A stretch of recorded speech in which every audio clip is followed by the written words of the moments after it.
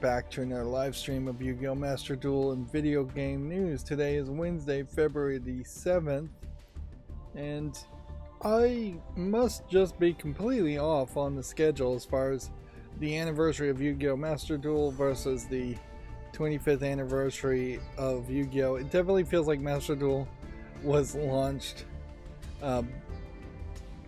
in, I guess, February, whereas it seems like the trading card game, original card game, was launched somewhere closer to September, or yeah, which gives just like a big enough gap that it ends up being a case where they're celebrating two different anniversaries every year.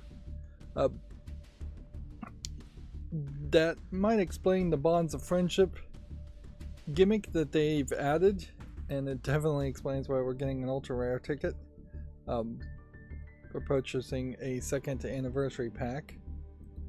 And if we log in between now and April 10th 7 times, which should be easy enough to do, you have a whole month to log in 7 days. Maybe that is in part reflecting the coming to reality that they are, perhaps, that they should have come to a long time ago. The daily quests in this game have always been a little too demanding, considering how long it takes to play a single game and how little variety there is to actually the gameplay in Yu-Gi-Oh! Master Duel. And we've got just way too many notifications for such a small period of time. All of this happening on the 7th. So we have a rookie and returner mutual follower campaign, Soul Sword structured deck giveaway. Tell your friends who are new to, or those who are returning to Yu-Gi-Oh! Master Duel, your campaign code, have a chance to win a structured deck and gems when you and your users are new to Master Duel or have not accessed the game for more than 30 days. Follow each other. How does this work? See here for details. Let's see.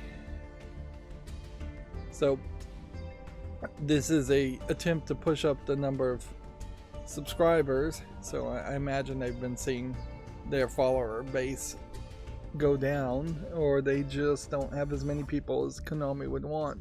But it's weird to just do this on the second anniversary and not have done this to this point. So here's my campaign code. So if anybody, I guess, wants to enter the campaign code, here it is. It's 3 February 1766, which I would assume that those last four numbers are random, but I think 1766 is also coincidentally like the year the Civil War started in the United States, unless there's a joke here. And I guess that highlights that there probably are some numbers that you shouldn't allow in codes. Like, perhaps in general you shouldn't have duplicate numbers.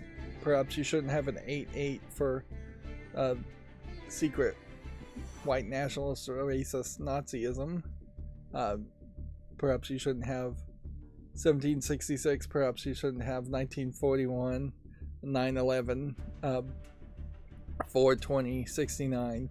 Like there's a collection of numbers you could just say, hey, let's not include those so we don't end up being a meme.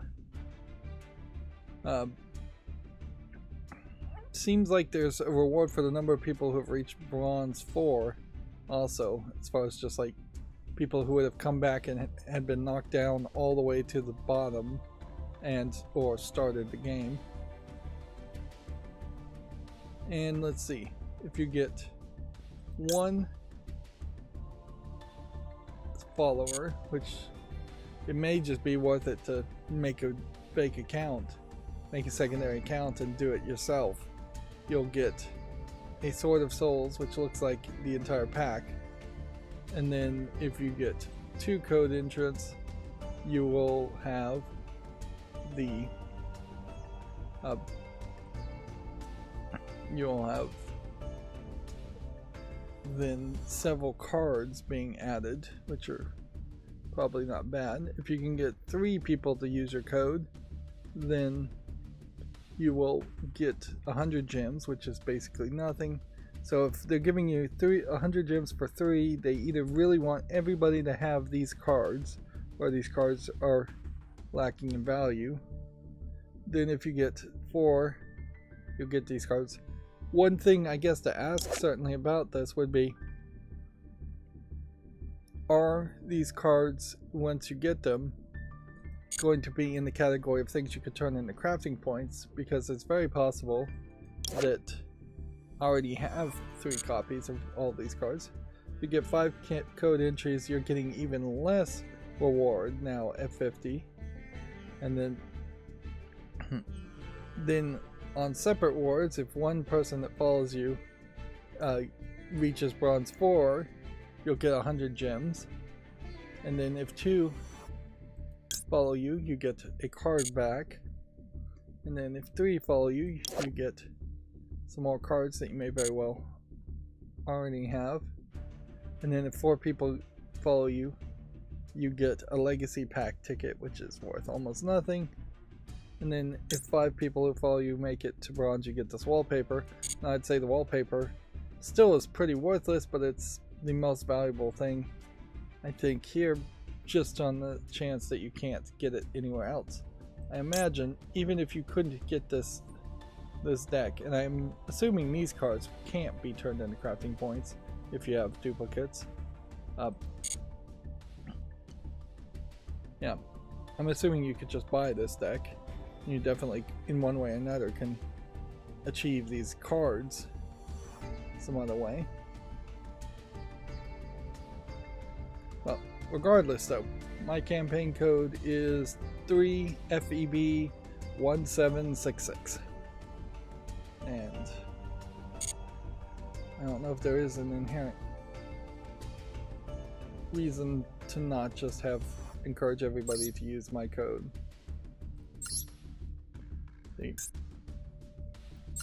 If that didn't work, then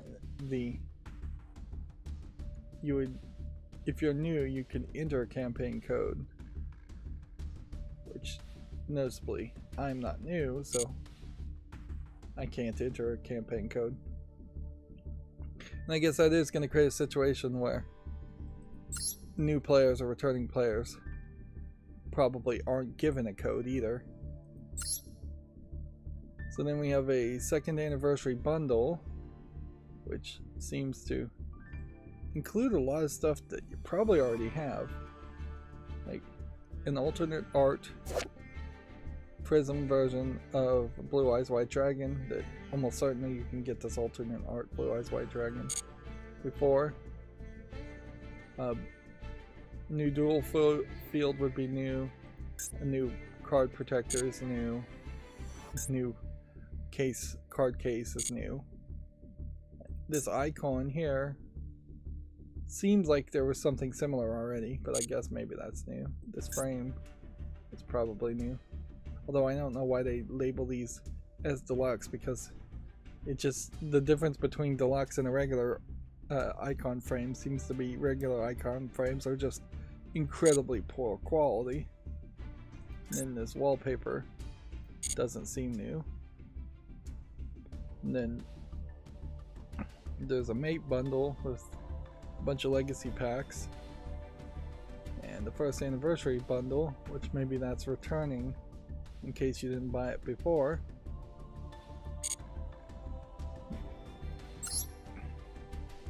Yeah, wouldn't it just make sense if you're gonna have people come back in 7 days to also then stagger these announcements? You have some different art for specific cards, but I honestly don't really see it either, and I really don't care about alternate art. This looks pretty much like Ash Blossom's regular art. And this looks like Access Code Talker's art that I've already seen. And that announcement in particular, ultra rare cards with alternate arts are here just as an excuse to sell more cards, which makes it feel like they don't have any new cards to actually add to the game. Which, unless there was like a COVID slowdown where the original trading card game in Japan didn't make cards, or there was some kind of slowdown where the collectible card game in the West has not added cards fast enough, it would just be an assumption that Master Duel is dropping the ball on adding cards. Maybe they're holding back even to have parity with Duel Links, where Duel Links has a story built around it, so it might be a little bit more difficult to write new story and add new cards, although they don't inherently have to write new story. They could just introduce new cards. Maybe that destroys the game balance. There's a discount here to buy gems, although I've never seen a real value in buying gems unless you just have thousands of dollars to waste to try and get all the cards. And honestly, it would be probably tens of thousands of dollars. There's yet another selection pack. That in particular, when you're just saying new selection pack here, why not put that notification out tomorrow or next week? There's a new secret pack. And if we're seeing new selection packs and new secret packs, I'm assuming there's new cards in these selection packs and secret packs. There's a new structured pack, which may be part of the bundle, or this Blue Eye Max may be its own different thing. And the Duel Pass is resetted. So, new rewards for getting the Duel Pass, so we need to make sure we get that. And apparently a secret pack updated.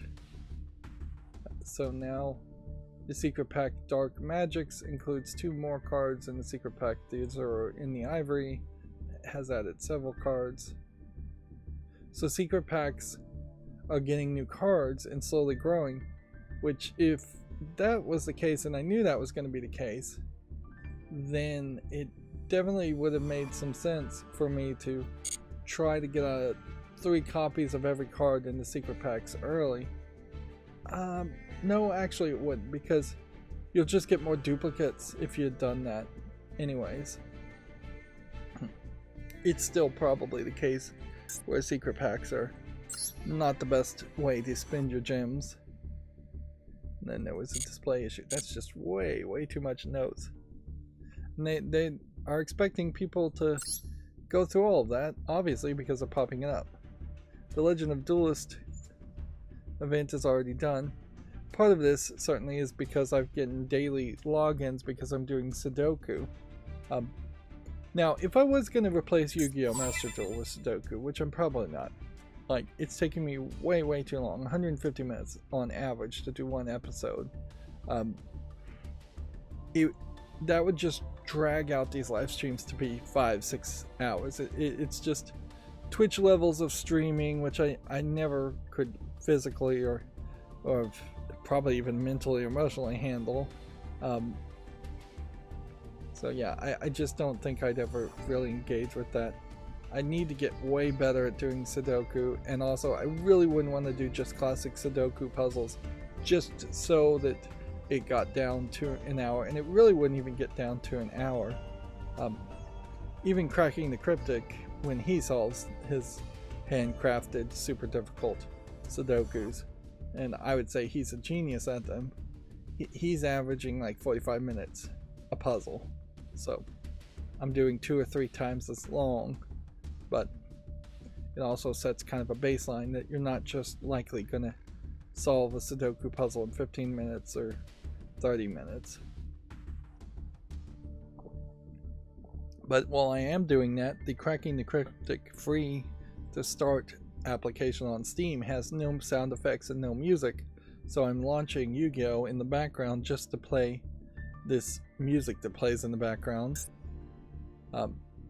Which if at any point the music in the background of Yu-Gi-Oh! Master Duel started getting content ID'd, almost every single video I've live streamed on for the past 2 years would be claimed.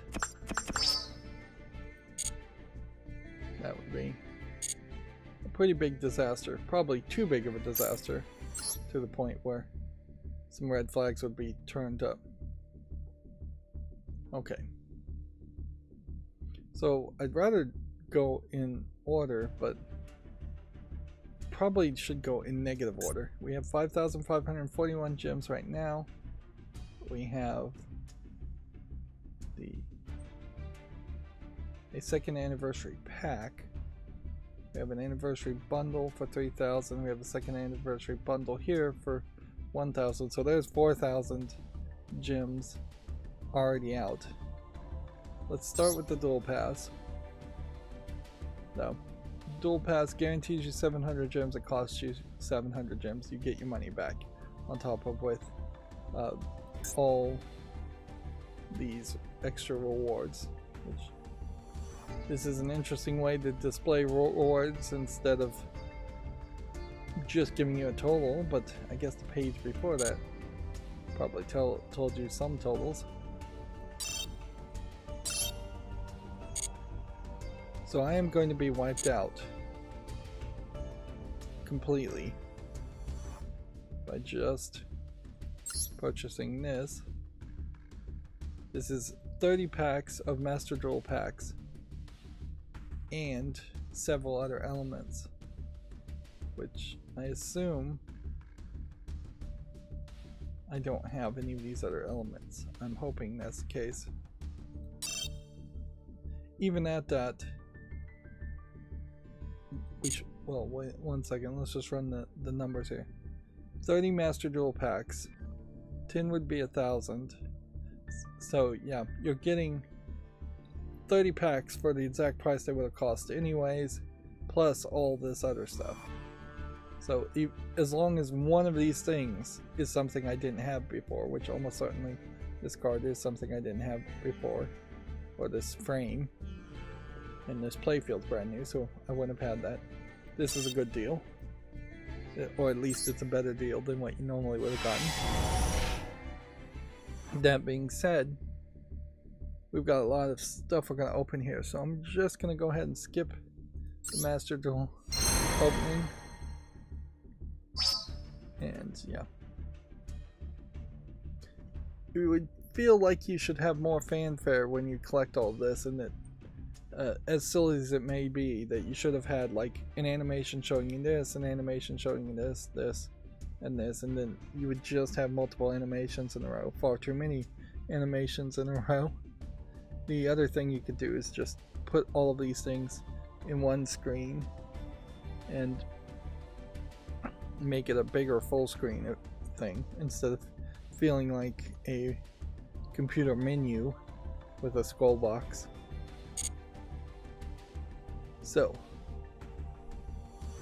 we got a new one here, new one here, new one here, new one here, new one here, new one here, new one here, new one here. We got like 3 ultra rares, which I think was the minimum you were guaranteed, which probably highlights some problems with the odds.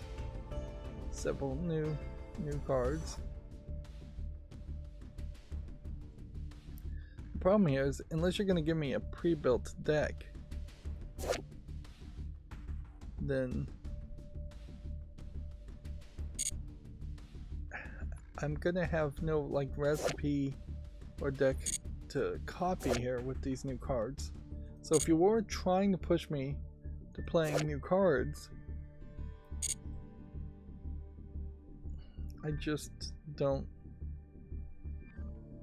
think you really are going to accomplish that. And it's a little surprising I'm getting any new rare cards at all. I would have thought I would have been pretty close to owning all the rares. And I think I am very close to owning all the normals, because there's just so many extra crafting points. That being said, I also haven't put any energy into crafting cards, so all my crafting points are just going up and up and up for probably the last year. Honestly, was the last time I crafted anything other than maybe one or two wild cards. And it's not like I'm sitting on a hoard of crafting points. This also unlocks just more of the time limited secret packs, which honestly that makes an argument to just not opening this pack at all.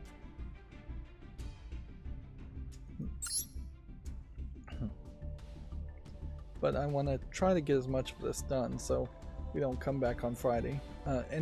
Honestly, on Friday I may be late, super late. I may not stream at all on Friday. It's kind of up in the air. But yeah, whenever I come back, I don't want to have yet another group of things that need to be purchased.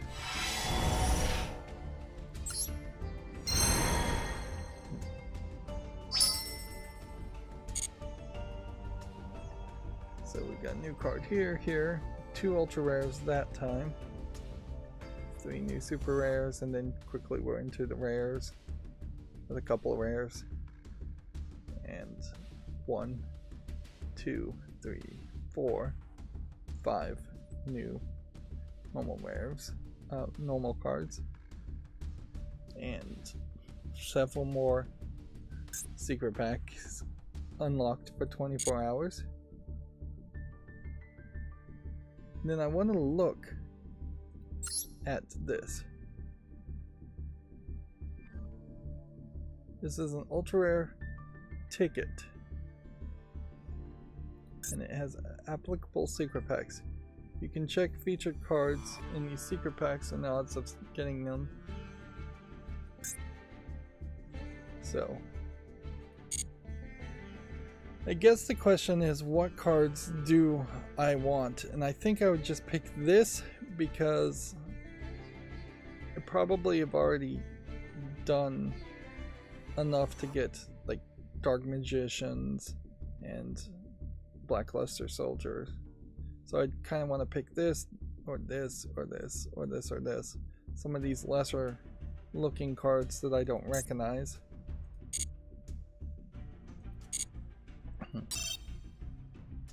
There's a whole hall of text there.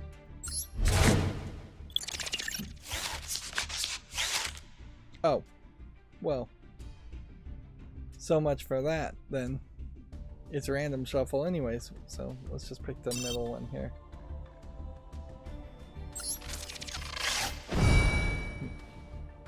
That definitely was one I was trying to avoid.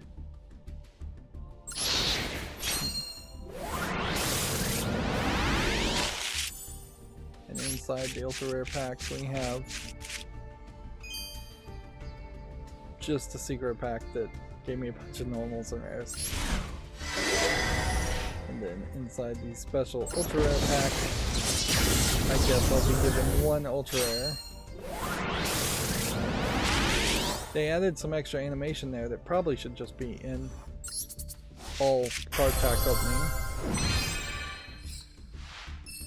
So we got a Prism, ultra rare, Dark Magician, Knight of Dark Magic card.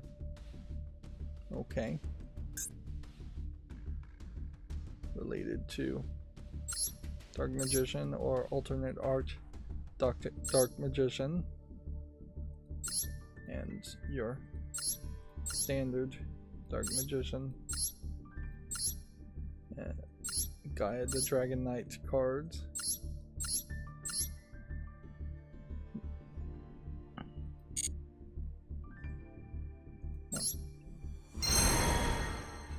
We found a Dark Magic's secret pack from that. So ideally what you would want is to be able to open up, get more of these tickets, but I don't think you can get or even purchase tickets. Yeah. I don't think there's... Yeah, it says 2 times remaining, so probably just by daily login you're going to get 2 more opportunities to pick things. What you can't do here is get all 8, even if you wanted to throw a whole bunch of money around it.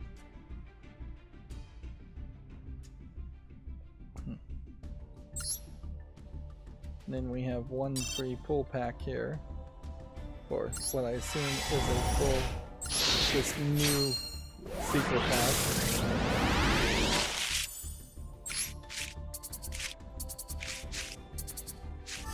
Maybe we shouldn't have opened these and saved that for later, because this may give me a key to unlock the same secret pack.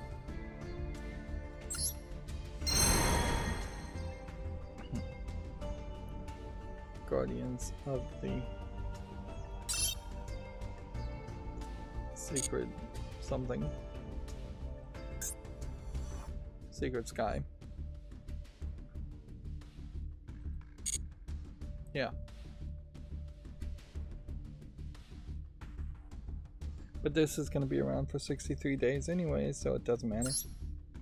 Let's just do the free pull packs. Inherently, this is the problem with Yu-Gi-Oh! Master Duel, is that this should be a giant event, I should be super hyped, and I just don't care. I don't care about getting new cards, because I don't know what to do with them. It's just not taking me to that next step. And maybe that's a problem with a lot of trading card games and collectible card games that gets exacerbated quite a bit by playing only online compared to having friends or at least a group of people who would talk to you about deck building. But yeah, there kind of needs to be a YouTube channel in modern times, what would have been like a fanzine or a magazine of some sort in old times, talking about deck building, talking about specific cards. Yeah.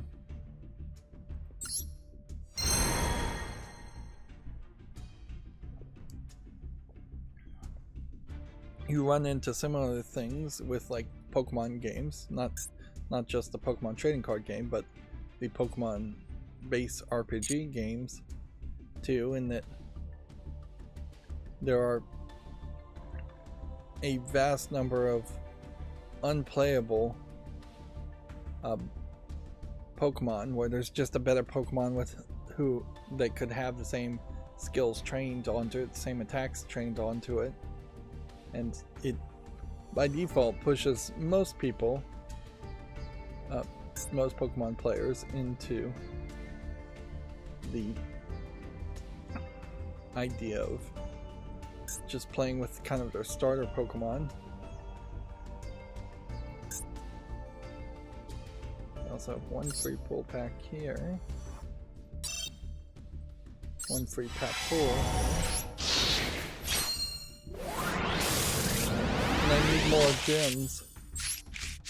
I did not save enough.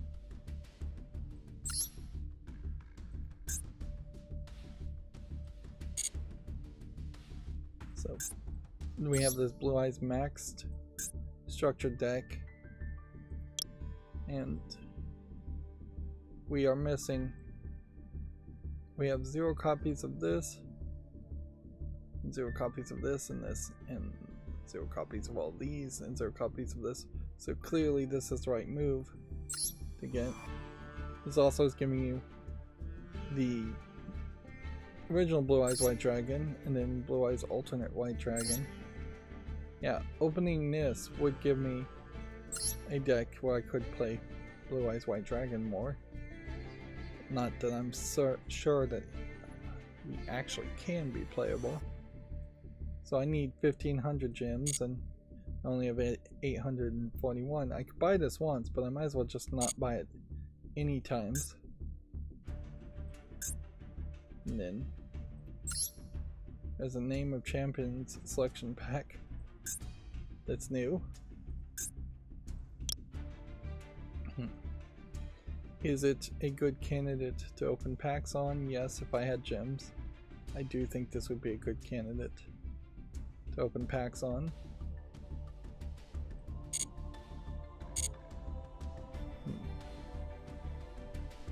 And then there's this pack that's new. And this is a great candidate to open packs on because I'm missing most of the rares and most of the super rares and most of the ultra rares. So I'd also assume that this card, this selection pack, is full of just really new cards. Looking at the characters that they're highlighting, I don't recognize any of this.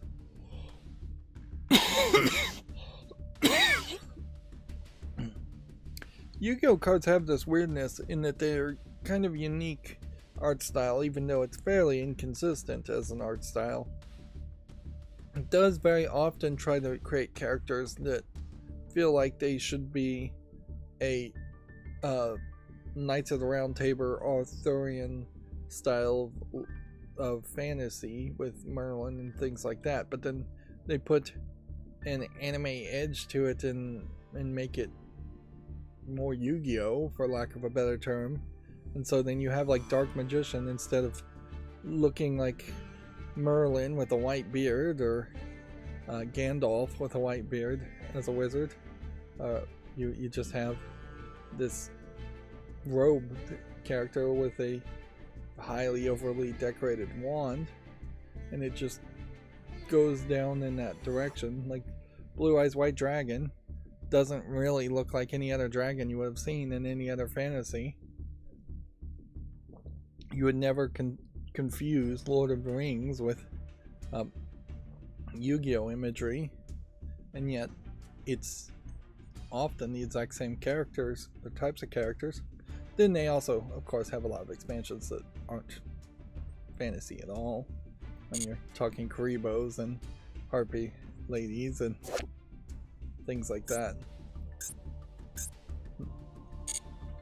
I would say Magic the Gathering is very much the opposite of that situation, where many of the arts in Magic the Gathering has a Tolkien-esque feel to it, and a Dungeons and Dragons-esque feel to it, since it's set in the Dungeons and Dragons universe.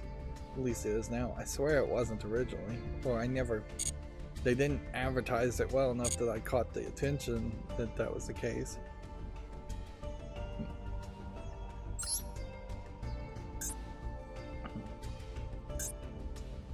And then if I was just rolling in gems,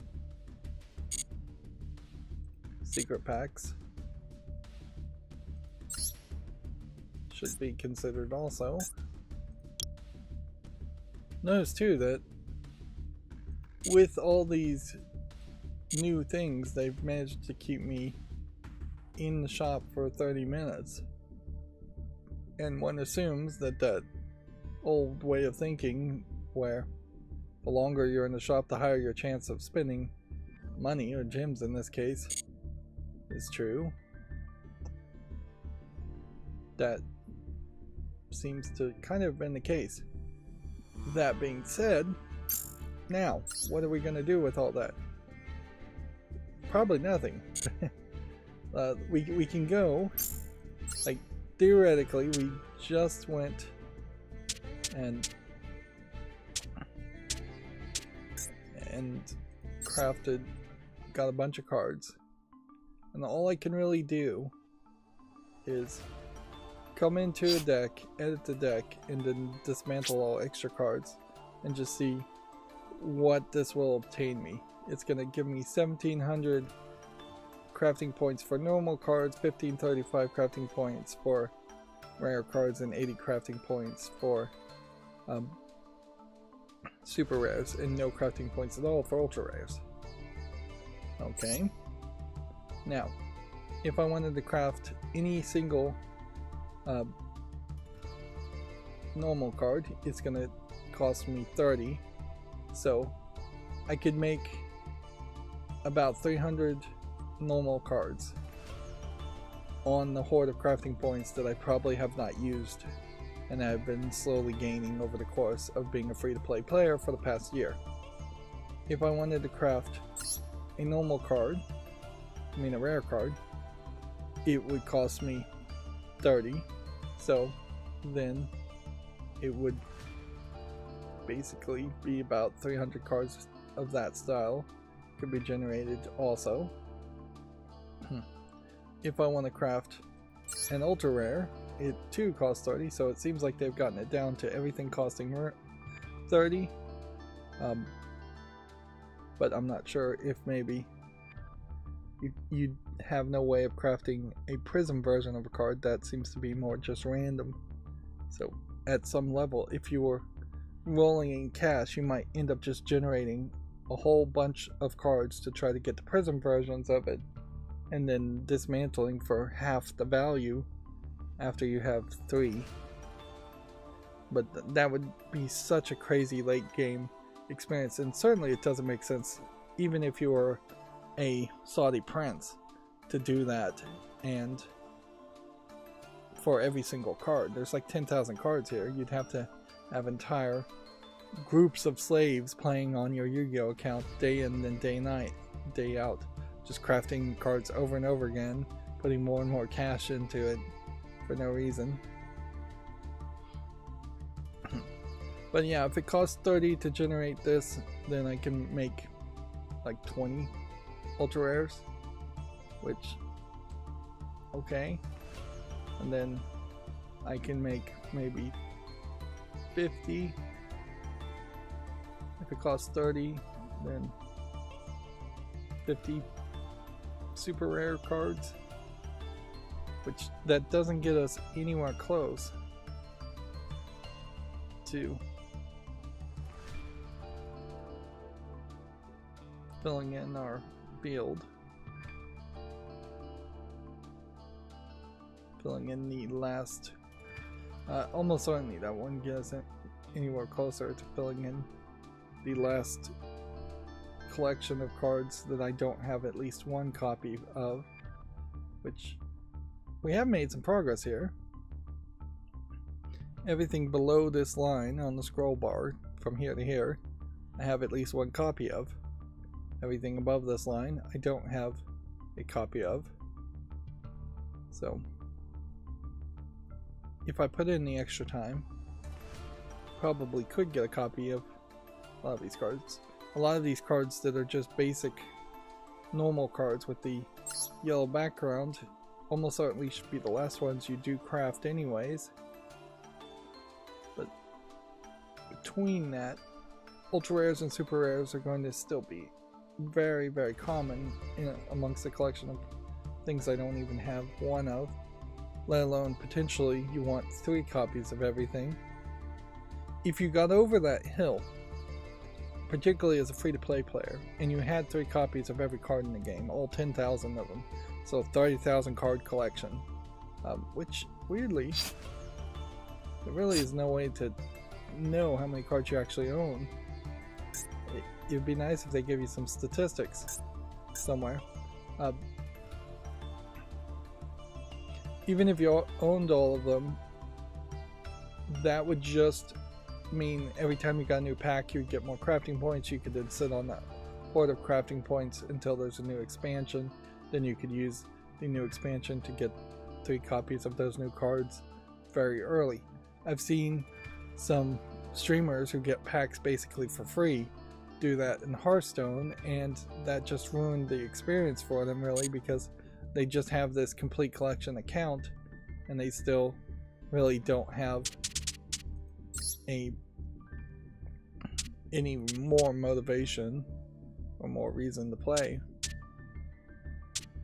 If we had unlocked a new deck box here, I would have thought it would have been this.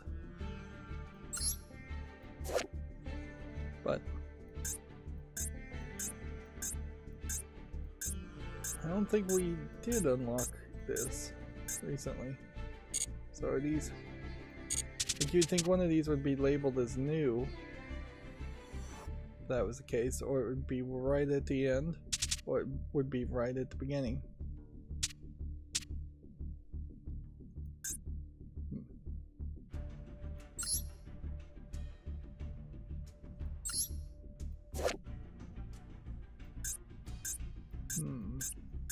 I don't think it's Power of the Dragon either that we just unlocked. So maybe we haven't purchased the structured deck.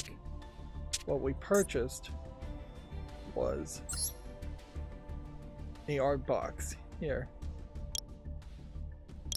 So the new art box was this President's Briefcase. But sure, why not? And then we got new card protector, and I don't even look at these. So I feel like they're alphabetical, and some of these are pretty terrible.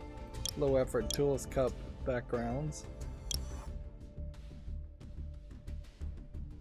I really wouldn't want to go away from either the classic or this. This one changes and I guess just toggles between a couple images. Let's play with that one just to see what it actually does. And then we unlocked a new set, so we might as well set that as a set. And then we probably unlocked a new pairing here. I'm not 100% sure what. And then we probably unlocked a new mate base. It's kind of funny they have Hanafuda card as a mate base, playing a different card game, which Hanafuda does not play anyway, like Yu-Gi-Oh! And then you can change the 3 main cards. Alright. And they didn't add any extra solar thing. And see, logically, now that I've spent so much time on this, I really should just play like one game of Yu-Gi-Oh! And that's it for today. Like, that was such a time sink. Yeah. After doing all of that, though, does that change me from playing Zodiac Tri-Brigade? No.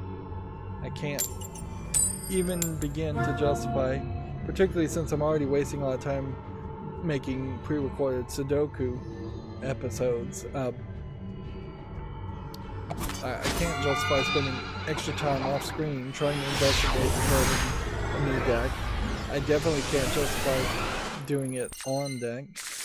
This inherently has the problem with having a different player base. It just, to my eye, looks way better to have the base try and match this base by having the default base as much as possible. It's a ridiculously stupid system. It just should not split here. It should be whatever player base I select is the player base I see on both sides, and whatever player base they select is the player base they see.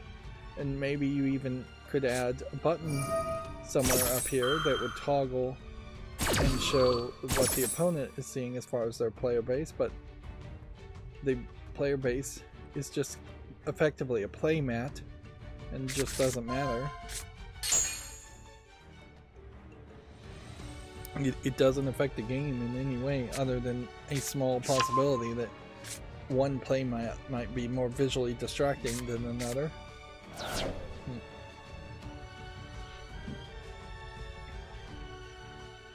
But yeah, for your average player, there's just no guidance. There's no middle step down between, hey, this is a 2nd anniversary and we want to try and reward you quite a bit, but we're not actually going to reward you with much of anything other than we're just going to try to get you into the cycle of buying things from the store, regardless of the fact that buying things from the store is not taking that middle step to teach you how to build a deck, unless you buy a structured deck. And even if you buy a structured deck, we know it's just going to be like every other structured deck that cannot actually be played as is in the current ranked player base.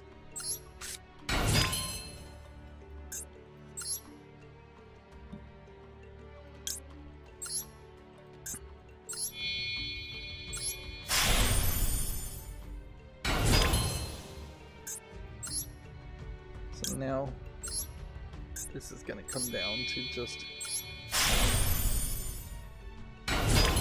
trying to figure out if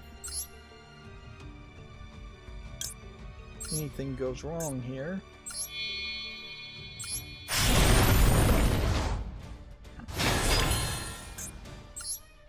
I don't want to put things on the field too early.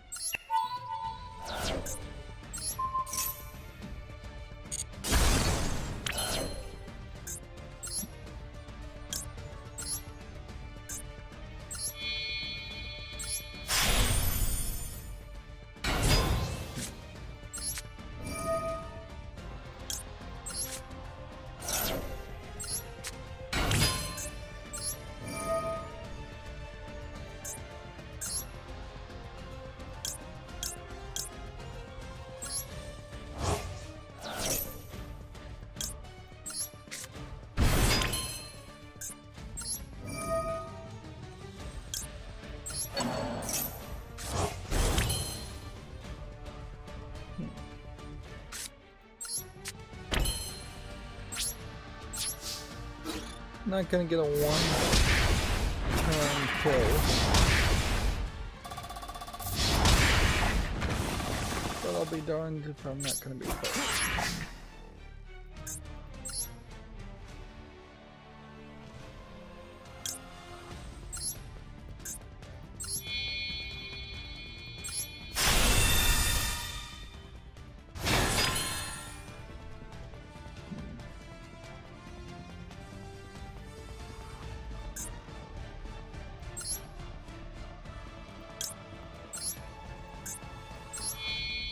Let's go ahead and summon Access Code Talker. And see if he would have done more damage.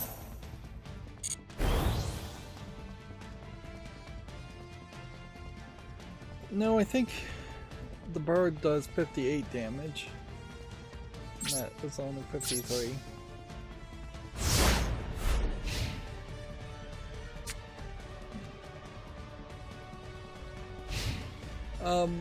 I guess we should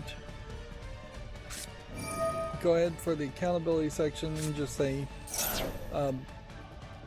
I have been playing Sudoku, spending a lot of time on that, and potentially not really doing much of anything else. Watching Farscape Season 4, which is just a bigger mess than even Season 3, in that whatever deal they negotiated seems to have directly been designed around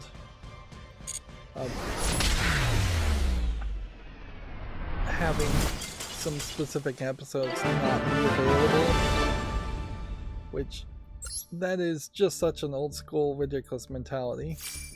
It will jump up in the pass, I think, fairly quickly here. And we also want to rank up fairly quickly.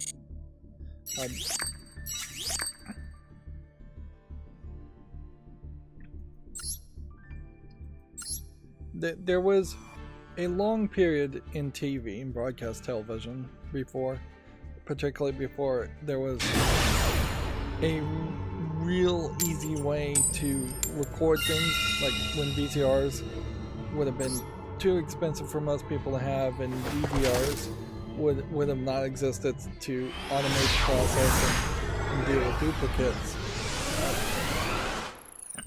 Doing that those early generations of TV, there was a real desire to show every episode, unless an episode was just pulled from syndication because there was something offensive or irrelevant about it. Inherently, like broadcast news would never make it to syndication, so that would never get repeated. After that point, once VHSs started to come down in price and TV stations, production companies for TV shows and movies started to see a profit from sales of VHSs, and then much more of a profit from DVDs, and probably a decent amount of profit from early Blu-rays. All of it now, we are at the back end of that, where it is very much going back to being a niche thing where only movie collectors feel the need to actually have DVDs, Blu-rays, 4K, UHD type discs, movie collectors or video files or cinephiles, audio files. But when they were seeing that big amount of sales, then there was this mentality that started to appear where the episodes that would be aired would be out of order, more in syndication, and more random, placed at more random times, specifically designed so that you just could not have that good of an experience watching it on TV. And that's pretty much where syndication is now, is that, well, technically syndication should let you be able to watch all the episodes of something, say like the original Charmed. The way that's going to be re-aired on TBS, which I assume is why it's still being re-aired, is in these marathons, and there might be even little mini marathons in the morning and the night, and the episodes might be out of order in that way. Or if it's a marathon for the full day, like they might do on the Sci-Fi Channel with the Twilight Zone when they do their annual Twilight Zone marathons, there's a selection of videos of episodes that are being shown in that, and there definitely is a selection of Twilight Zone episodes that they wouldn't bother to show, just because they wouldn't be as popular or as well received.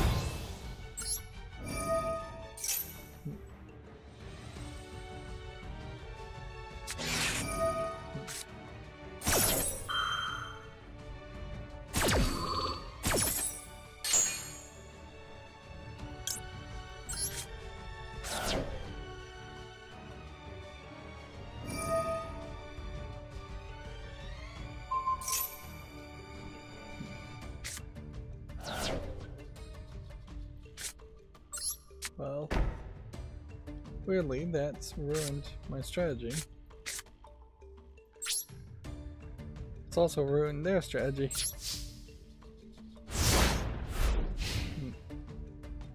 Or at least hurt their strategy. If they knew they were going to activate that, then tossing Max C was unnecessary.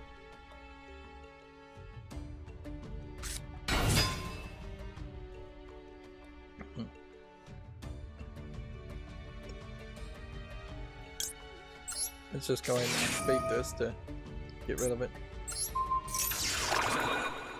So yeah, honestly, if freemium is more and more where Amazon Prime is going to push its video content, and then freemium's gimmick or licensing negotiation is just going to be so poor that you'll have, I believe it's Shout Factory, give you some episodes but not all episodes. That is going to just destroy any enthusiasm to watch old shows on Amazon Prime. Meanwhile, Amazon Prime's new shows can only go so far. And inherently, the fact that so many people, including myself, say, well, I have Amazon Prime because it gives me like Prime Video and Prime Gaming and free shipping and several other extra things wrapped together, and so no one thing getting crappier is the one thing that would make me want to get rid of Amazon Prime.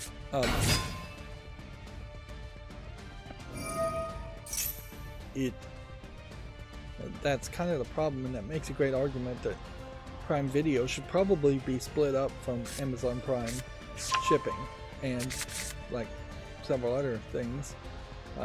Amazon Prime Pharmacy is setting itself up to try to be a major competitor to CVS, which is way too big of a mega corporation already. And so we don't need to potentially create a duopoly between both CVS and Walmart pharmacies and Amazon Prime. And we need smaller single-run pharmacies potentially.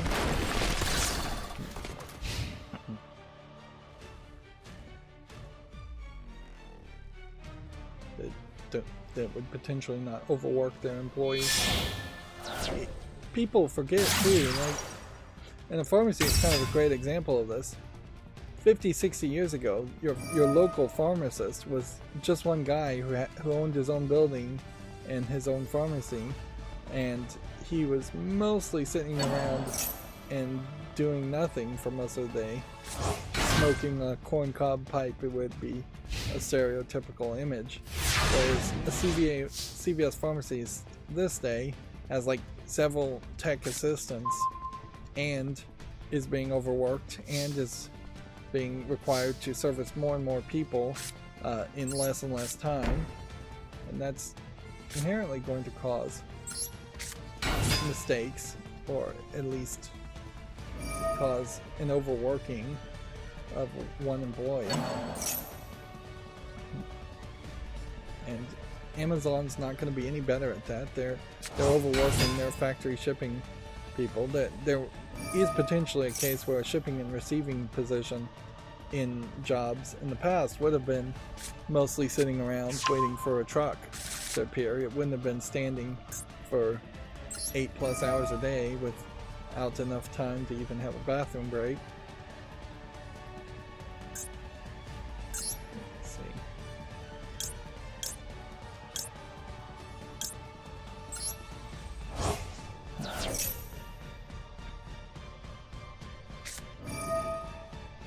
I guess the next part of that problem, though, would be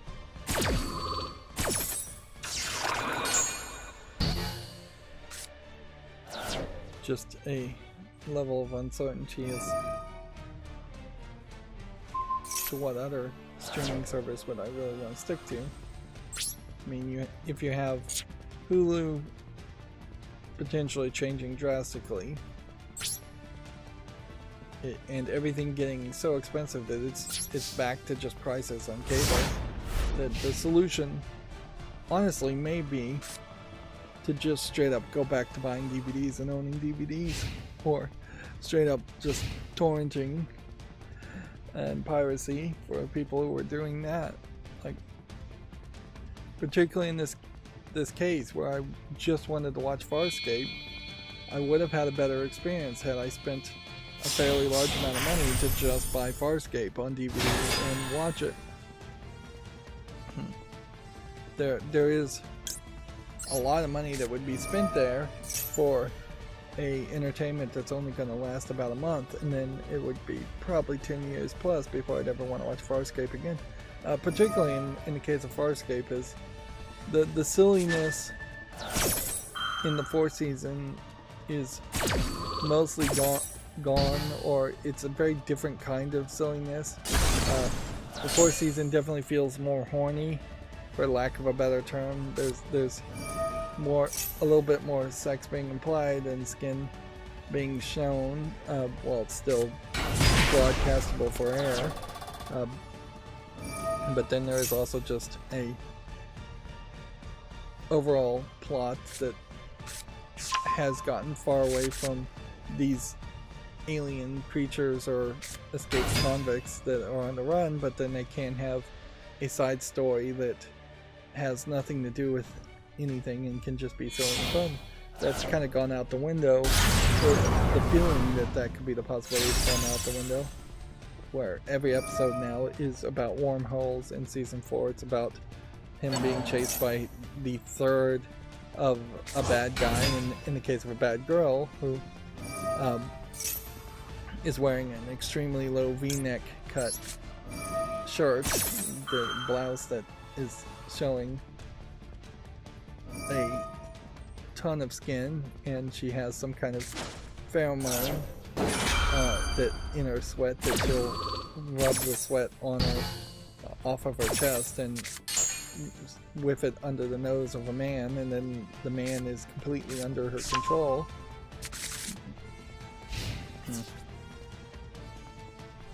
Yeah.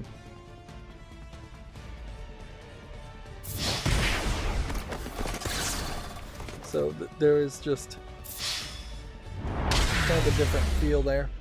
But even before season 4, Farscape definitely has some episodes that feel like they're worth skipping, and it definitely feels like there are some episodes missing in between episodes too. It feels like if this was closer to a Star Trek Next Generation thing where they could have just handed some episodes over to a B team of writers to just make some filler episodes, that would have probably been helpful. I think for Farscape, if it had the budget for like 36 episodes a season, that probably would have been helpful, particularly in the early stages.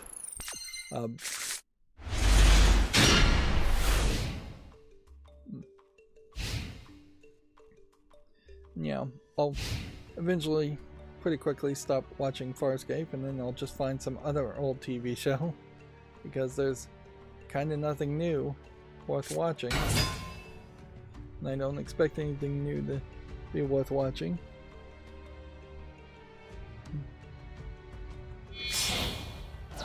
Yeah, and that's pretty much all I've been doing. I'm still playing the cell phone games on my phone. Same old, same old. They did update Star Trek Lower Decks with a new scenario or two, at least 2 new scenarios, but I'm going to very quickly burn through them again, and I wouldn't be surprised if it is another month or 2 before there's any new content happening there again.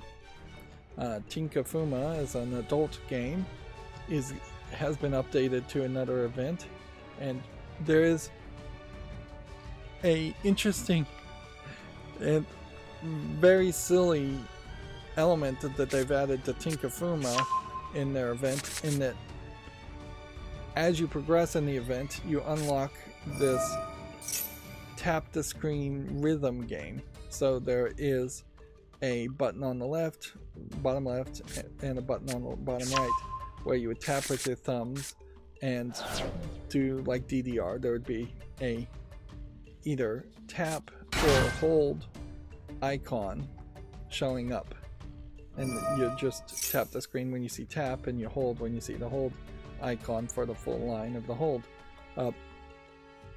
Which in any other game, this would just straight up be a rhythm game. And the first time you do it for the first song, it is just straight up a rhythm game. But then the second time you do it, they have one of the anime waifu girls on the screen, and they make it very obvious that she is bent over facing away from you, and you are straight up smacking, slapping, spanking her behind.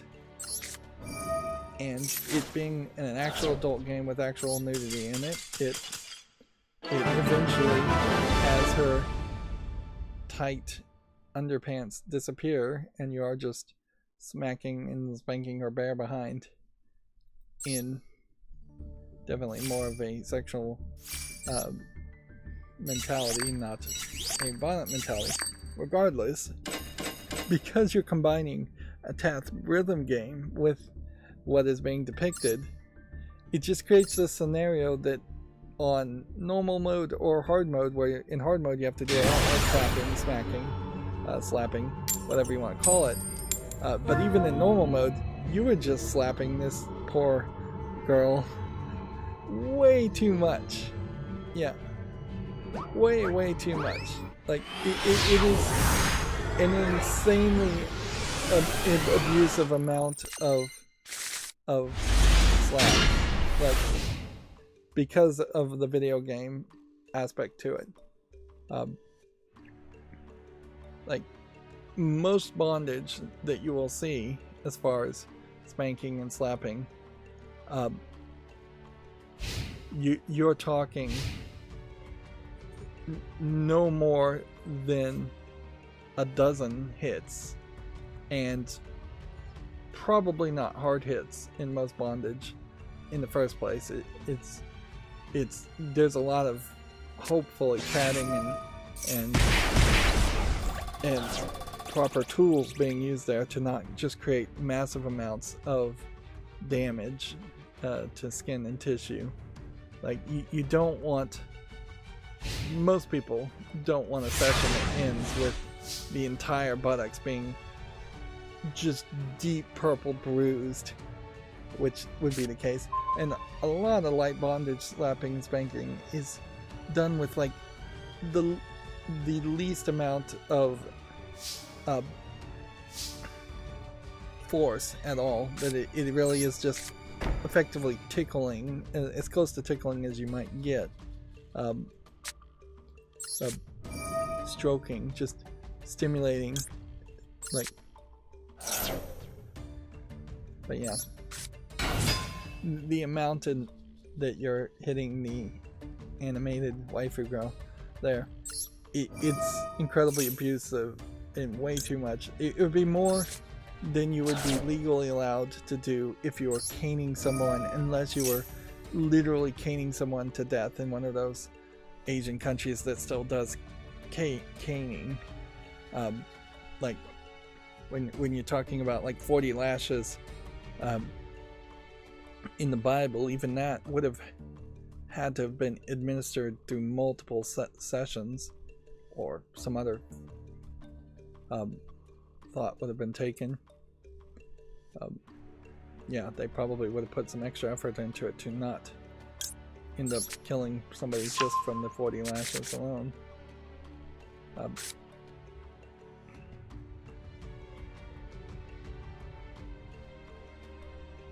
see. I guess I want to summon one. Can I even attack this turn? Yeah.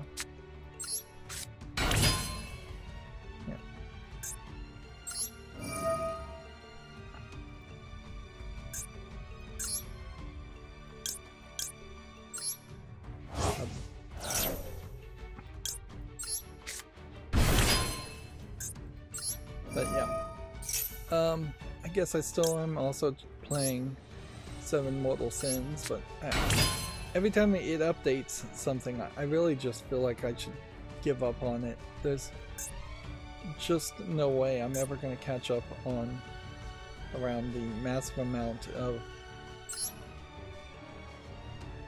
like content that this is 23. What this would be 28, so let's not summon that yet. Yeah, they just have too many collectibles, too many items in 7 Mortal Sins, and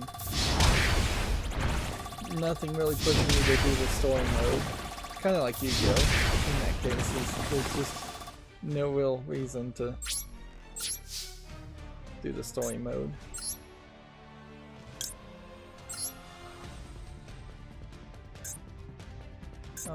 Wait a minute.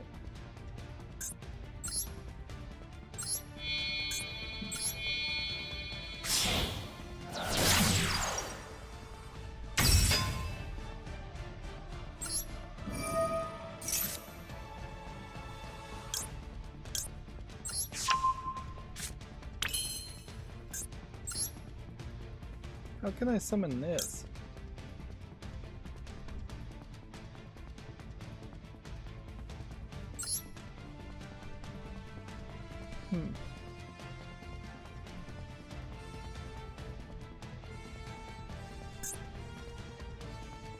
Interesting, so there must be another strategy here that I haven't seen before and hadn't figured out.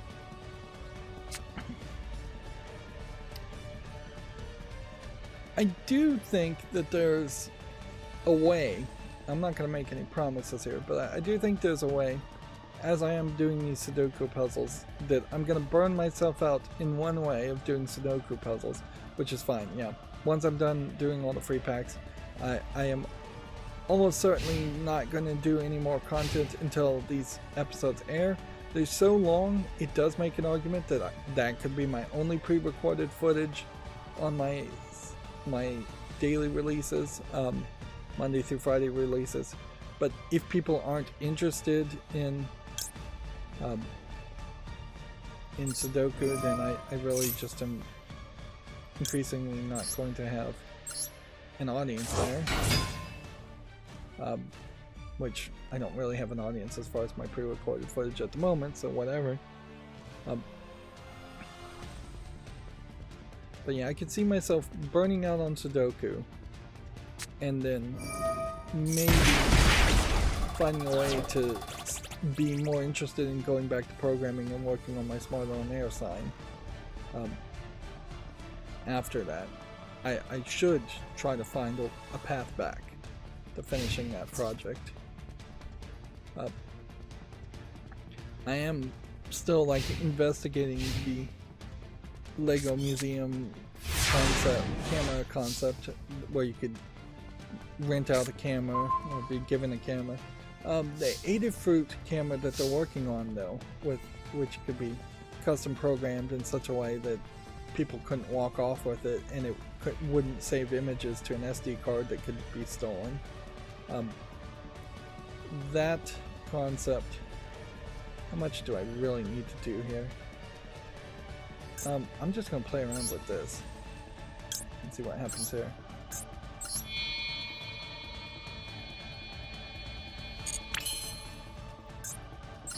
So this can be summoned with +2 level 4 monsters. So if I could get 2 level 4 monsters on the field, which I guess I never really do, then that gets you back into that cycle, which then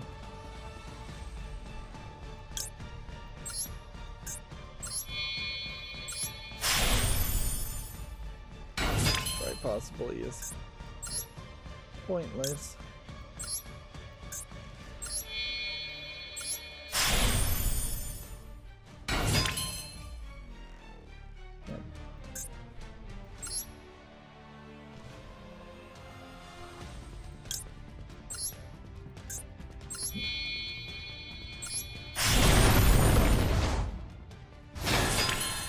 If you do get back into that path, seems like then you can load back into the card you had before.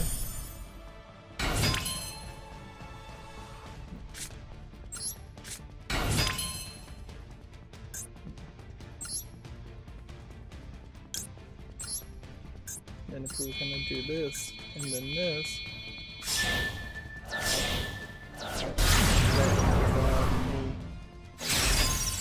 massive amount of cards back into the graveyard.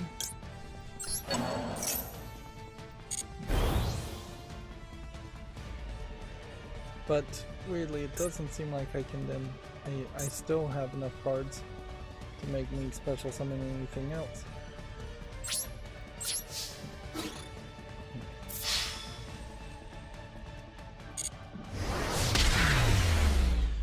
Anyways, yeah, the Lego camera idea, the one that Adafruit is building, it kind of has a problem, and this is probably either a problem you just have to admit to it, in that it is a do-it-yourself build stem type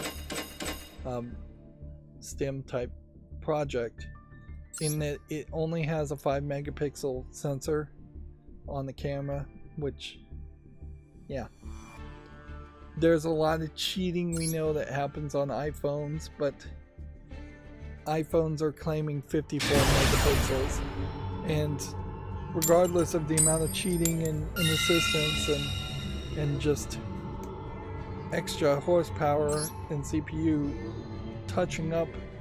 automatically touching up and adjusting exposure on photos, iPhones are just, for many years, known as the best camera. So if you are making 5 megapixel JPEGs as a camera image at quality, in modern time, in 2024, is so low. Now it does look like on the Adafruit ones that you could swap out the camera module, but I wouldn't be surprised if they don't really have any better camera modules. I also wouldn't be surprised if an ESP32 just cannot handle any higher megapixels.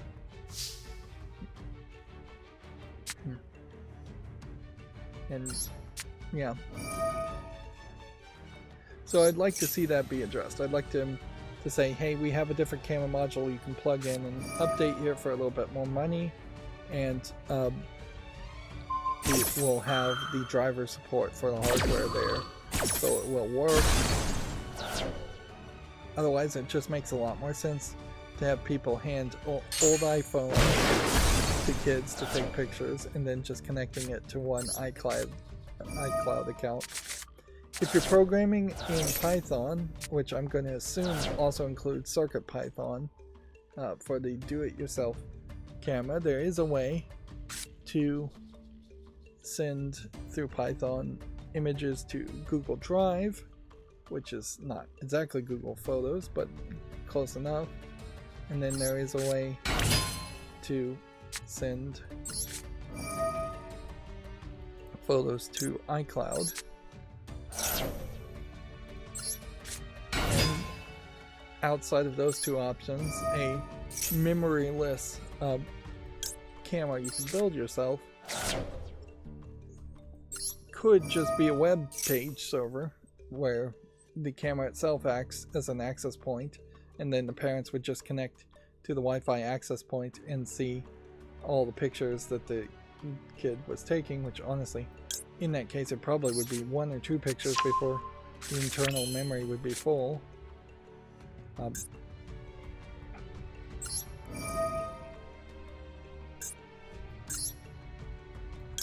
So I don't think that really is a valid solution at that point. You probably, in that case, if you wanted it just to act as a personal web server access point, you probably then would want to glue in some kind of micro SD card into it and hide the fact that there is a micro SD card in the camera. But I think that is part of the flaw in where that would work. It makes sense is unless you have the Adafruit camera open up so you can see all the components and see that there is no memory card and see that there's just a weird battery that wouldn't really work for anything else. People would just assume that there's something valuable in it. Still, little kids would still totally assume that there's something valuable in it too. I also don't think that there's a direct way to make an iPhone geo-lock itself to a location and shut down when it leaves the location. Certainly you have the Find My iPhone issue and lock your iPhone, shut it down situation.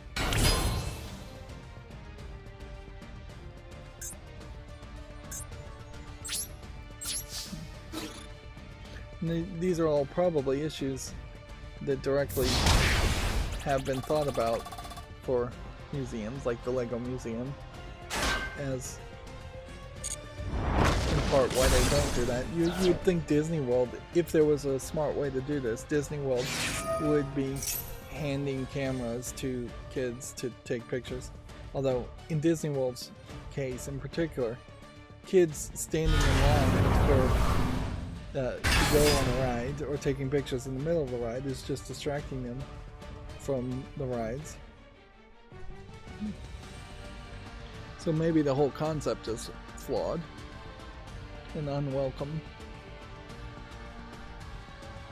There definitely are plenty of old people who get upset when they see other people taking fan photos, knowing that those family photos are probably never going to be looked at, which in fairness, that is a core concern. Is that a lot of people do act like they're going to go back and look at the photos, and they never really do. But I think part of that is just because people are not thinking on the longer scale. On a longer scale, I do believe that grandchildren, great-grandchildren, great-great-great-grandchildren would like photos of older people, and you're going to lose so much of it if you have 1,000 photos of yourself today. If you were just taking a photo every day and putting it on Facebook, so much of that is going to potentially be lost or ignored that that you may only have 2 or 3 photos, and that is currently exactly the situation. That most people's grandparents, great-grandparents, are all have 1, maybe 2 photos, or not probably 2, but they have like 1 photo book that may have 30 or 40 photos for their entire life.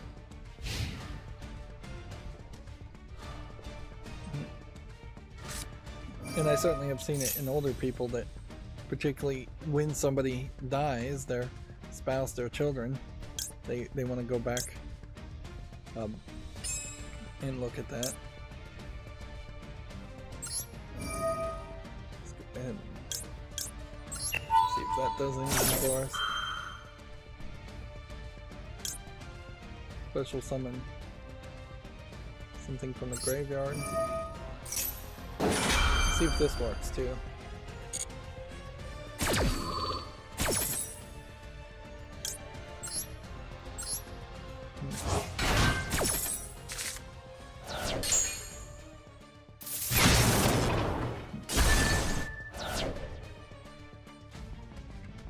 I feel like if I had played that in a different order, that would have worked better.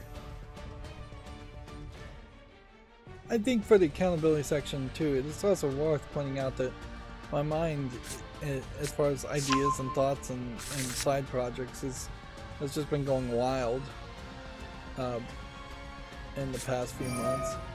It definitely is not as focused around just spending another 10 years on making a YouTube channel. I don't know if my YouTube channel really is 10 years old, but spending another year even just making a YouTube channel. And I've had a lot of thoughts of these could be projects, but I'm not actually finishing them or even starting them. But there is obviously a desire for a slightly different hobby. I've been watching a lot of streaming TV in the past few months too. One thing certainly I'm thinking about is getting a Steam Deck, and then that would also be some projects. And then there might be very much some basic usage on the Steam Deck where I'm doing Sudoku puzzles just for my own personal enjoyment on the Steam Deck while my computer is uploading YouTube shorts or something like that.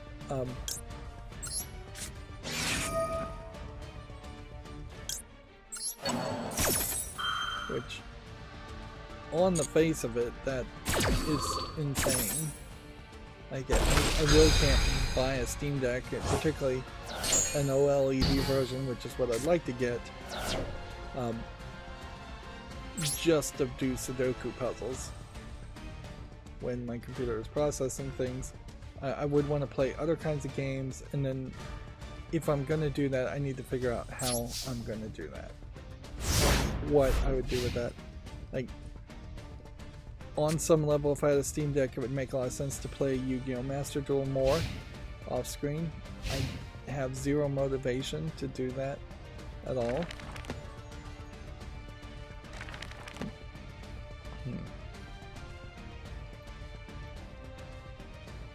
Yeah. So then if I was playing a game that I've already covered, but then there's some reason why I want to play more of it, I don't know of what that game would be. at all. It doesn't. And nothing comes to mind. What would come to mind would be probably just playing older games, that Nintendo games, in particular ROMs, and emulation would make the most sense for a Steam Deck.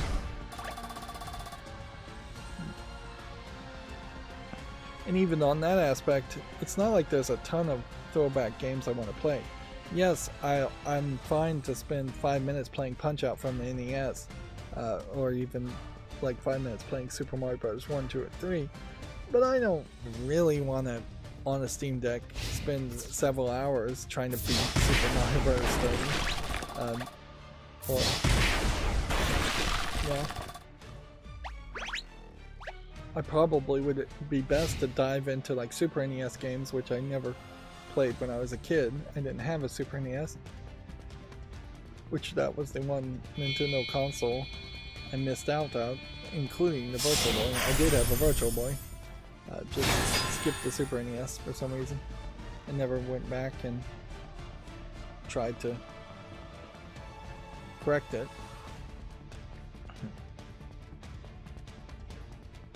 And obviously I stopped after the Wii, so I don't have a Wii U.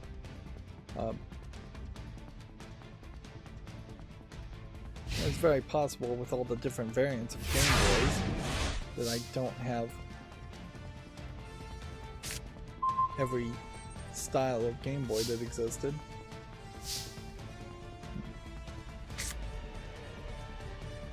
I've been thinking about my Nintendo collection recently, and I've forgotten so much that's there. Once I've given it a couple days to think about, I'm like, oh yeah, I had this and I had this.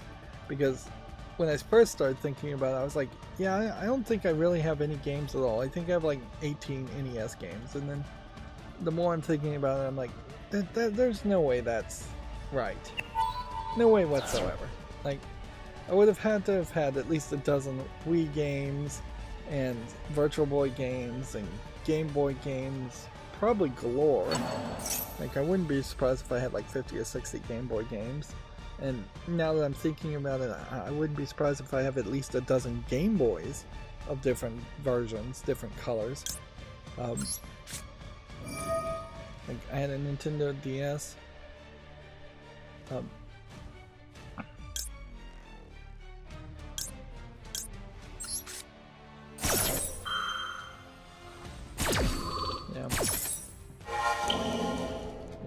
I had at least one Nintendo DS, so there would have had to been some DS games. I had a Nintendo 64, and yeah, I think there's at least 3 dozen Nintendo 64 games. Yeah.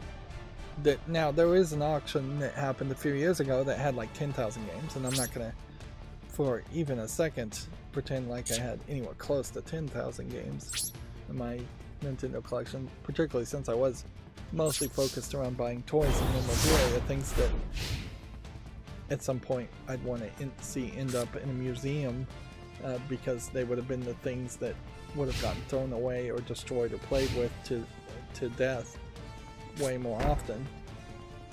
Like, and I think my guess back in '85 or so, when I got the crazy idea to start collecting Nintendo on that aspect, I think my guess was probably right on that aspect. There are today plenty of people that have video game collections that are just the games. Maybe some of the games are mint in box. I don't know if people really care that much as far as whether you're a shelf collector that's just putting things on the shelf and never opening them and playing the video games, or whether you're, which that's a new phrase I just heard, but shelf collector. I probably should have been a shelf collector and put things in box. But no, I totally wasn't.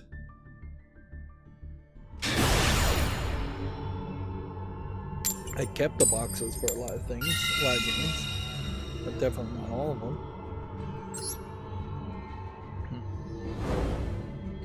And it's not like a Nintendo collection even now has enough people willing to hand over cash to buy it.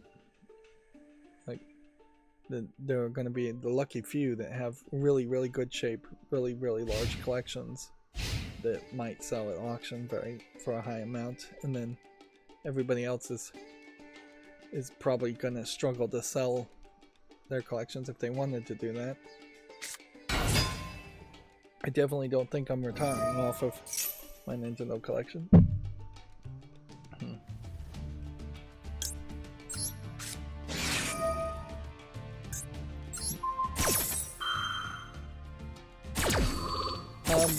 This needs to be our last game, just because we spent so much time. Even if we just get a quick victory here, this needs to be our last game. And that should be fine, because I think we probably have done all the daily quests. I'd like to see games with daily quests like this have a system and mechanic where you could push it a little bit further. Diminished returns almost certainly needs to be the way of it going, but not 100%. You can do 3 daily quests to get this much gems, and then you can't do anything more. That, at the very least, one thing that was nice about Hearthstone was that every 3 victories would give you like 50 extra gems, or 30 gems to buy a pack. And I guess that is also true with Yu-Gi-Oh, but the amount is way less. Like 3 games in this will give you maybe 15 gems, and you need 100 to buy a single pack, where you were getting, I think, about 30 every time you got 3 victories in Hearthstone. 30 gems for 100 gems a pack. Plus, Hearthstone games had at least much higher possibilities of being shorter. Yu-Gi-Oh games are way too long. Which in part, that's an argument to go back to Hearthstone. But I don't think I'd want to do that.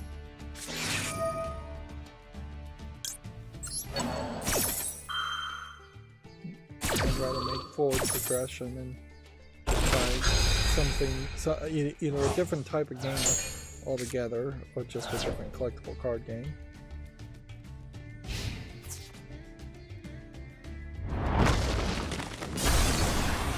I guess I probably should put that one face down in defense mode. It would have protected me.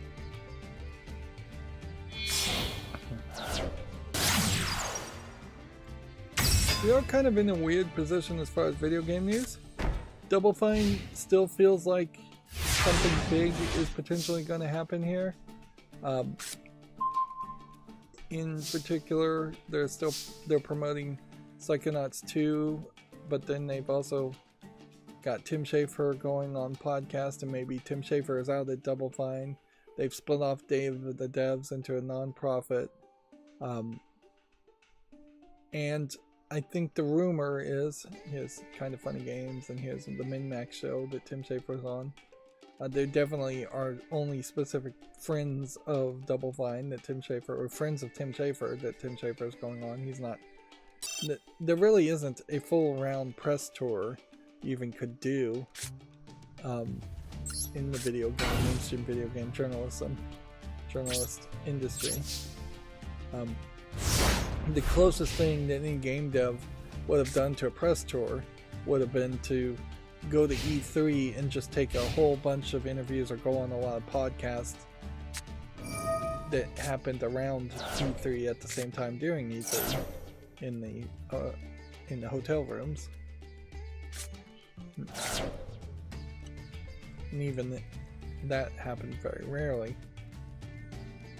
There's also a rumor that some of the Double Fine games are just going to come to PlayStation 5, as the rumor continues to expand, that they're thinking of potentially putting much, if not everything, eventually from Microsoft on multiple platforms, which honestly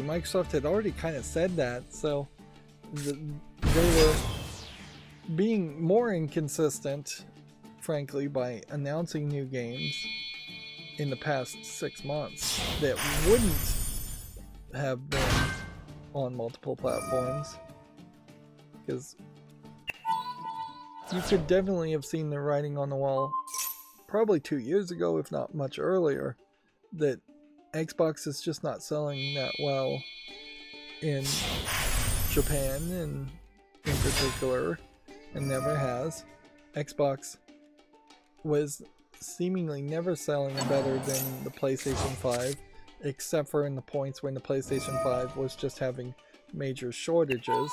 So the trigger certainly would have been once the PlayStation 5 was freely abundant to be purchased, which happened I would say 7 or 8 months ago.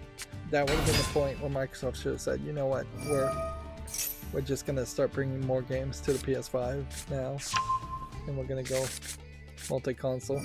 They were holding off, certainly, I think, to try to get a few more hardware sales with the Activision Blizzard merger, and I think they probably thought they would get more hardware sales with the Activision Blizzard merger. Xbox Series X and the naming scheme is ridiculous, and it's time for them to put the Xbox series of consoles to bed and try to announce either something that's portable to go in line with the Xbox, or a new console series that isn't just gonna feel like it is yet another incremental improvement on the Xbox. Backward compatibility, I think, also kills a lot of that idea, in that it's hard to justify buying if they came out with an Xbox Series XX, which that would be an interesting title, because then that would imply that the next Xbox would be Xbox Series Triple X. It would also probably be a dumb idea, because then Series XX would be like X chromosome, so Series male, and they would want to pander to females a little bit more than that.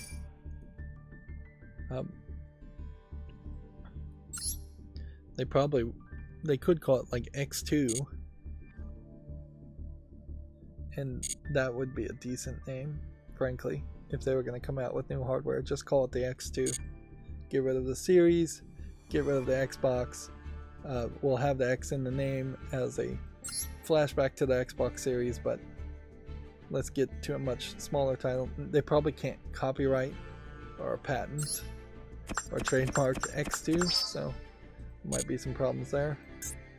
But yeah, you could certainly just have the Microsoft X2 as a new console, and that would be the biggest announcement and twist, certainly, of this presentation, would be if you did have them announce a new hardware, when all the speculation is actually going the exact opposite direction and de-emphasizing hardware. It would be hard for them to kind of announce new hardware too, also, because it would just be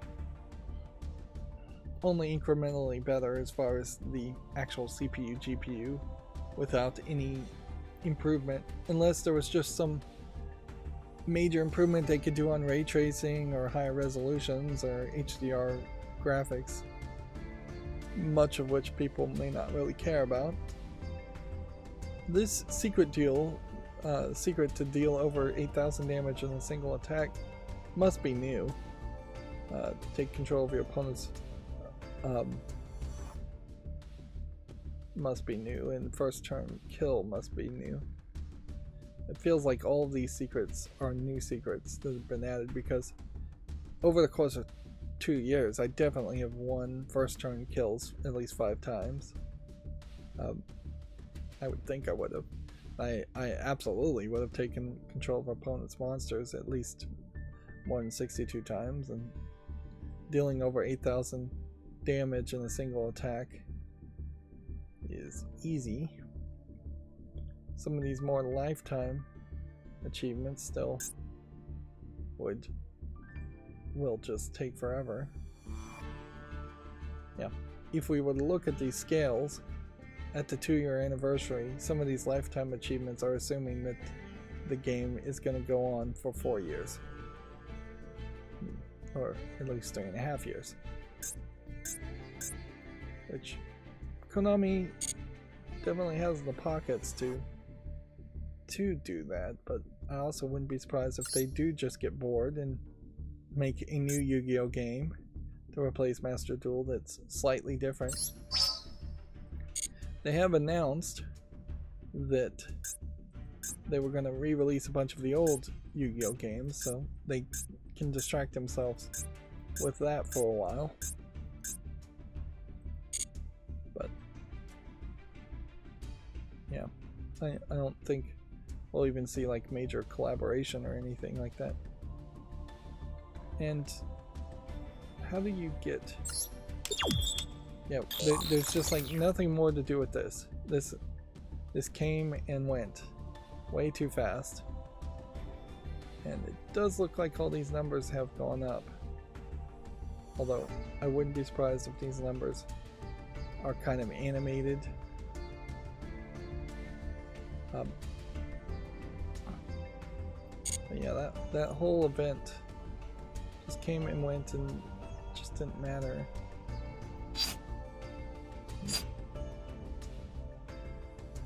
And 2 years in, they still have never done anything in the gift box. I've never received anything for the gift box. I imagine you get things if you buy packs through like the Apple Store or the Google Store in the gift box. But the Rookie and Returner event, there's just like no way to get to the screen from the main page, it seems. But yeah, I'll highlight my code one more time: 3 Feb FEB 1766.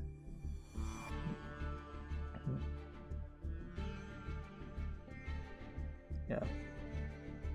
I don't know if there's really anybody I'd even want to heavily encourage to get into Yu-Gi-Oh! Unless you already were in the Yu-Gi-Oh! And you were just not playing it.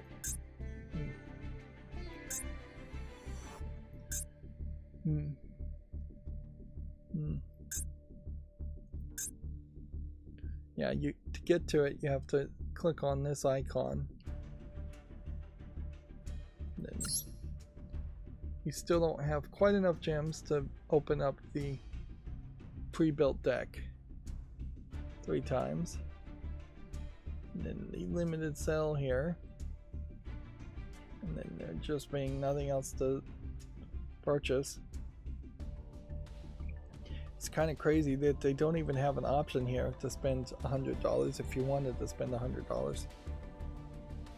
You'd have to buy basically this bundle and then this bundle to spend $100. Or you could just buy this 3 times and then this once and you'd be slightly over $100.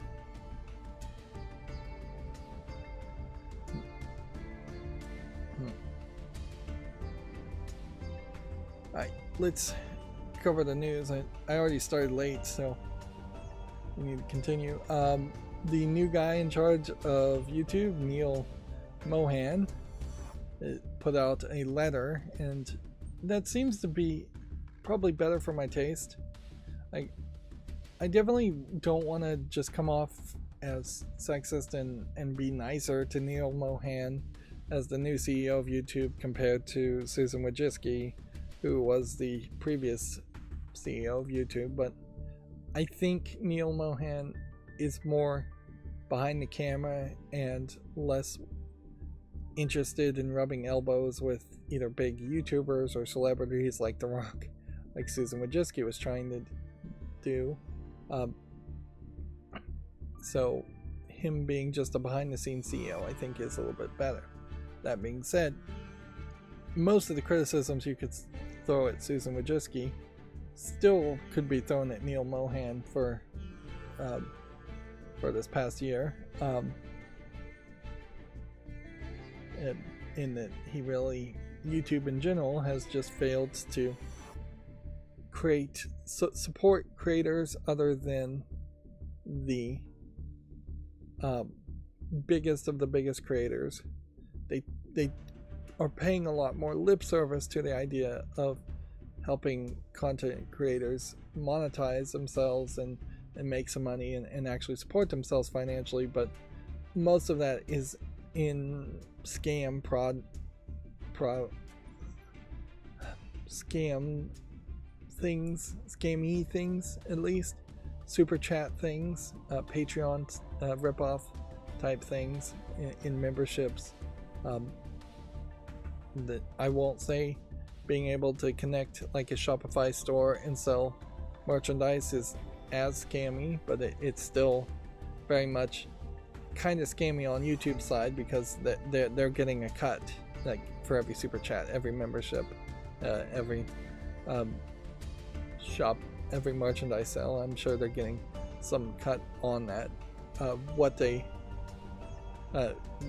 everything that's been suggested lately as far as YouTube content creators monetizing has been, how can you squeeze your audience, who's most of your audience is going to be poor, how are you going to squeeze them for more money so that YouTube can get more money, instead of YouTube being a platform with advertising first and foremost, being able to sell ads on content that's being created and pay the content creator a reasonable large portion of that ad sales. Like, it is very much YouTube in a lot of cases throwing up their hands and saying, I don't know, why don't you go and make some money and then give me a cut of it, when it is very much the case that content creators are already busy and working, and it's tipping culture, I suppose, in a lot of ways, like super thanks and super chats. That's literally just tipping culture that they're encouraging, where instead of a restaurant owner paying his employees a reasonable wage, the restaurant owner is trying to shame the patrons, the restaurant goers, into tipping to make up for the fact that the waiters and wait staff are not being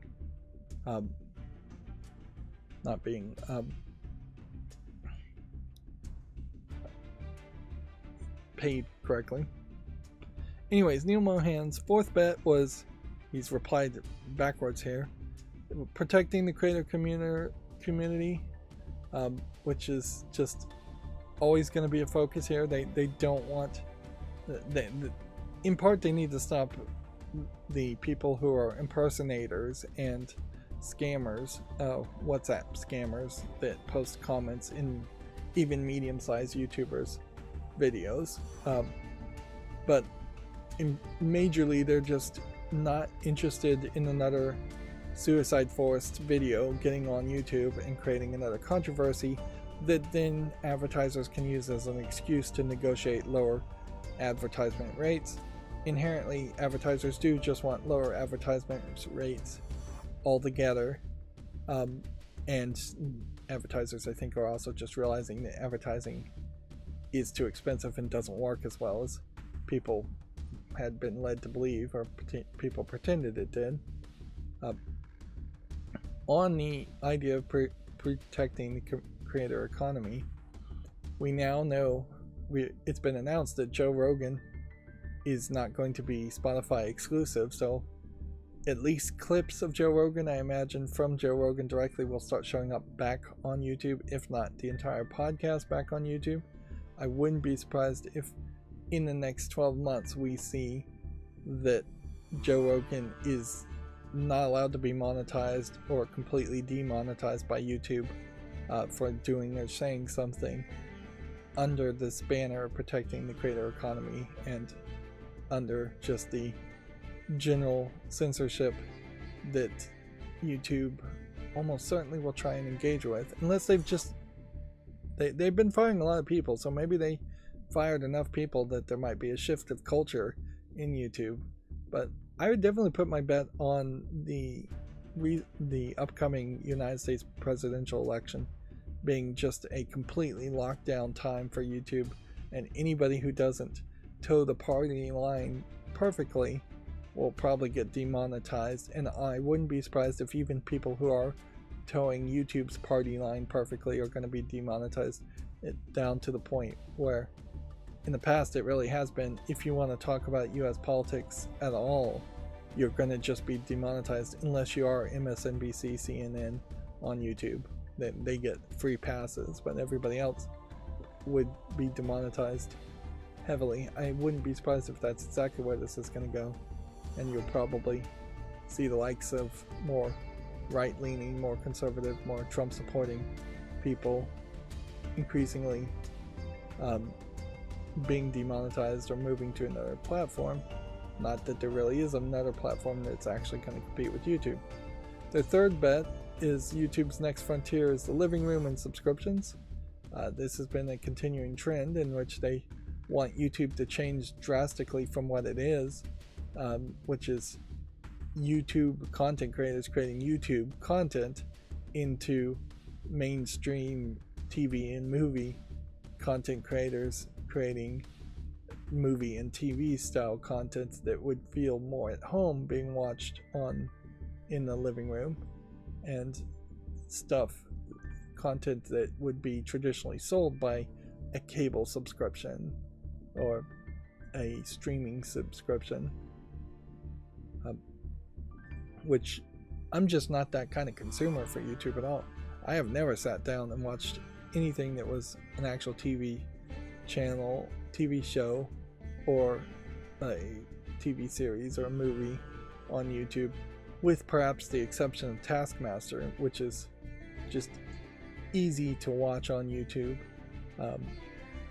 That is the only content that was Taskmaster. No, 8 out of 10 cats. So yeah, there's some British shows that you either have to pay way too much for BritBox and you may still not get those shows, or you watch them on YouTube for free. So yeah, Would I Lie to You is another one I watch. So yeah, British shows, British panel shows. That's what I watch on YouTube, but not enough that I would pay even a penny to make that really be what I think of when I think of YouTube. Then also, they say they believe that creators should be recognized as the next generation studios. They're redefining the future of entertainment industry with top-notch storytelling, and that can't be dismissed as simple user-generated content. Which it's an odd sentiment, I would say, on that statement. But because the last thing I want is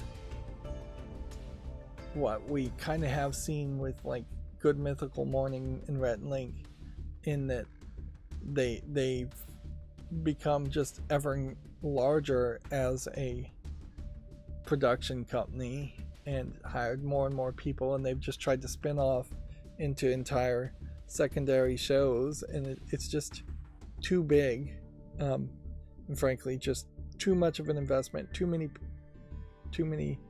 much success in one couple of people's hands. Like, ideally I'd like to see YouTube be much more democratized than that, and Rhett and Link still mostly just being two people in front of a camera, and I could see them having like one person behind the camera and an editor. But once the Good Mythical Morning has like 5 people behind the camera, which I think is about how many they do have behind the camera at any one time, and then they have an entire side channel that is just constantly cooking and making food to make content for what they're eating, and then they have Sporked as an entire website that they've launched to make web articles to link back to their videos. They've just gotten so big, and yeah, it is just a TV production studio, a TV production company. Yep. On the face of this too, there's this flaw. because this inherently is the corporations are people theory line of thinking. We believe individual human beings, which we're calling creators, should be recognized as not human being corporations, as in studios. Yeah.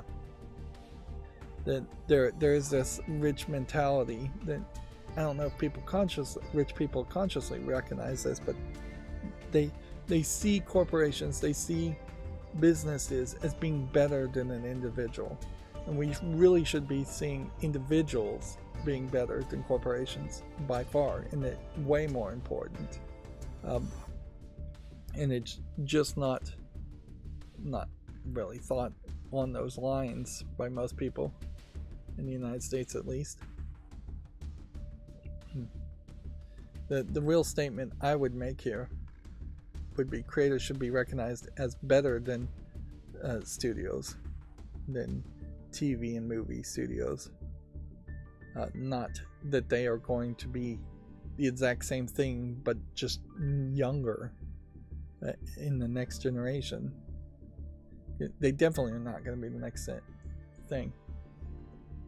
And that's, I guess, their 3 big bets, with the 4th big bet starting using AI to empower human creativity. We want to help everyone create. Yeah. So that's the new CEOs of YouTube's priorities. Almost certainly AI being handed down as a mandate to everybody, every subsidiary of Google, to mention AI. If not handed down as a mandate, every CEO being shrewd enough to realize that everybody else is talking about AI, so they have to talk about AI. I wouldn't be surprised if absolutely nothing happens in the next year that in any way is actually AI related and would in any way help content creators create things. There is some room for AI to be helpful if all of a sudden you had an personalized AI thumbnail generator that would make thumbnails for your channel that were very consistent and very clickable and kind of clickbaity. Of course, that would just raise the amount of clickbaitiness every other person's thumbnail is. Yeah, there's one person I subscribed to recently on YouTube that their thumbnail is so boring. I'm potentially going to just unsubscribe from them because I don't think I'm ever going to click on any of their videos. They would have been better to not have a thumbnail at all. It's such just like a bland solid color with nothing being said or going on. Other things AI could do but we probably won't see would be like artificial intelligence doing a better job of translating the audio and auto dubbing into other languages. We are potentially getting closer to that technology being viable. And then more likely, if AI is going to be integrated, it's more likely going to just be, here's some AI prompts of titles that we suggest you should make a video on, and it's just going to push more and more content creators to try and follow trends and try and just be more memey, for lack of a better term. Just follow the current meta, follow the current memes.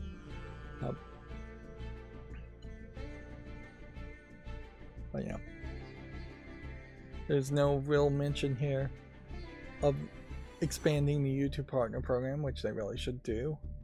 There's no real mention here of more ways to advertise or better ways to advertise. We probably need better ways more than we need more ways. There's no mention here as far as making it easier to organize and make content. If you've made even a moderate amount of content, after about your 30th video in YouTube Studio, you're on the second page, and it's just unmanageable by the 31st video. There are no folders.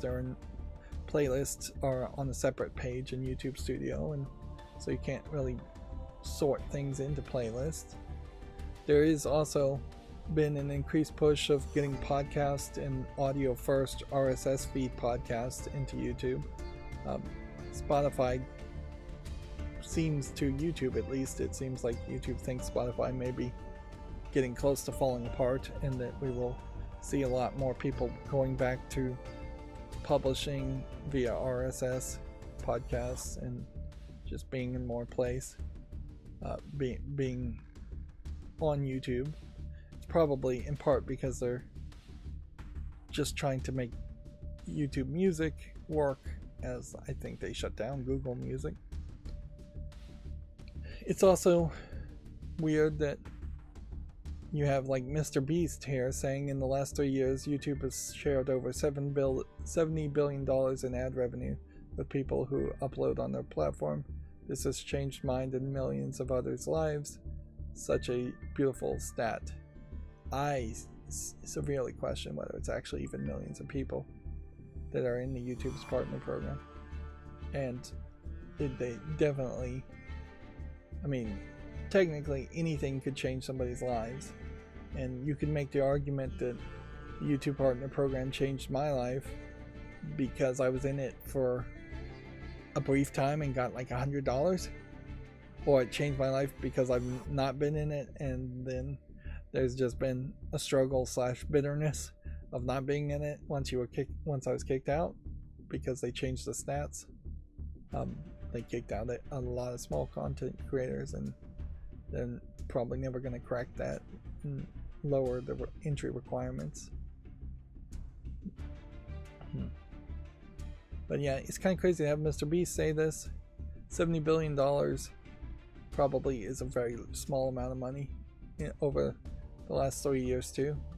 I'm sure YouTube is making a lot more. Maybe they're spending a lot more on hosting fees and stuff like that, but at a certain point that just gets to Hollywood math. The movie and TV industry is probably far into the trillions of dollars for the last 3 years. And then, yeah, he says, you know how much we love supporting creators. Here's to more good things ahead this year, which means nothing and says nothing. And the sad fact here is that I do know how much YouTube loves to support creators, which is very little. They are begrudgingly paying any money to content creators. If YouTube had gotten away with it and there had been no competition at all, YouTube would have still been the service that it launched as, where you could only upload 10-minute videos and there was no way you were going to get monetized at all. It wasn't even a question. Let's talk about some actual video games though, 2 hours into the stream. Foam Stars is now on the PS4 and PS5. It'll be interesting to see if we start to see some reviews or feedback on it. Weird that it didn't come out with a little bit more fanfare, and arguably maybe it should have just straight up delayed itself to get away from Palworld, but some game would have had to have been the next major game to launch since Palworld. According to Video Games Chronicle, Switch's Mario RPG remake has already comfortably outsold the original. The new version cleared the Super NES original in just 6 weeks. In fairness, I don't think that they marketed with Square Enix developing Mario RPG originally, Super Mario RPG originally. I don't think Square Enix and Nintendo really promoted that game much. They definitely didn't feel like they wanted it to be a big success compared to any of the other Mario games that were already on the Super NES. Here you can see the original Mario RPG wasn't even released in Europe. So it does probably say something about Square Enix's involvement in Super Mario RPG Remake, it probably being 0, which probably means that Square Enix has no claim to any of the rights to Super Mario RPG, which is probably true.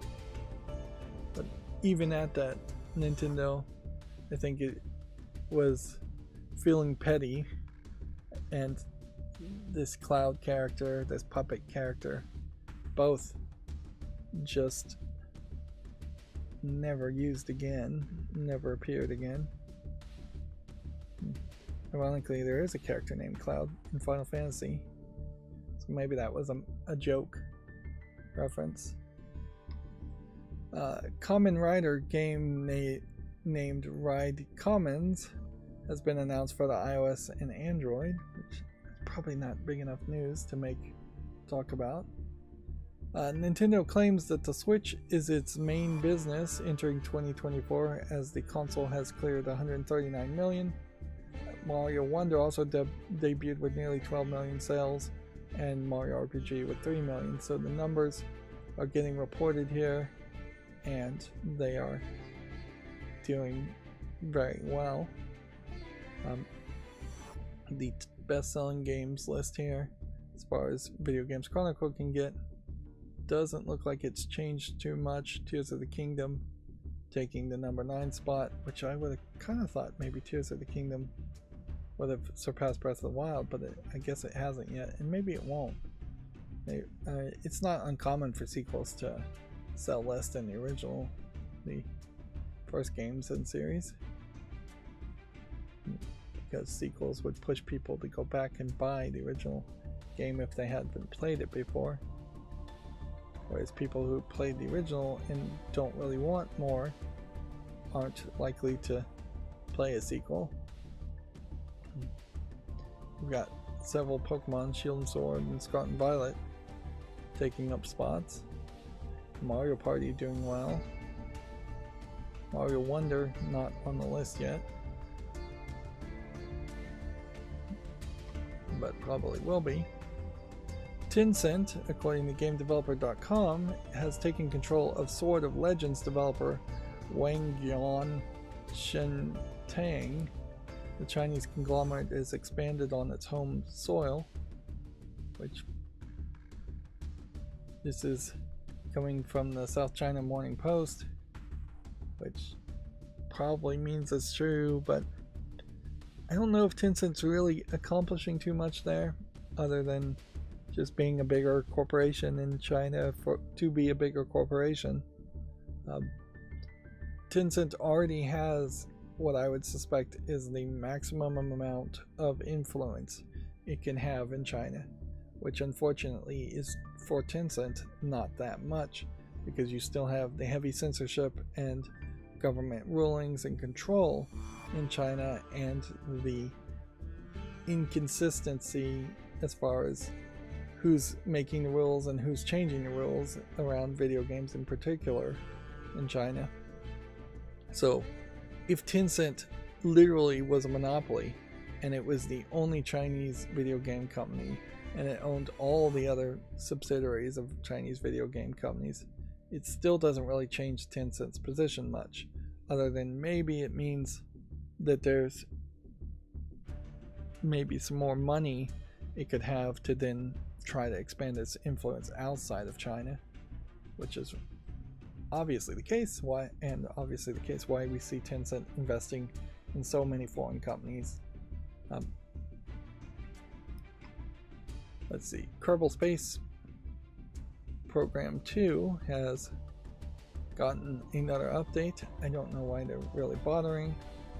All enthusiasm for Kerbal Space Program 2 at this point is completely gone.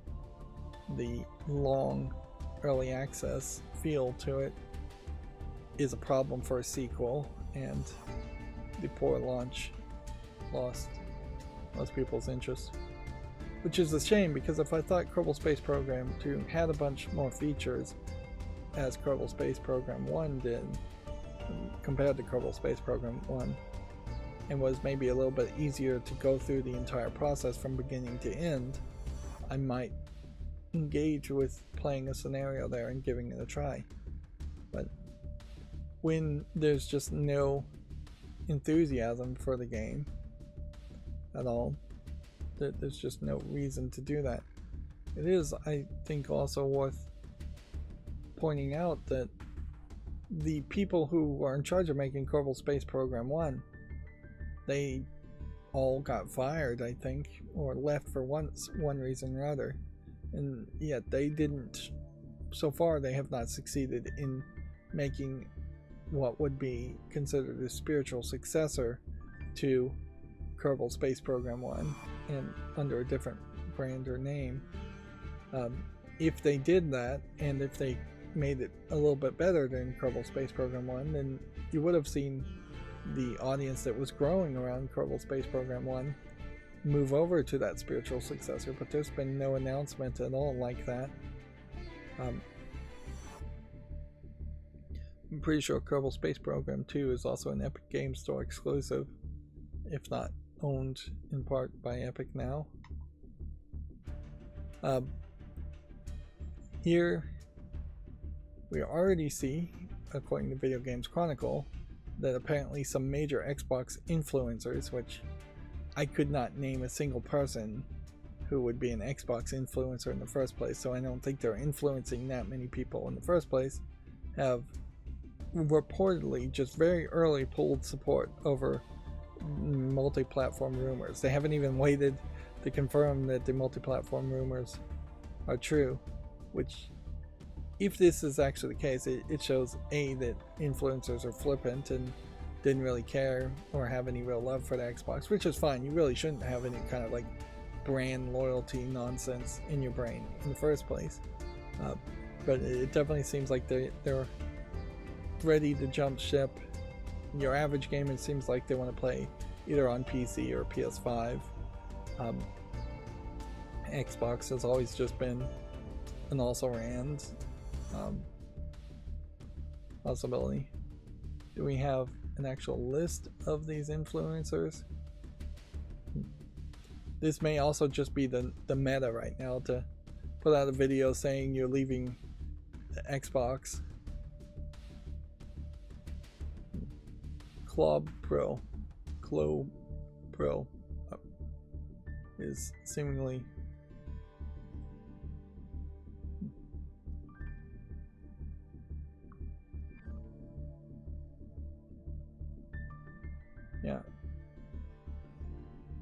seems to be the person, and this Clobo seems to be known for creating fake Xbox marketing images, which apparently are regularly shared by Xbox bosses.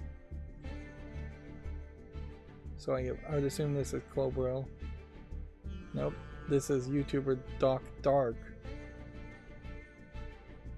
I don't know either one of these people. These are just not the kind of people I follow, and maybe I should follow them, but yeah, seems like Video Games Chronicles is mentioning 2 people. I don't know, that's hardly a large number of people. And frankly, if all the Xbox influencers pulled support, it wouldn't affect me in one bit. But I do probably lean to agreeing with the sentiment that if Microsoft does come out and say, we don't see our future as hardware anymore, and as such we are going to go more multi-platformer, that will move a lot of people to PS5. Probably not that many people. It will help gamers overall though. Like, we gotta admit that consoles are very expensive, and a lot of kids, let's think of the children here for a second. A lot of kids can get a PlayStation or they can get an Xbox for Christmas, but they cannot get a PlayStation and an Xbox. And you're already in a situation where most kids probably should have a Switch and a PlayStation, just because Nintendo is never going to be multi-platform. It'd be funny if Microsoft went multi-platform and then Nintendo went multi-platform too. There's no reason why Nintendo would do that, however. And frankly, it would be a little dangerous for Microsoft to go multi-platform either. They're putting a lot of faith and trust into the new guy in charge of Sony Interactive Entertainment actually being somebody you can work with. Otherwise, there is this possibility that the new guy in charge of Sony will just try to have more and more exclusives on the Sony to create a crushing blow to Xbox.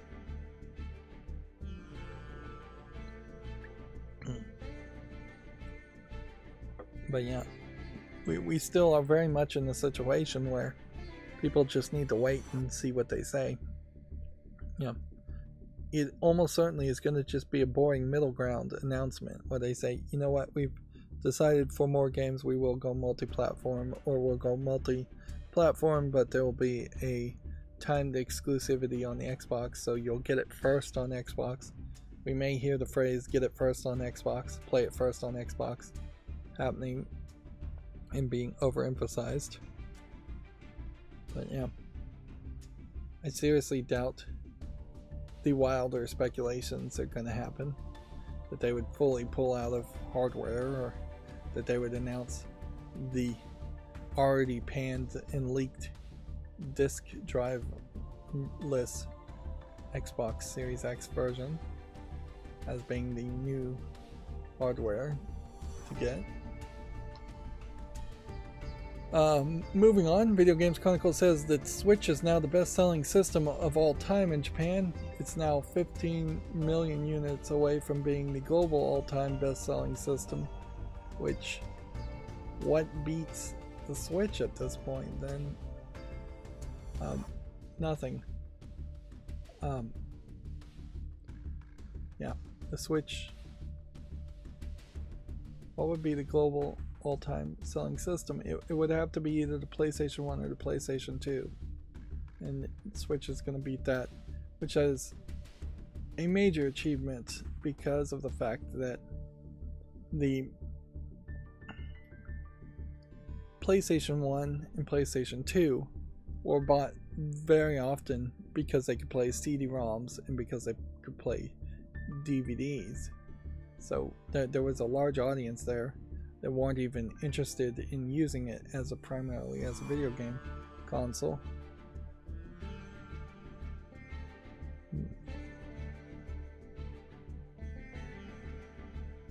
Yep.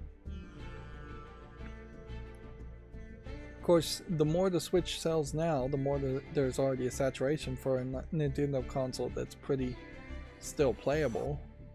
Like, no little kid is going to complain if you handed them an original Switch as a gift. And yes, they will complain as soon as the Switch 2 comes out, but there is, unless the Switch 2 just has a majorly different offering, it's going to be hard to convince parents to buy a Switch 2 for kids that already have a Switch and potentially buy a Switch original version and a Switch OLED version. And this would be potentially the third Nintendo console that feels just like a Switch, if it does feel like a Switch.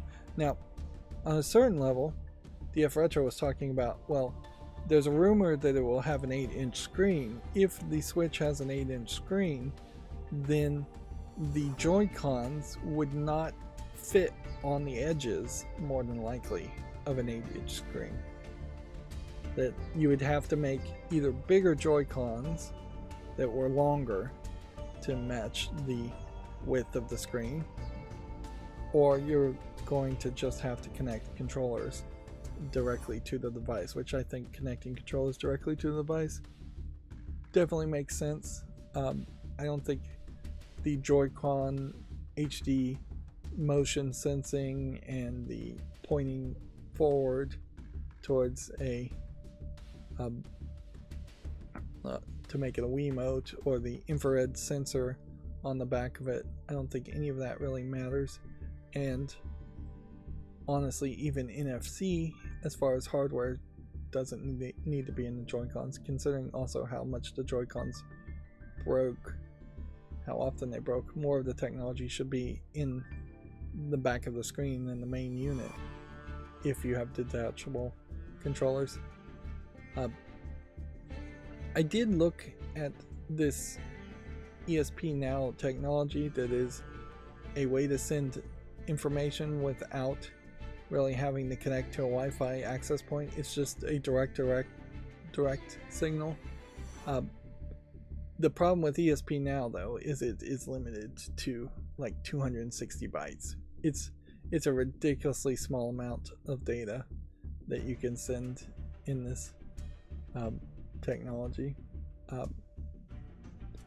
It's designed to send like one number, one signal, like, and that's it.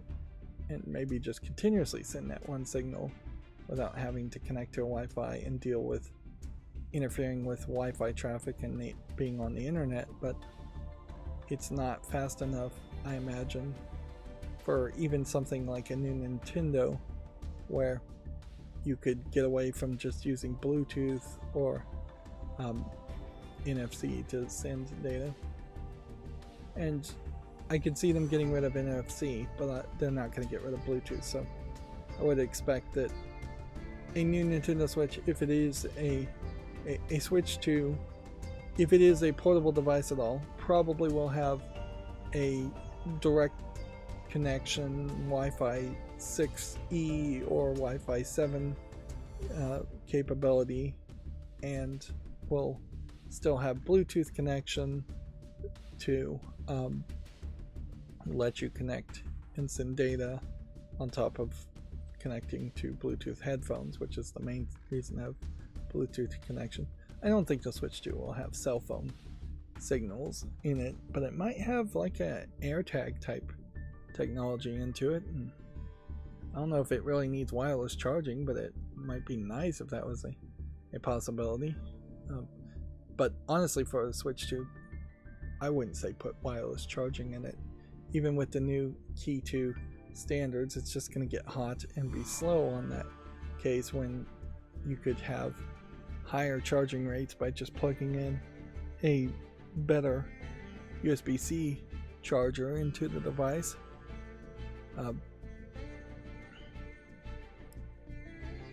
The newest of Bluetooth standards for a new Switch 2 would be appreciated too, because they just now, years into Bluetooth, they just now are getting to the point where they can actually send audio to multiple people at the same time.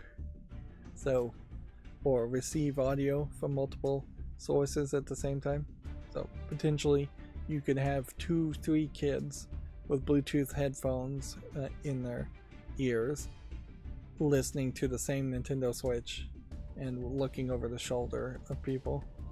And if they added that feature, I'm sure Nintendo would want to make some gimmick game that worked around that too. What I'd really like to see in a new Switch, and most new devices, cell phones, tablets, is fold up, roll up screens that actually work and wouldn't break. We're not to the point where that technology makes sense though, but the devices are getting bigger and bigger because we want the screens to be bigger and bigger, and we can't project screens or make holograms. That technology doesn't exist really. But we still would like some way for these devices to fit in pockets and not just be massively large, to the point where you're lugging around a mini briefcase for your Nintendo Switch. Moving on, Square Enix is overhauling its development process to improve game quality. The publisher plans to reduce outsourcing development of major games. On the face of it, Square Enix reevaluating how it does things and trying something different is absolutely where Square Enix needs to go. Square Enix is in a very weird situation in which they have the money, they make polished enough games and good enough games, so it's not really just a quality issue with Square Enix. Most of the time it is an expectations issue in which the Square Enix publishing and CEO and presidents all feel like every single video game should be selling millions and millions of copies more than would realistically be your expectation. And on the case of Square Enix, maybe they should lower their expectations quite a bit and lower their budgets quite a bit. But them thinking of changing things is the right step.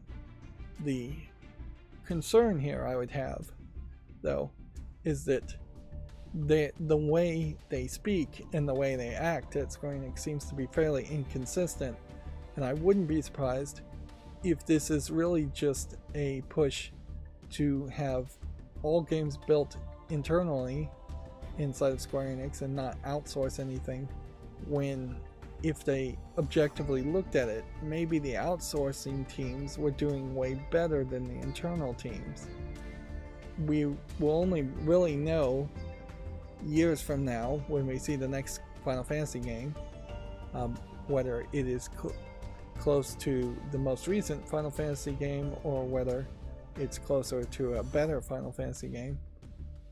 And inherently, there's just a high possibility in my mind that Square Enix is just paying lip service to saying what it thinks people wants to hear, while it won't actually do anything or change its behavior or change its development process at all, and we'll just have the next Square Enix game be about the same as the previous Square Enix games.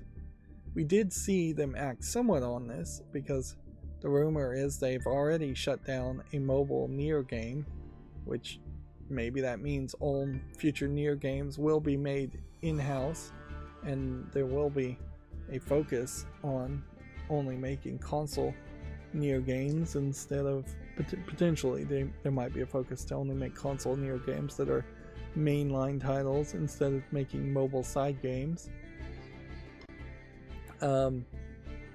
Censored Gaming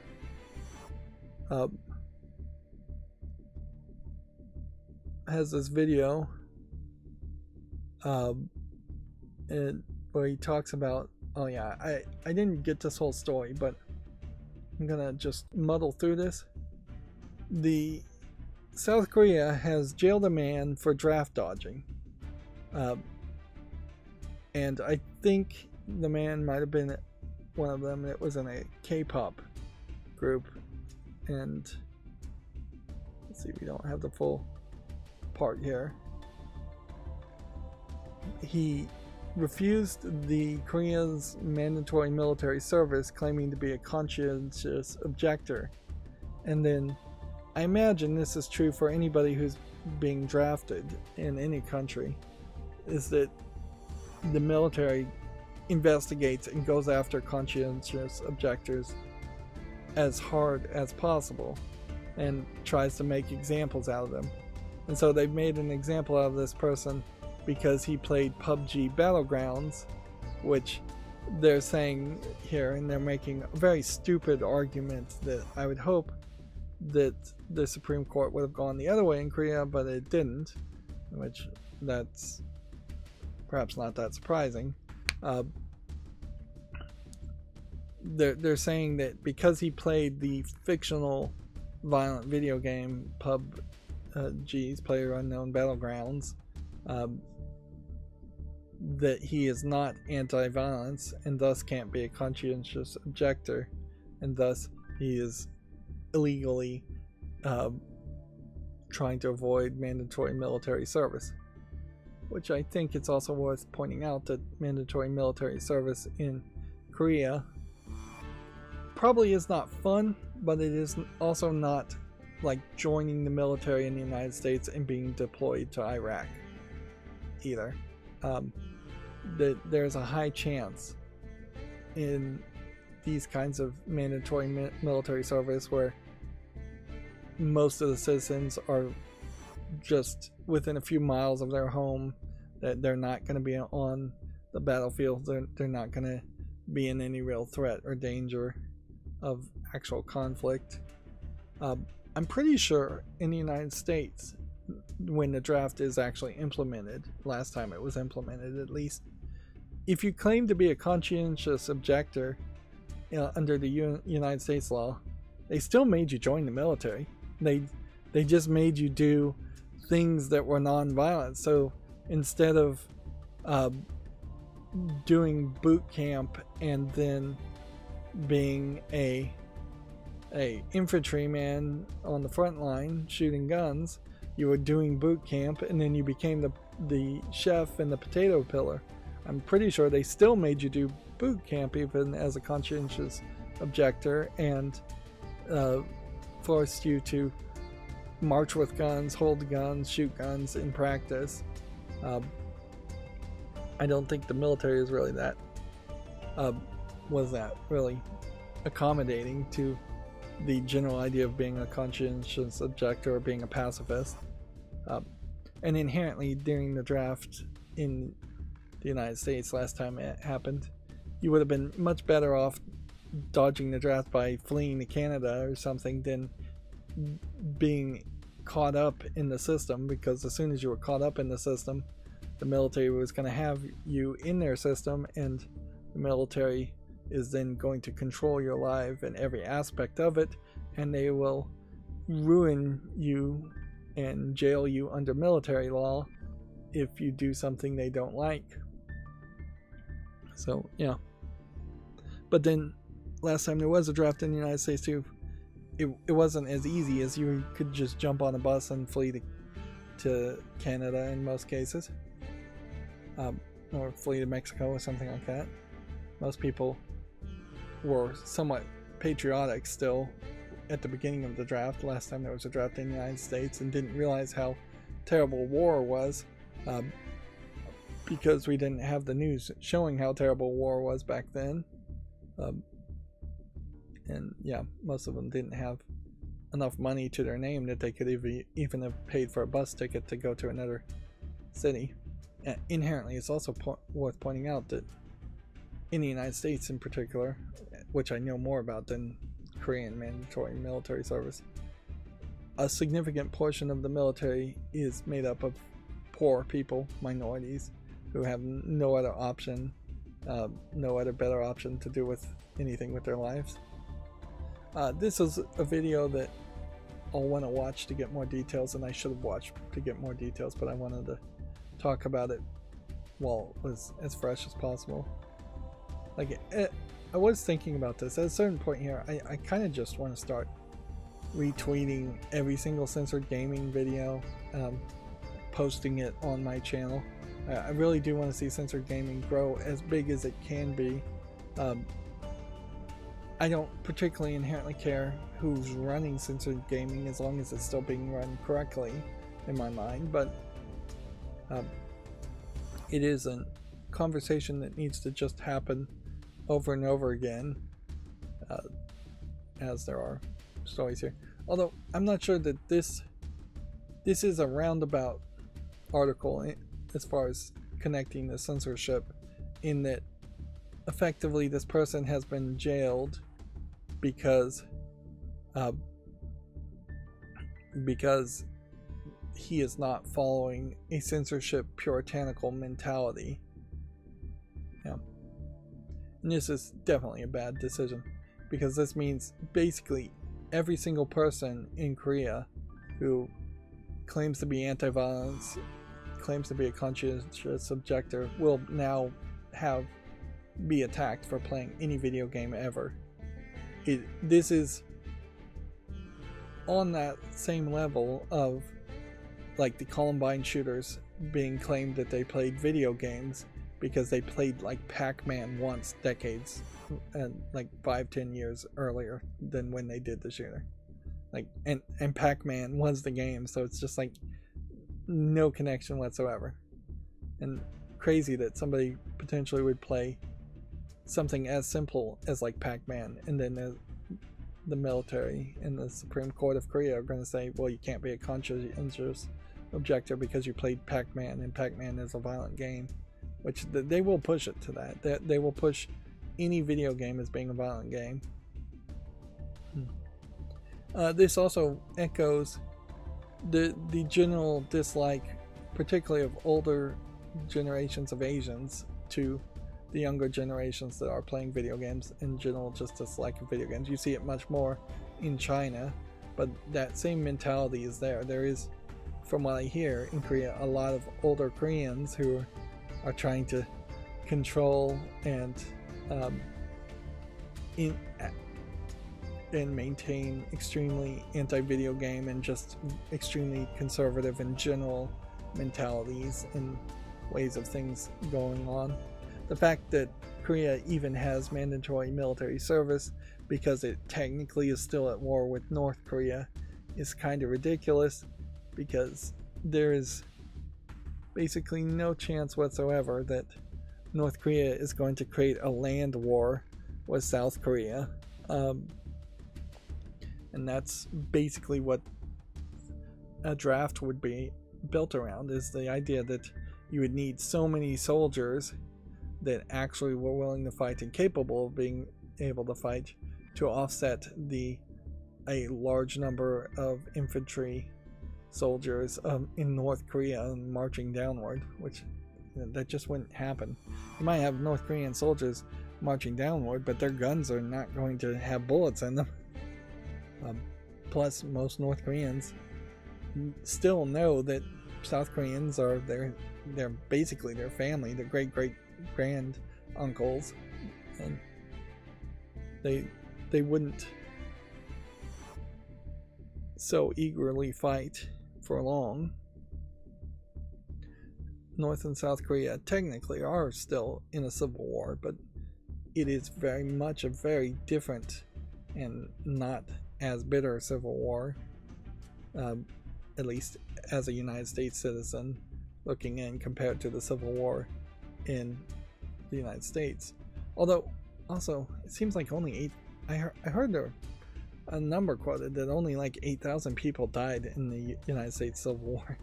That number has to be way wrong. I know there wouldn't have been a lot of people around at that time, but that seems like that is ridiculous and probably easily disprovable. The Battle of Gettysburg alone probably had more than 8,000 casualties or fatalities.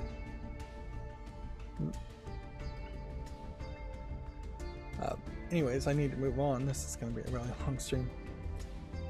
Video Games Chronicle says Hogwarts Legacy has officially cleared Zelda as 2023's best-selling game worldwide. The wizarding RPG outsold Tears of the Kingdom by around 17 million copies.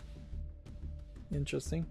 Although, it really does give the wrong impression here, because, and this is something I really would just blame on mainstream video game journalists in the past too, is that this is a headline that implies that Tears of the Kingdom sucks just because it's number 2, when really the implication should be both of these games are doing exceedingly well and neither of these games suck.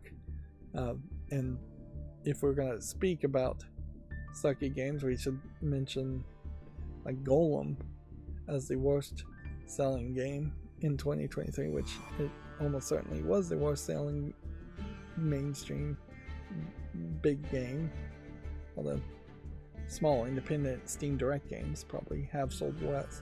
Of course, if you were going to try and make that chart, you really would just have thousands of games that sold 0 copies. I haven't really heard a lot of people saying anything new about Hogwarts Legacy, but I imagine just because it's a successful and most recent Harry Potter game, it will continue to have success, and it will just come down to Warner Brothers whether they're going to make new new Harry Potter movies or new Harry Potter games, or if AT&T, now owning Warner Brothers, has just changed everything and they move on to a different focus. I wouldn't be surprised if we see a fairly large pivot for Warner Brothers away from the DC universe after Suicide Squad killed the Justice League, but that may just mean that there is more of a pivot towards Mortal Kombat 1 or Mortal Kombat 2 sequel to Mortal Kombat 1. I suspect they probably will try to do Harry Potter things. There are, I think, more opportunities to have spin-off games around Harry Potter, because Harry Potter is really that wizarding world of Harry Potter. So a mobile game that is more card-based makes some sense, and do have that one card game. I just didn't like how that worked. More like WWE Super Card type game with Harry Potter characters, I think, would make sense. And just a mobile game in general might make sense.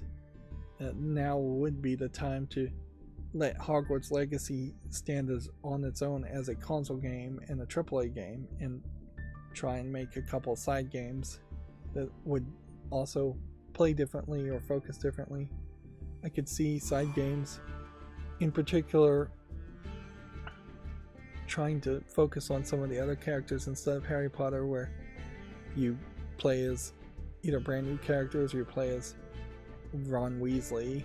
I could see maybe even trying to make like a Pokemon RPG type experience in that Harry Potter universe, where you collect spells instead of Pokemons, or maybe you do collect creatures instead of Pokemon.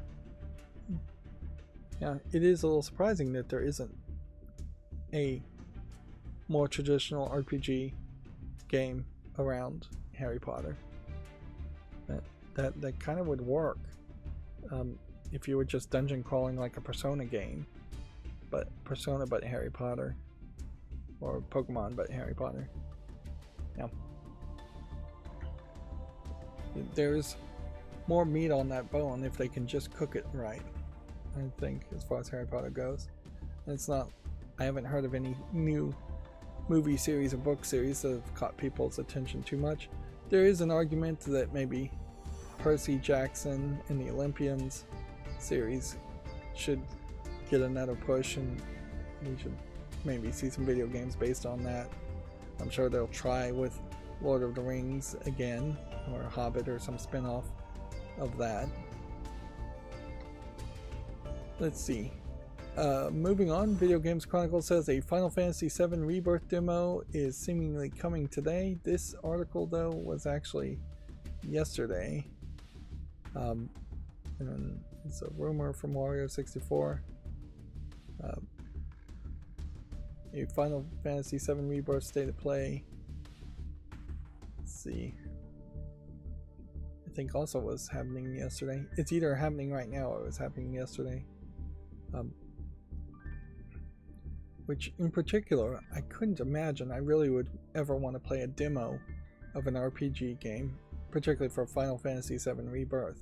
It makes a lot more sense that you would just play Final Fantasy VII Remastered, which is the first game in the Final Fantasy VII trilogy that it seems like it's going to be, and then after you'd played Remastered, probably Rebirth would have been out completely, and then you would have played that.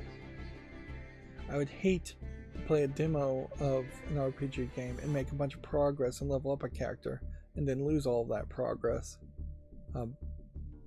But there have been cases where demos, versions of games, don't lose the progress, and in RPGs that definitely would be helpful. What else is GameDeveloper.com? What was I clicking on the article for? Disney, this is probably the biggest number, is investing $1.5 billion in Epic Games, which is weird, certainly, because we should look at this picture. Disney has kind of failed to be in gaming, and it's failed to be out of gaming. It's really failed to monetize in gaming, and their Disney in general's other offerings as far as new movies are terrible.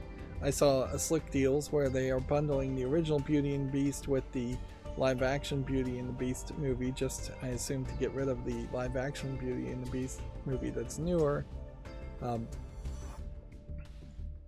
So Disney investing in another company and having the other company potentially make them games is interesting, but then they also have dropped the ball on promoting Dreamlight Valley, which would be the most recent Disney movie I can think of, and Epic is really not likely to make any kind of Disney game other than just have Disney characters in Fortnite, or some kind of Fortnite spin-off that isn't anything like Fortnite, but still is going to be in the Fortnite universe.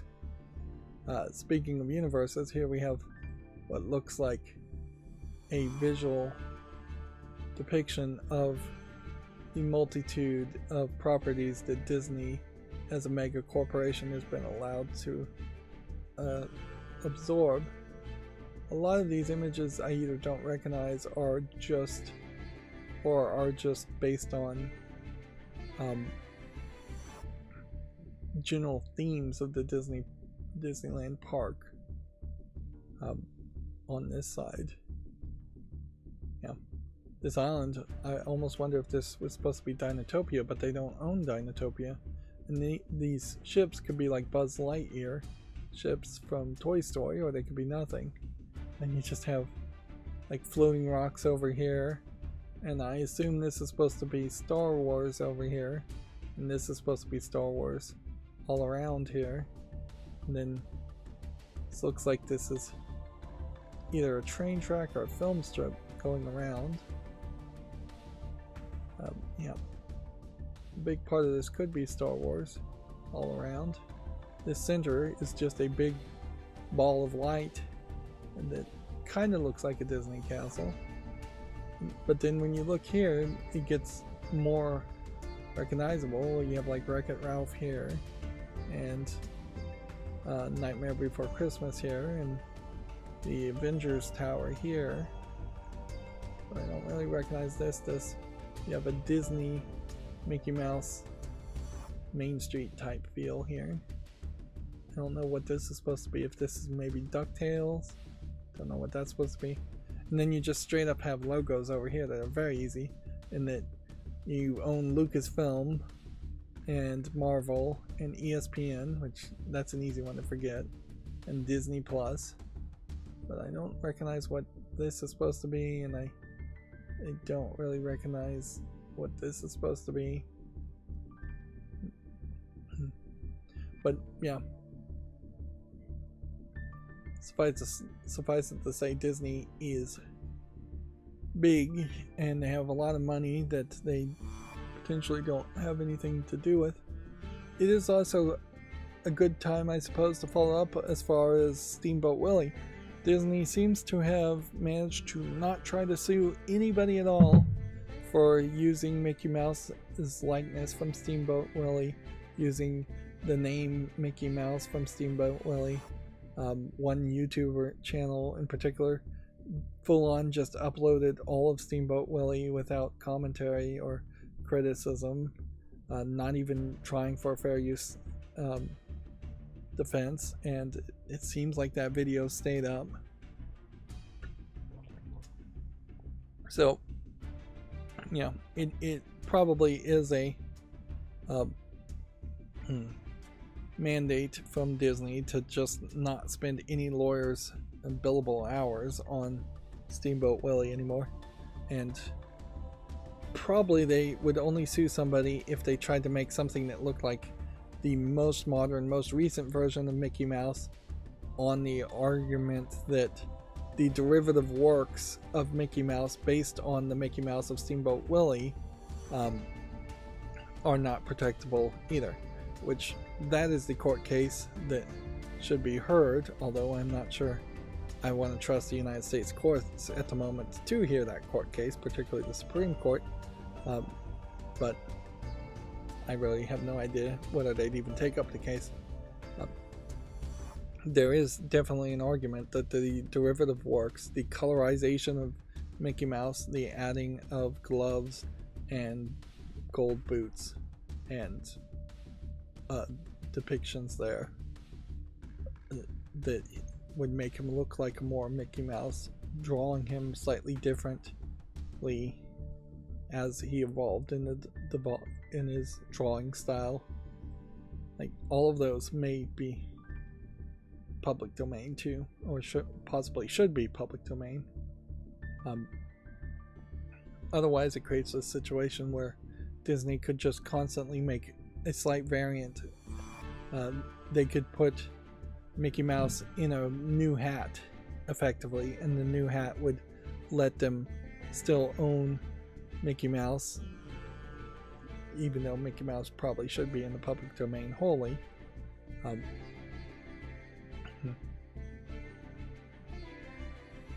There might also be an argument that now that Steamboat Willie is in the new hat, is in the public domain, if Disney did make a new Mickey Mouse cartoon today, that derivative work couldn't be copyrighted anyways. Which, if that's the case, we may see Disney never do anything with Mickey Mouse again, if that's how they feel it would go down, which they may not do much with Mickey Mouse ever again.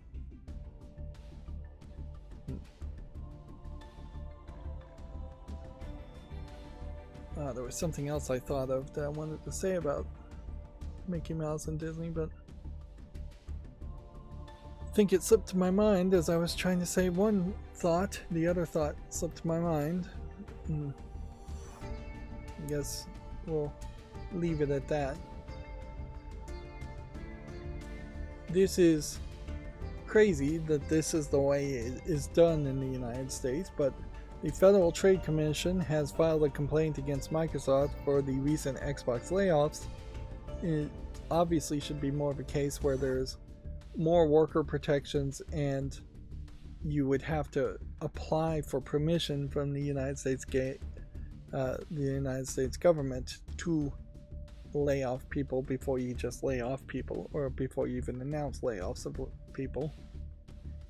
It is backwards to undo the damage, and in pretty much any other situation in a court system, there would be a high desire to create the least amount of damage, and the least amount of damage in this case obviously is that all companies over a certain number of employees would just be by default prevented, I'll just use that word, from laying off people without filing for approval first and going through a proper procedure that probably would be lengthy and probably would be expensive. There is the WARN Act in California where you have to give a warning if you're a big enough company that you're going to do layoffs, but there's nothing that actually prevents people from laying off things. And even this court case, I imagine if I was to look to the details of it, it's probably going to be a case where the FTC is looking to just fine Xbox for laying off people after Xbox succeeded in getting its Activision Blizzard merger from happening, and the FTC is probably very much butthurt about that. But in fairness, the FCC and the FTC both really just dropped the ball on that case, and in general I think are dropping the ball in most cases, making bad arguments and arguably maybe making arguments designed to fail, and just being very toothless.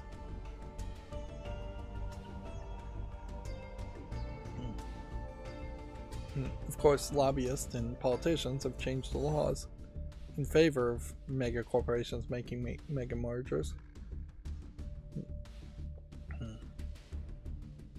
Here's a blog: game developers don't give up on your bad sketches. There's a report that the investment firm CVC is going to purchase RuneScape developer Jagex for £900 million. 2023 was another unprofitable year for Roblox. I assume this is because Roblox is doing some Hollywood accounting to be unprofitable. I just have the entire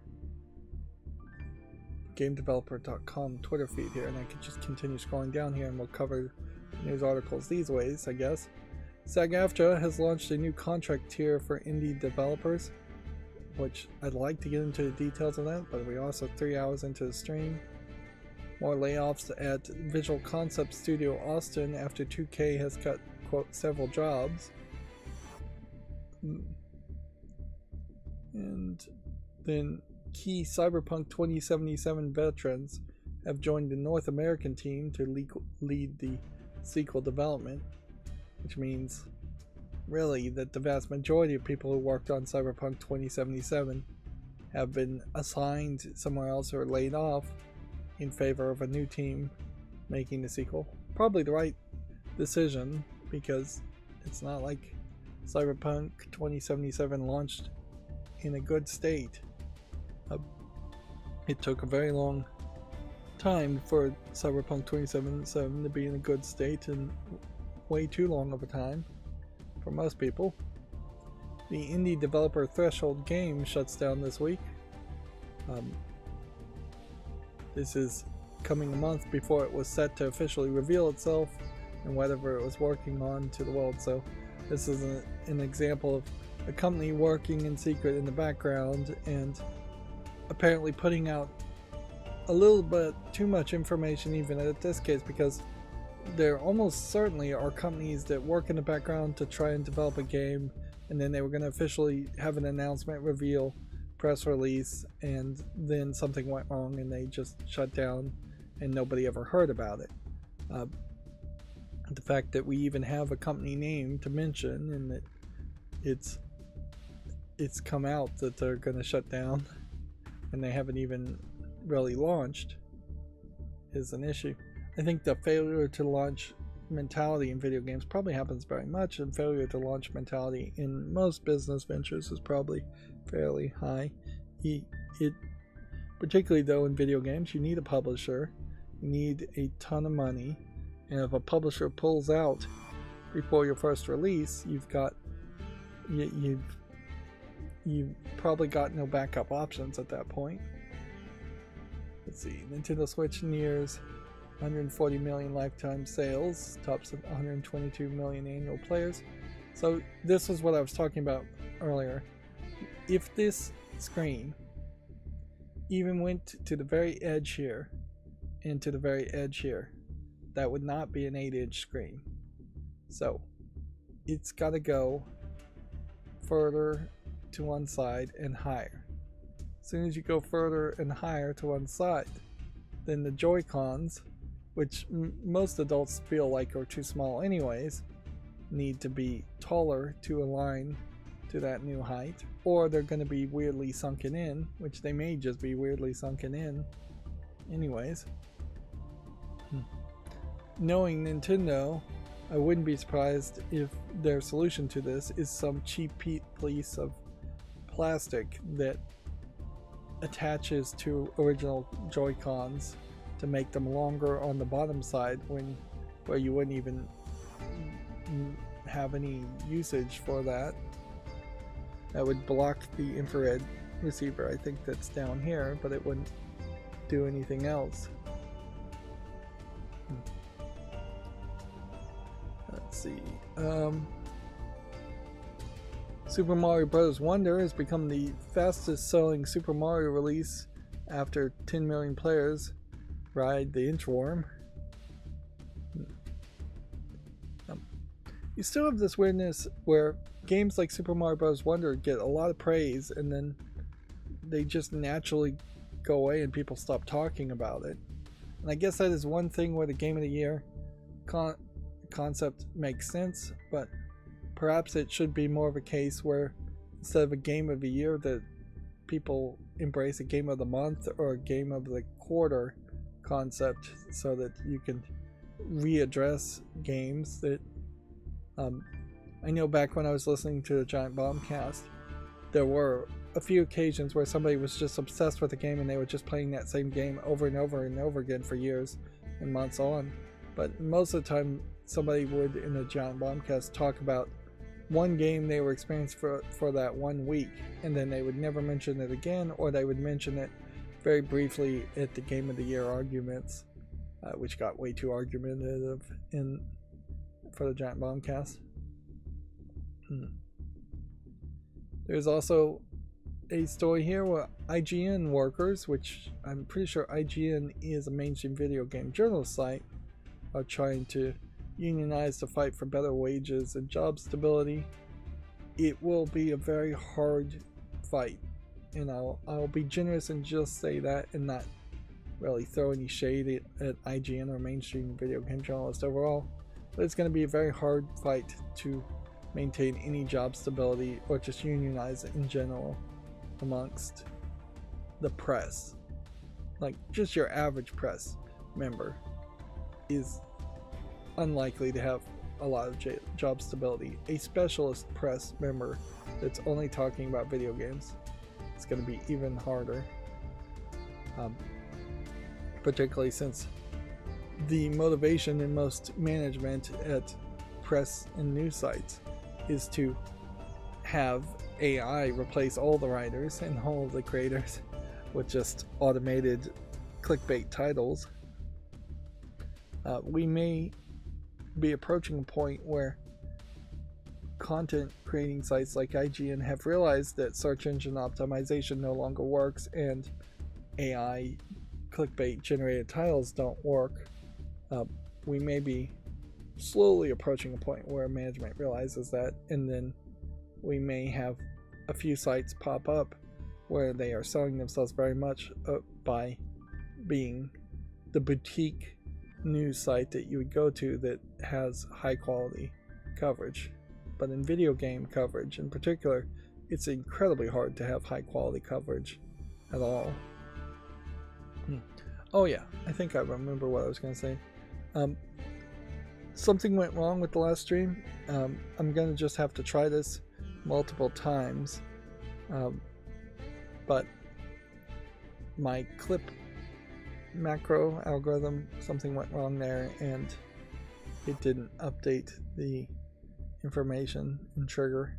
I think the problem was the regular expression matching of the Windows title was bad.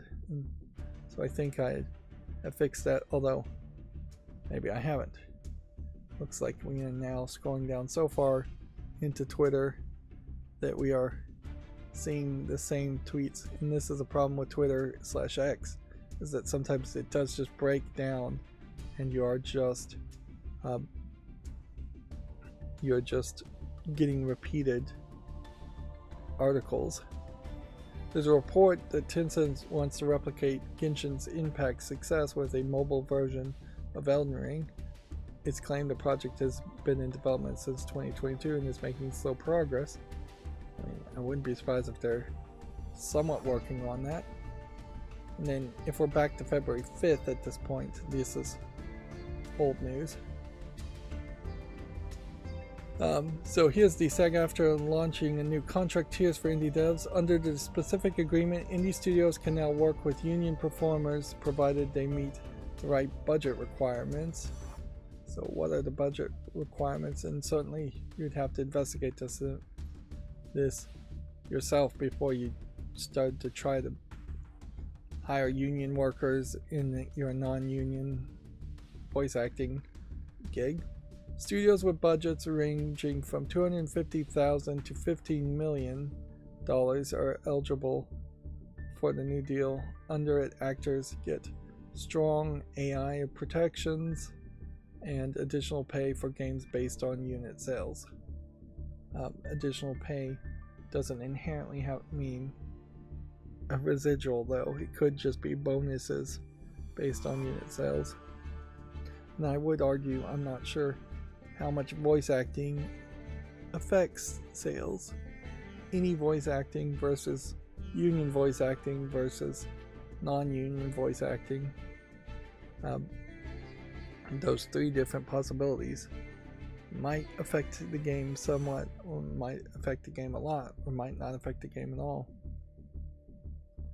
The rate sheet covers 4 or 6 hour voiceover sessions, off-camera singing and performance capture, and on-camera singing or dancing. Rates range from $338, which is an odd low number, to $3,500 depending on the tier and task. Which, yeah. In fairness, 4 hours of just voice acting, if you're just like maybe making grunt sound effects, or you're going ooh, ee, ow, ee, ow, just things like that over and over for 4 hours, $338 sounds good on the on the face of it. It probably isn't really that good though in reality, because most voice actors are just like actors where they spend most of their time auditioning for free, and they need to be paid when they do get a role to account for all that time they're auditioning. They might have an agent that's taking 10% or more of the $338, and most actors aren't constantly working either, so it's not like you're getting $338 this week for 4 hours of voice acting and then you'll get 4 hours more of voice acting the next week. Even if you were to multiply 52 by 300, you're talking $150,000, I think, if I'm doing the math right there. No, I think it's probably actually closer to just $15,000.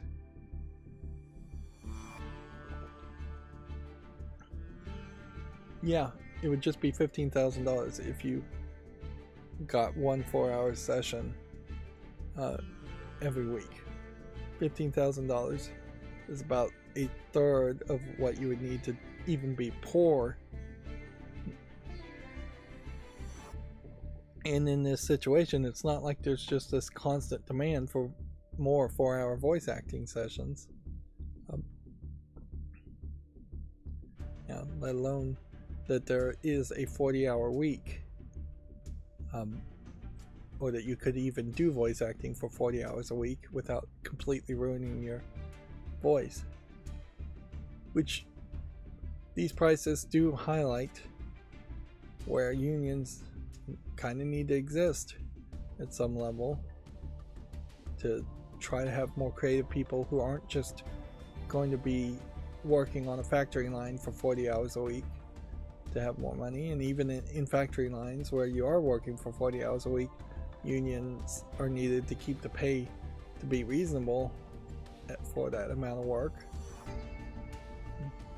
And this isn't even really touching on the fact that most people, if they're working 4 hours at a job, aren't working 4 hours straight in most cases. They're sitting around drinking coffee, having dumb meetings, just answering emails, things like that, barely working. Whereas 4 hours voice acting is almost certainly going to be highly regimented, a lot of work. If you have an office job, it's like that. If you have a factory job, working 4 hours probably is hard labor for 4 hours. There is also certainly just less and less need for people to work even 4 hours as a voice actor, or 4 hours anywhere in any job.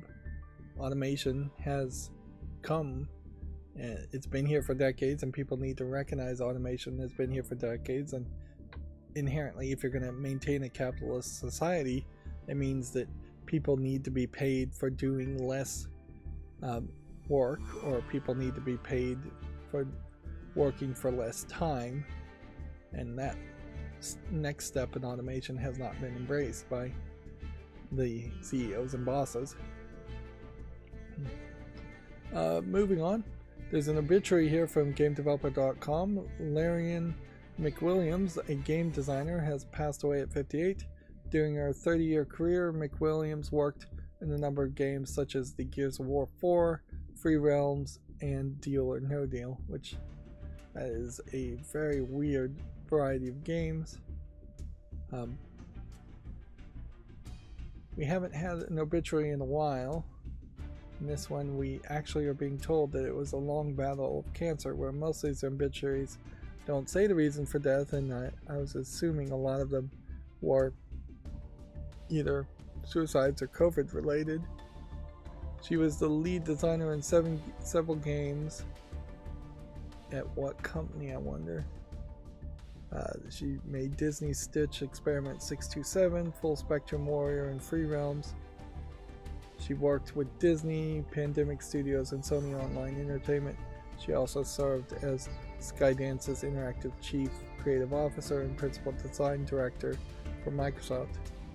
So, it seems like she was probably a good manager, and seems like she was fairly liked And I would assume she probably had more of a professional detachment from the projects she was working on compared to a lot of other people who work in the game industry who become emotionally kind of attached to making certain types of games or making specific games and making sequels to it.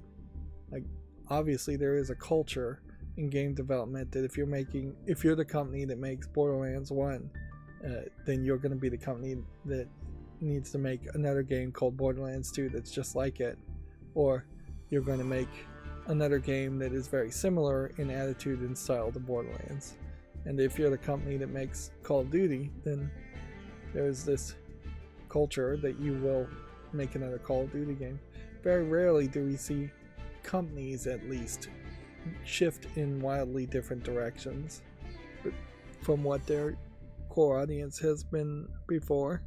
Blizzard perhaps is maybe the closest one that went in that direction many decades ago, in that you had a StarCraft game being very different from a Warcraft game, and Diablo game being very different from that, and then having 3 tent poles of different types of games.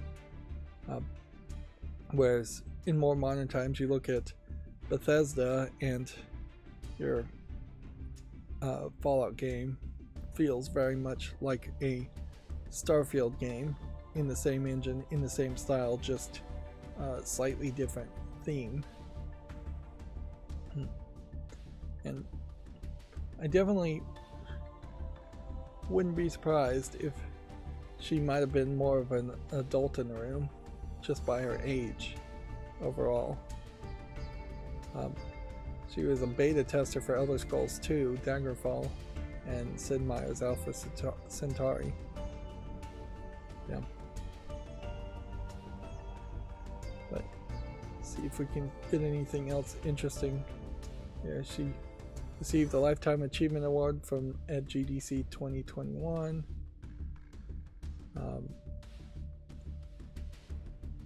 One of the last things she worked on was 2023's System Shock remake, along with The Walking Dead Saints and Sinner in 2022, which, yeah, that was a huge stinker, if I recall correctly. Moving on. Yeah, we already talked about this. Disney's acquiring a $1.5 billion stake in Epic Games. Disney Games and Entertainment Universe is connected to the Fortnite universe announced. Do we have more details on that? It's a big wall of text here. Characters and stories from Disney, Pixar. Oh, they do own Pixar. Marvel, Star Wars, Avatar, and more. They own Avatar? Players will be able to create their own stories and experiences and express their fandom in a distinctly Disney way. All of this being in this metaverse they're growing as far as Fortnite. In a lot of ways, though, this also just seems like this is an example of Disney feeling the need to do something, but not really wanting to focus on doing anything internal, so they're just licensing things out, which I think probably does make some sense. I guess there is a question here, if maybe Disney has some influence over Microsoft in the Indiana Jones game, and maybe it really was Disney's push to possibly have the Indiana Jones game in particular go multi-platform. And it certainly makes sense on a grander scale that Disney would invest in Epic, as Epic is still actively angry and fighting with Apple, and Apple TV is somewhat trying to compete against Disney, although not really succeeding that well. There is also potentially an argument that Disney and Apple could really get together fairly nicely and work together pretty well.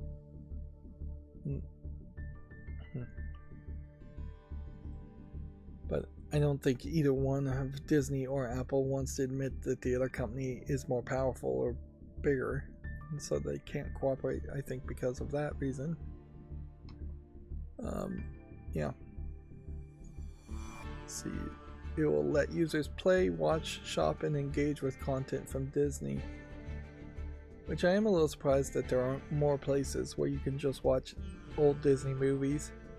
I don't know if it really makes a lot of sense to be in Fortnite and watching a Disney movie, but we have seen things like that happen in Fortnite before, where there's some video on a screen in the Fortnite game and people are just standing around watching it. And Fortnite is probably a silly enough game that you can connect all these disconnected franchises without anybody complaining. Moving on, GameDeveloper.com says Paradox has set a new revenue record, says it needs to address its quality issues. However, the quarter's games releases have not held the quality we want, is the headline here. This would be the City Skylines publisher, Paradox Interactive, which I don't know if they published anything particularly new. Lamplighters League in quarter 4. It's interesting to have a company come out and say we feel like we need to improve our quality, but it's also kind of refreshing to hear that. I hope they actually do improve their quality. I'd like to see all game developers improve their quality quite a bit, and publishers improve the quality of the games they publish. Inherently, if a publisher says the quality needs to be better, the publisher is admitting they need to probably fund more development of their games and not be a cheap publisher that just releases garbage games, which there's a high chance by this time next year we'll have at least 3 or 4 bad publishers going bankrupt and going out of business, or at least shrinking significantly, because there just isn't really room in the gaming community anymore for a publisher that is going to give you barely enough money to develop a game and then shove out a game at a really low quality. We can't have games like Golem getting released again.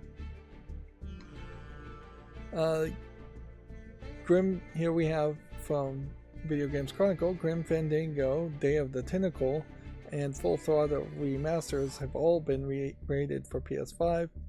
This is more in the theory that something bigger may happen at Double Fine, but then this also might be in part Disney's influence too, like since Disney now owns LucasArts. Double Fine's update of the classic LucasArts adventures are seemingly coming to the PS5. These are easy games, in particular, to bring over to the PS5 because they aren't the type of games that you typically would associate with Microsoft. You could easily not even recognize that Double Fine is owned by Microsoft now, and that these games are from Double Fine in the first place.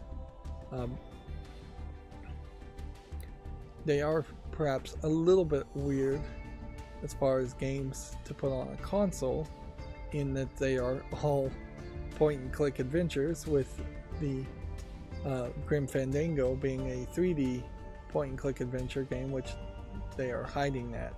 In particular, it is very much a 3D polygon game, and maybe the remaster added a few polygons, but it wouldn't have added that much. And Day of the Tentacle is an old school point and click with a verb choice to interact with things, a verb menu, whereas Full Throttle got a little bit fancier with it, and it's mostly a mouse point and click game that doesn't have a verb choice menu at the bottom, and instead hides a lot of its submenus to take up more of the screen with that actual gameplay. I've covered 2 of the 3 of these games on my channel, and you can find playlists through them. I haven't gotten around to playing Grim Fandango, I think in part because launching the original Grim Fandango using ScumVM was more difficult in the past, it probably isn't that difficult anymore.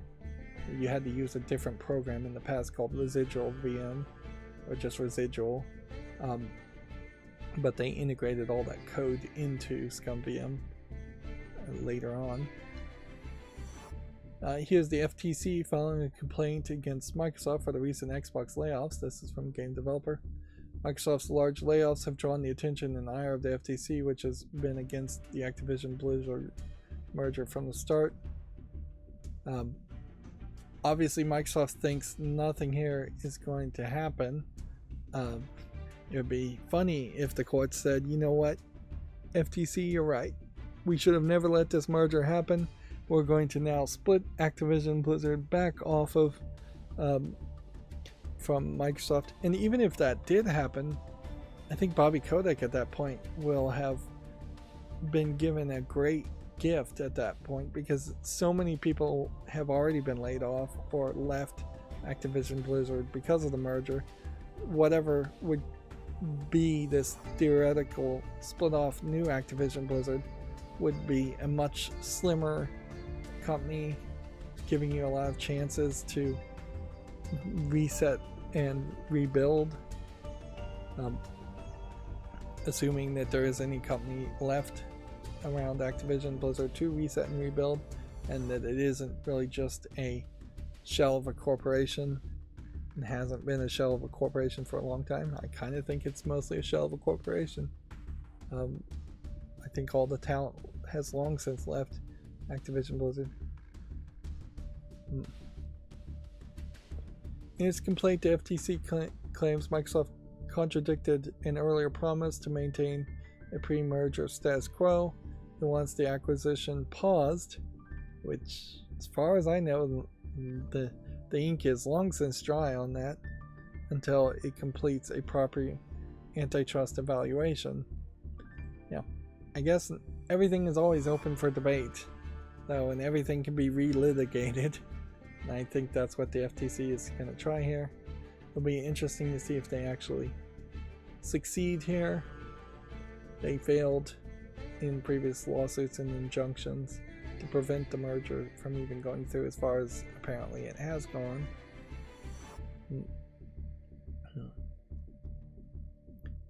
It'll be interesting, though, if the quote phrase maintain a pre-merger status quo is not enough legally to hang your hat on and hang your entire FTC complaint case on.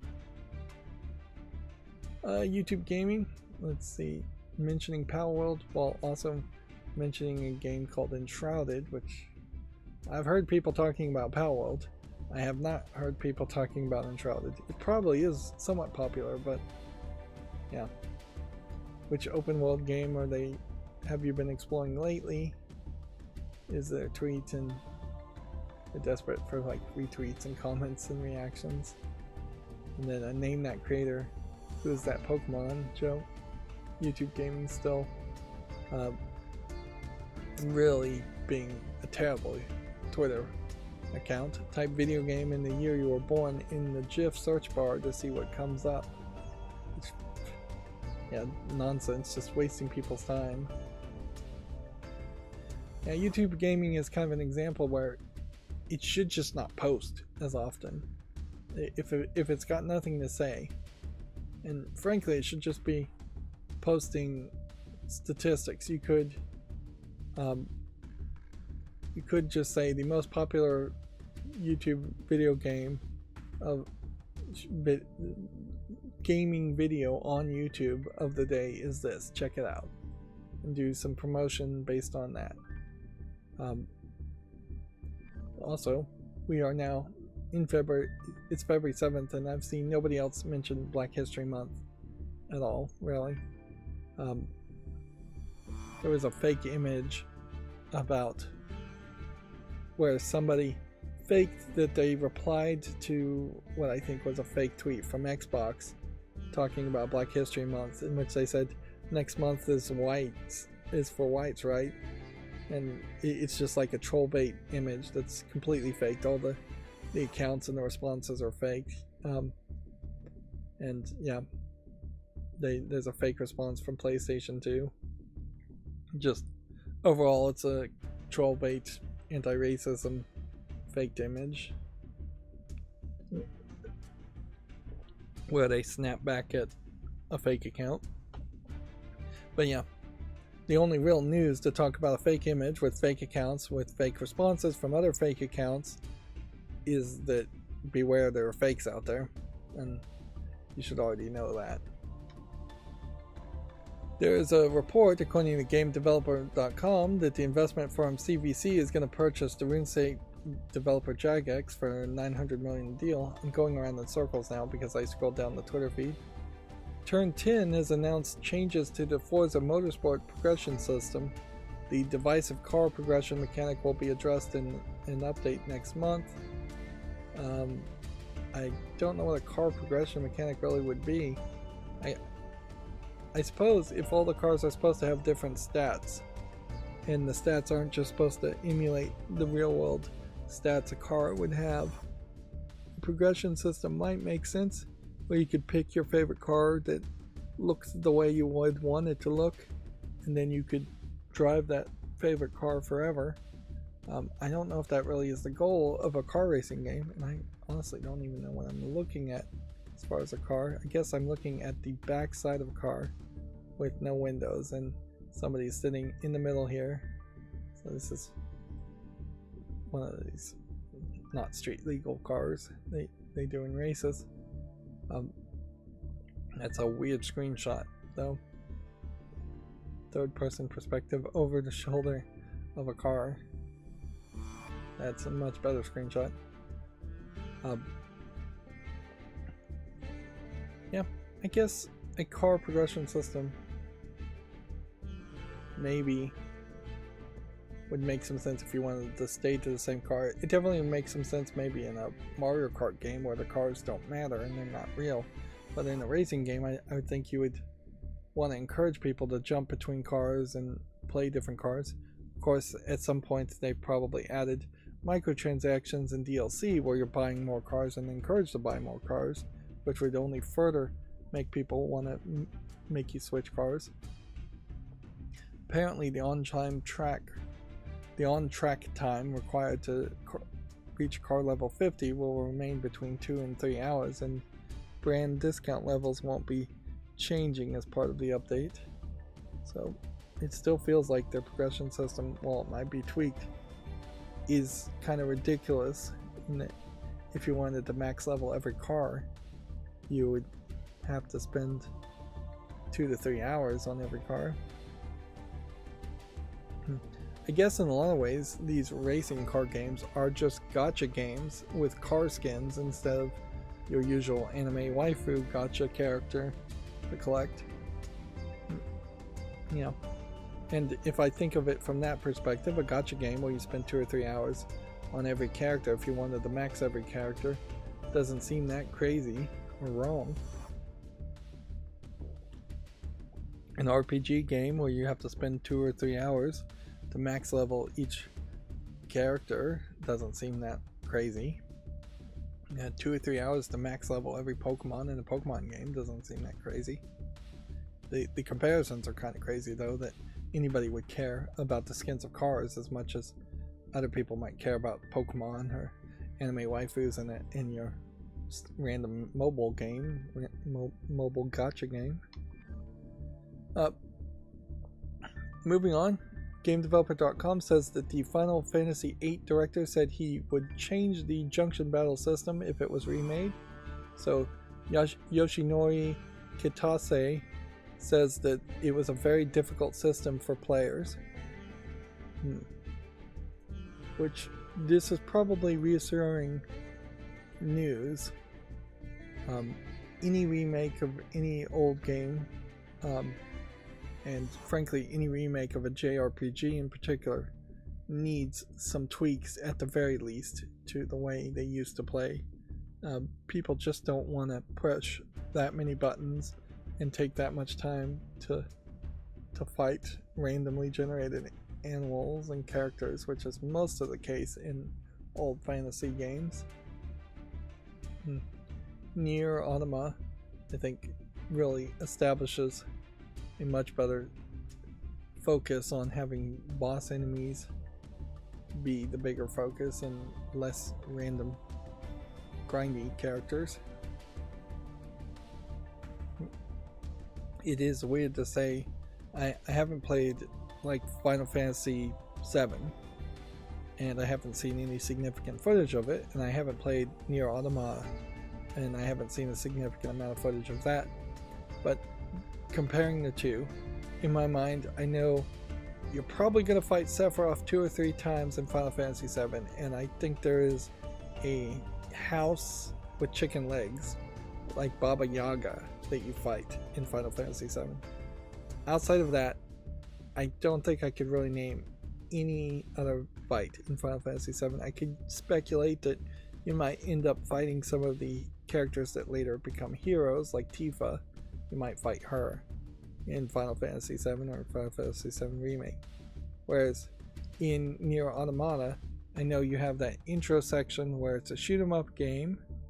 I know you fight a giant robot like dancing lady in a bullet hell game. I'm pretty sure you fight your assistant in the DLC or something, or at least in some different branching paths. I'm pretty sure you fight a couple other robots that I can't name. I'm pretty sure you fight a giant robot that looks like a big beer stein made out of metal and looks all rusty. Yeah.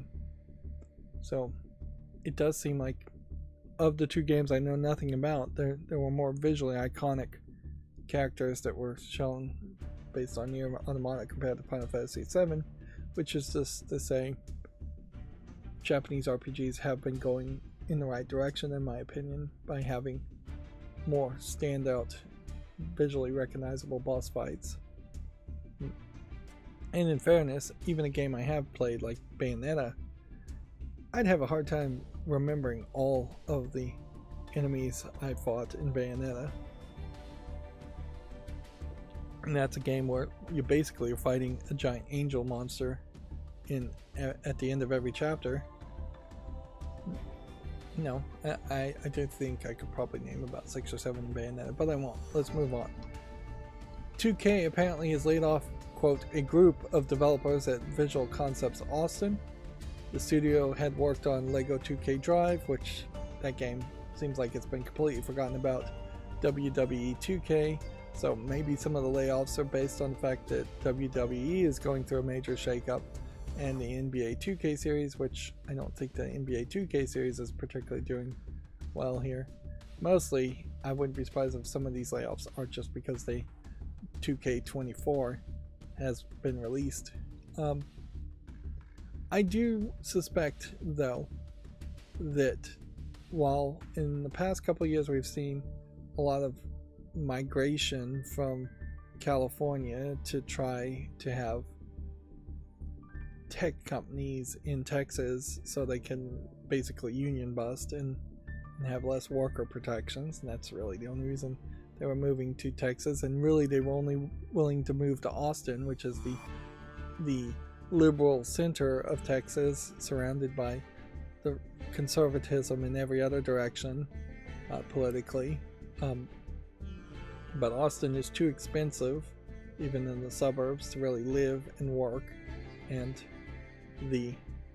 it's arguably just not politically stable enough for more liberal-leaning video game companies. So I wouldn't be surprised if we see some of the migration, as far as particularly video game companies going to Austin, now migrating and leaving Austin, possibly back to California, possibly more to Richmond, Washington, and Washington State. It might also make some sense to move to just more central locations. If there was one central state in the middle of of the United States, or in the upper part of the United States, that locked in on being fairly pro-business while still being liberal enough for California-based companies. It could be a new haven. Las Vegas might even be the new haven, frankly, as far as where video game companies might go. But it also might just be a case that video game companies just scatter to the wind and go in different directions or just go out of business.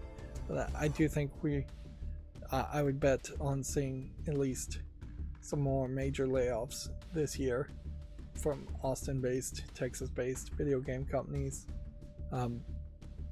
and tech companies in general. I imagine we're going to see layoffs and shuttering of companies in Texas.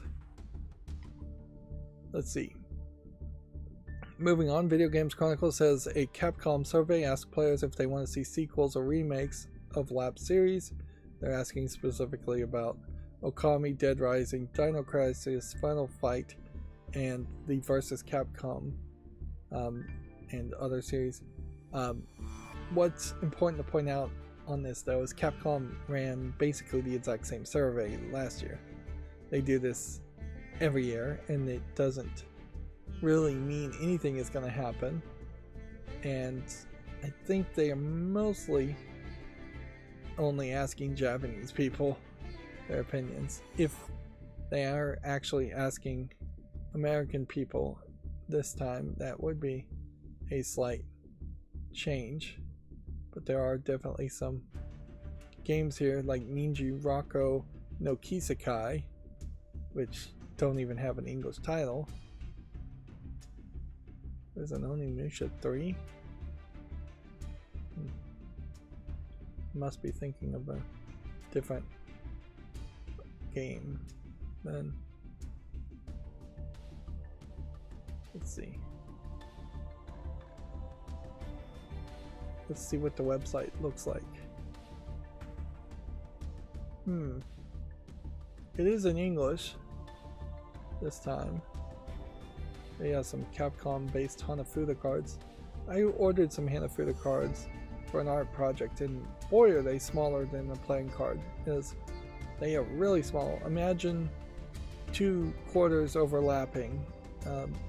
They're about the width of a quarter and 1.5 the height of the quarter. The Hanafuda cards I got were, maybe I got some really small ones, I don't know, but yeah, there is some Japanese here, but this does seem like it is supporting more, and it does seem like this website in particular is doing some giveaways and just trying to catch people's attention. Key art collection. So the voting gives you fabulous prizes. So I think I probably will vote on this just to see if I win something. Although I don't think I really would care to have Capcom Hanafuda cards. Hanafuda feels very traditional Japanese to me, so it seems fairly weird to have that much of a variant on it. Although in fairness, the Hanafuda cards I got did have some custom art imagery and a logo in it too, which was kind of annoying. Probably might consider like this wood-based badge, but it would make more sense to go for the key art catalog, assuming it's not digital. So yeah, maybe there's a little bit more to it. It is crazy actually that you don't have more companies do these surveys annually, particularly in January. January could just be survey season for every game company, just to get players direct feedback instead of living in an industry that is almost 100% obstinately assuming that publishers know what your mainstream video game journalists are saying is correct, instead of just asking gamers through democracy in the first place. That being said, we also saw like Devil May Cry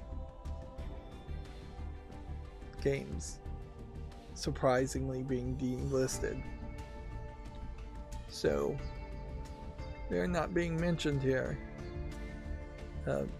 per se, or the inconsistency there is not being highlighted. There is a Devil May Cry in the survey, So you take down a game right before you do a survey. I wouldn't be surprised if the survey overwhelmingly reacts to that, and then you have people just saying we want Devil May Cry brought back. If I was going to pick some things, I think Okami makes a lot of sense, but maybe it doesn't play particularly well in a world without Joy-Cons. I would love personally to see Darkstalkers, but it doesn't really make a lot of sense.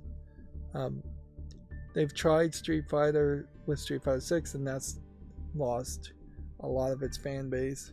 I don't even know what Sengoku Basaraya is. You probably should bring back the Dead Rising series, or something called Dead Rising. You probably should bring back something called Devil May Cry.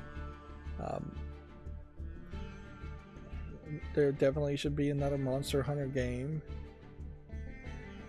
And there probably should always be a Mega Man game in development. And obviously there should be a Resident Evil game in development. The rest of these, though, I really wouldn't have much of an enthusiasm. Yeah, and no, there hasn't been an Onimusha 3.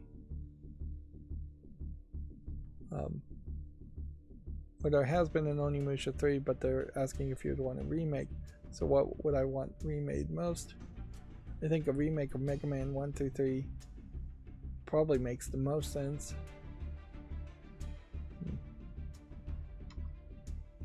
Anyways, I'll do that survey later. We already talked about this headline. That Roblox was another unprofitable year for 2023. I said that backwards.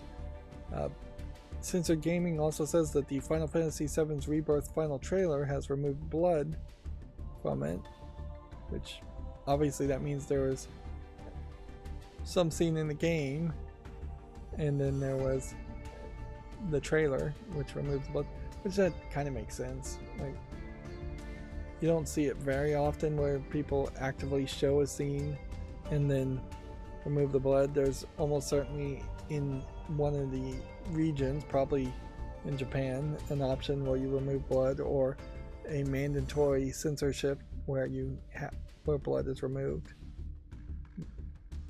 If I was watching a trailer on TV and I saw blood slashed across the face of somebody in the middle of a commercial, in the middle of watching some random TV show, I would find that somewhat off-putting. Censored Gaming is still doing a lot of news articles.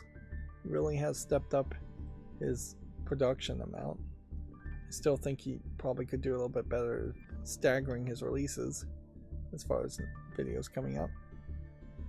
We already talked about Square Enix reviewing its production pipeline amid sputtering sales. I'm stuttering myself. Yeah, this is going poorly today. I rambled. I took too long. I spent 30 minutes opening card packs at the beginning. Starfield's new Steam beta update adds FSR 3. I don't even remember what FSR is. What it stands for. Support. Plus additional graphics and stability improvements. Nice that Starfield is being updated, but it definitely doesn't feel like Bethesda and ZeniMax are promising anything new with Starfield, or anything that would change people's reception on Starfield. Which, it'd be very interesting if what gets announced at some point from Microsoft is that they're just getting rid of ZeniMax, or getting rid of Bethesda, or they're giving up on Elder Scrolls as a series, because they probably shouldn't give up on Elder Scrolls as a series, but I wouldn't be surprised if they handed over development of Elder Scrolls to a different company, got rid of ZeniMax as a publishing company that Microsoft doesn't really need, and restructured Bethesda to be run by a different group of people that actually can make a game in less than a decade. Let's see, 2K put out this tweet that was kind of interesting, in that they're saying 7 years ago this person, this stunt acting wrestling person, did mocap for several of the stars in WWE 2K24, which I think that statement is totally wrong, because 7 years ago, almost certainly we're doing mocaps for something that would have been like 2K 1998 or something like that, WWE 98. Yeah, subtract 7 from 24, and that would have been the year that this mocap would have been done for, basically. And the mocap has just been reused almost certainly over and over again. Also, when we look at this mocap, these aren't the suits that have a ton of patterns on the front. It's actually very few points of reference that are being scanned, and so arguably this is the level of detail that mocap was back then, and it implies the level of bone infrastructure for the 3D models, that you would just have a thigh, a knee, a hip, a waist, a few points on the elbows and the wrists and hands. Whereas modern mocap probably might not even need a mocap suit, but even if it does, it's going to try and scan a lot more points of reference to make a better wireframe mesh overall.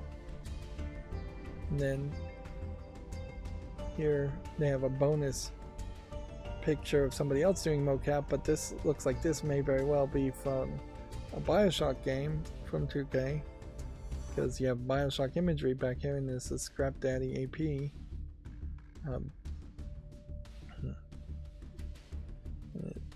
Either this mocap image is extremely overexposed with the white balls feathering out on the edge, which is not really what you'd want the camera to see. You wouldn't want to see the image inconsistent. You would want to see a very sharp edged white ball.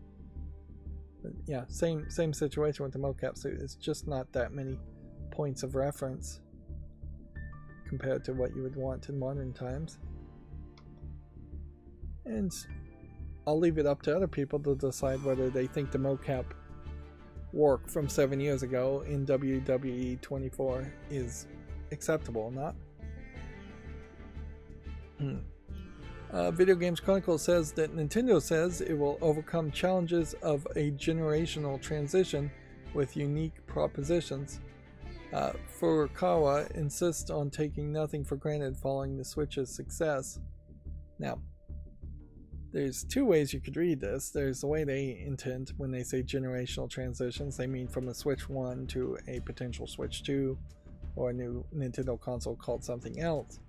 But it could also be a generational transition in Japan between a Generation X and a Generation Y being potentially your target audience for Nintendo products. It's the right thing to say, certainly, that you're going to need to overcome some problems with a Switch 2 and the oversaturation of the Switch 1. But it's not really changing their standard way of doing things to say they're going to have unique propositions, other than to say, yeah, they're expecting that the Switch 2 is not just going to be an incremental improvement on the Switch 1, and it's going to have something new and unique to it, which is better, because I don't think very many people are willing to buy a Switch OLED 2 that is only slightly faster or slightly better battery life. I definitely feel like Nintendo has established themselves at this point as being a gimmick-based console company, and the one thing you might like to see them do, but they almost certainly never will do, would be to get away from that and just say, hey, we're going to make something like the PlayStation 5. It's going to be $600, it's going to be super powerful, it's going to play games better than your PS5 or Xbox Series X, and we're going to just own that market. I'd like to see them try that. I don't think they'd succeed at that, however. If Nintendo was going to do that, then they might as well just have Microsoft design the hardware for them and call it the Nintendo Xbox Series X. This fake gold toy here with Mario is weird when you look at these ears and the giant nose, which maybe that speaks to how Mario is being depicted in Japan as being more of a cartoony character in the past. This is an interesting screenshot to pick. Although we're also seeing Video Games Chronicle just really engaging with having news updates now without screenshots, which is just as fine. We talked about key Cyberpunk 2077 veterans joining the North America team. We talked about, well, we didn't talk about this. GameDeveloper.com says how Final Fantasy VII Rebirth reinvents the original big open world moment, which I guess that was a big moment where you get off the rails and realize that there is a giant open world section. Although, arguably, I think that as a gimmick kind of sucks, because you would have put many hours into the game before you even realized that there was an open world section, and you either maybe liked the game up to that point and might have reacted negatively to the open world section, or you would have had to muddle through the non-open world section to get to the open world section. Whereas it would have made a lot more sense to have people slightly on rails but still capable of being in the open world section from the beginning, or at least tease the open world section from the beginning and then go to be on rails for a while, and then tease open world some more. And try to keep all your content in general, whatever the content is in the video game, more of a nice salad mix and not just a breakfast, lunch, and dessert mix where where everything is completely different. I'm wearing out my throat like crazy today.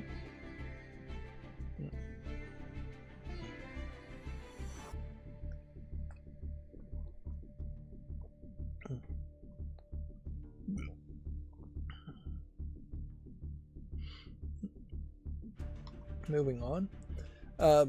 Super Mario Bros. Wonder delivers record-breaking sales after over 10 million players Rydo form. We talked about that. We talked about this.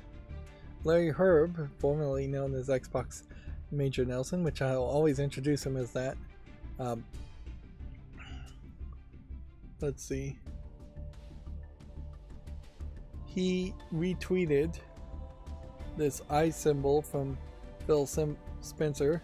We're listening to, and we hear you. We are planning on a business update event this next week where we look forward to sharing more details with you about our vision for the future of the Xbox. Stay tuned. Which honestly, I wouldn't be surprised if this is just a statement that Phil Spencer needed to put out there to try and quash rumors that may be completely untrue. But almost always when you do have an announcement somewhat close to rumors, the rumors turn out to be somewhat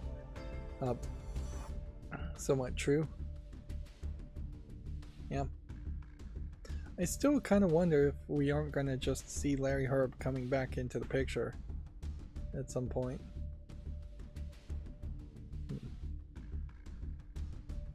And yeah, he was at a meeting in January 31st at Xbox and Microsoft.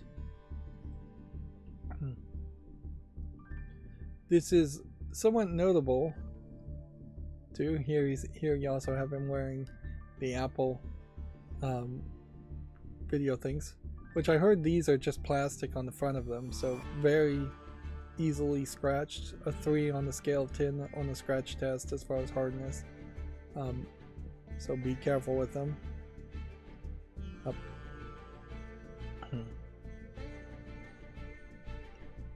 But yeah, I think this is pretty much the first kind of video game mention since he left Xbox and Microsoft. Whereas in the past, maybe he's mentioned Xbox and Microsoft. This might technically be the first video game mention, but he's mostly not talking about anything video game related or even talking about what he's really doing that much. Here you have one from 2 hours ago, reading all this Xbox chatter popping up over the weekend and this week. I don't know what is the reality is, but I hope to find out soon. So he says he doesn't know anything. And that's his most recent tweet. So, yeah. At some point, maybe I should stop following Larry Herd on Twitter, because he may very well just be a retired and thus somewhat irrelevant voice. He's not even putting any detailed criticism or commentary on games, and I'm not indicating that he's even playing video games. No Clip released their Secret of Monkey Island,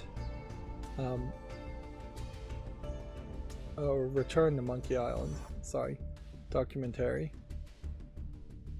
which I've never been able to sit through any of these No Clip documentaries, but that again implies something might be.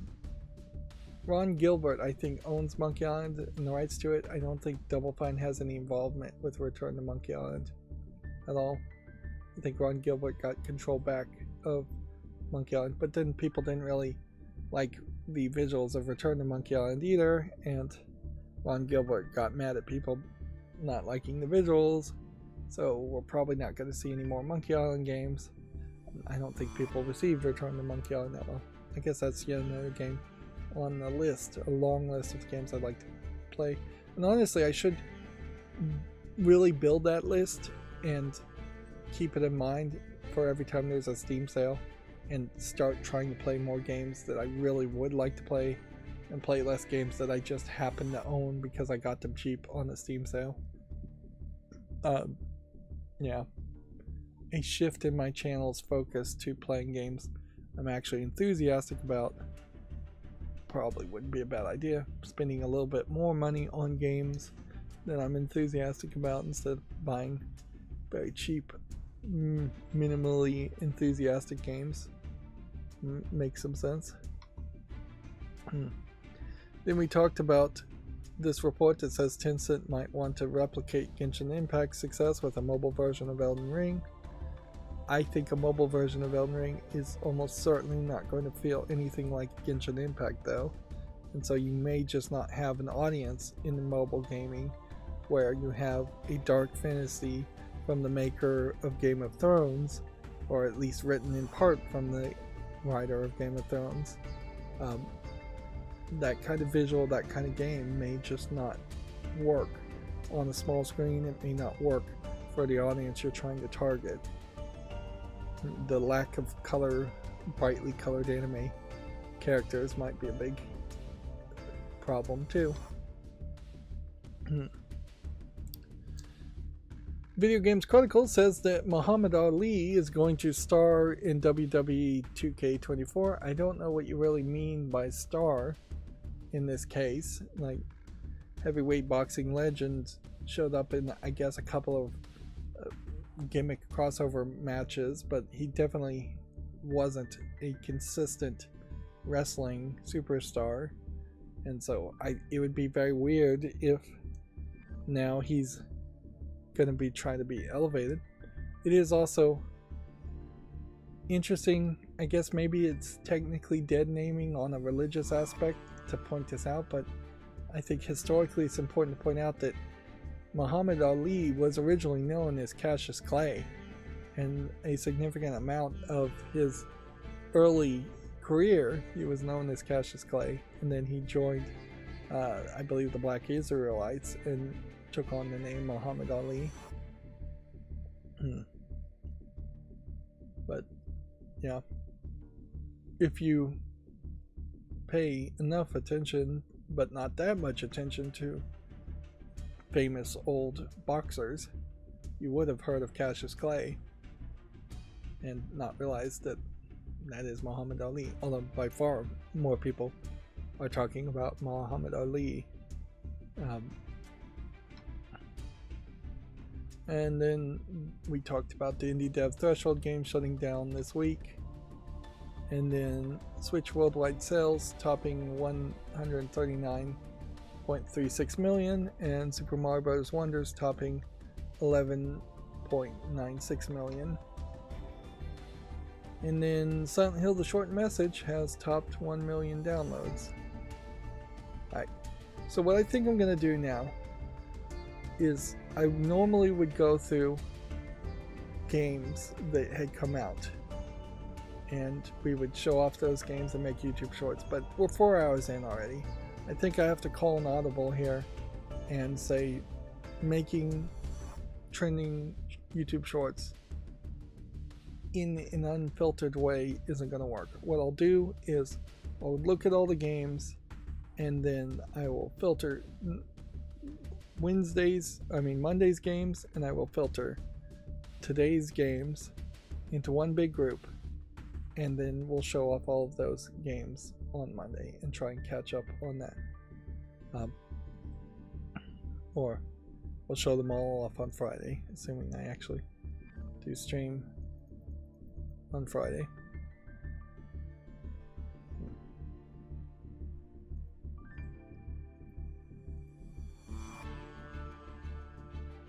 So, with that,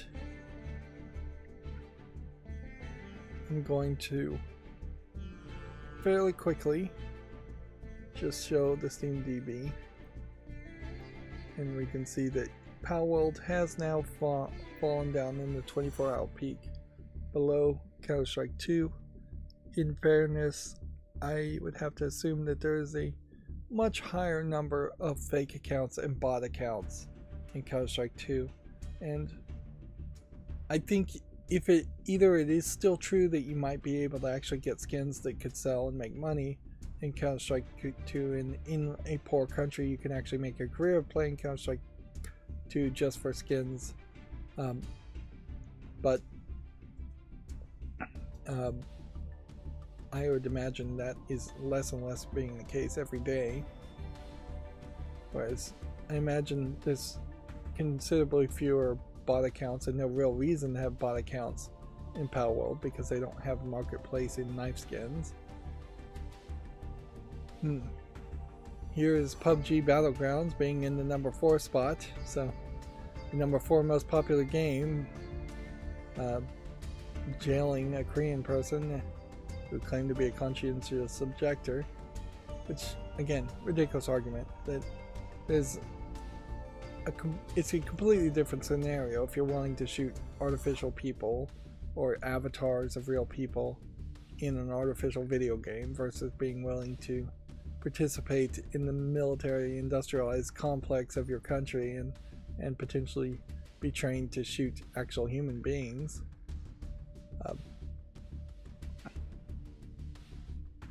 And I don't know if there's anything else really worth pointing out here. It does look like this game Enshrouded, this must have been released relatively recently, and it has made it to the 15th spot, but it's not even over 100,000, and its peak is 160,000. And if anything, that may just highlight that once you get to about the number 16th or 17th spot, some of these games may have some consistent player bases in the tens of thousands, but it just is not big numbers for a 24-hour period. Which games don't really need to be big numbers for a 24-hour period, particularly in the middle of the week. So looking at this chart, can we take anything new from this? It seems like we didn't get a sample point for Naraka Blade Point, or Naraka Blade Point has just dropped severely.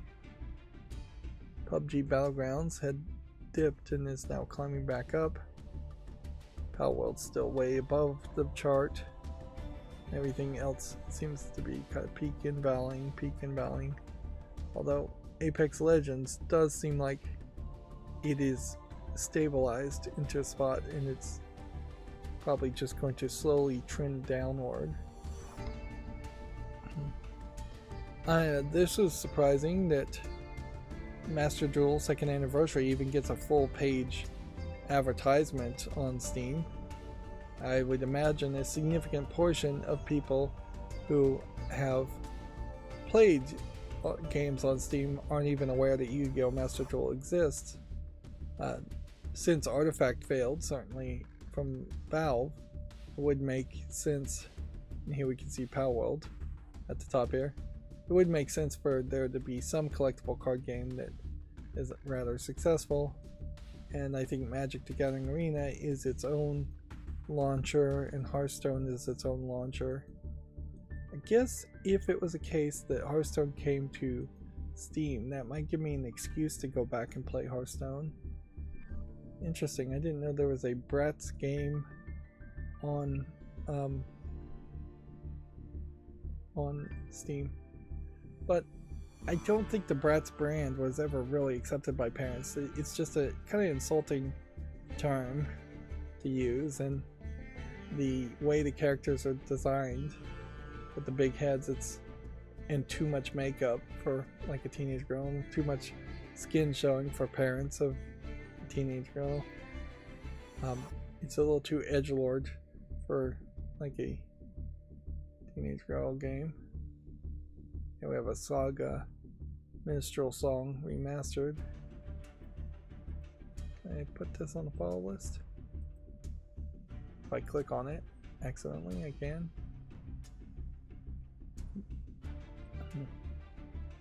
Then a Disney sale, right as they're doing a announcement, and One Piece Odyssey. One Piece, I imagine, is still pretty popular because of that. Didn't even realize Diablo 4 was on Steam. Yes, but it's mixed reviewed. See, this is where your Activision Blizzard merger with Microsoft may highlight some problems, in that the most recent Blizzard Entertainment game on Steam is just not well received. And Hearthstone might very well be the exact same case. Those Spider-Man games discounted somewhat. Hogwarts Legacy discounted somewhat. And I imagine there really isn't anything else new or worth mentioning.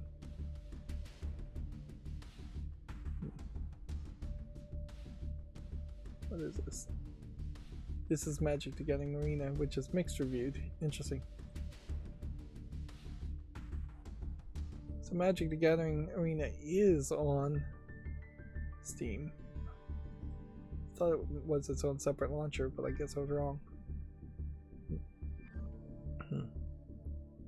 The Trapped in Limbo DLC is now available for that game.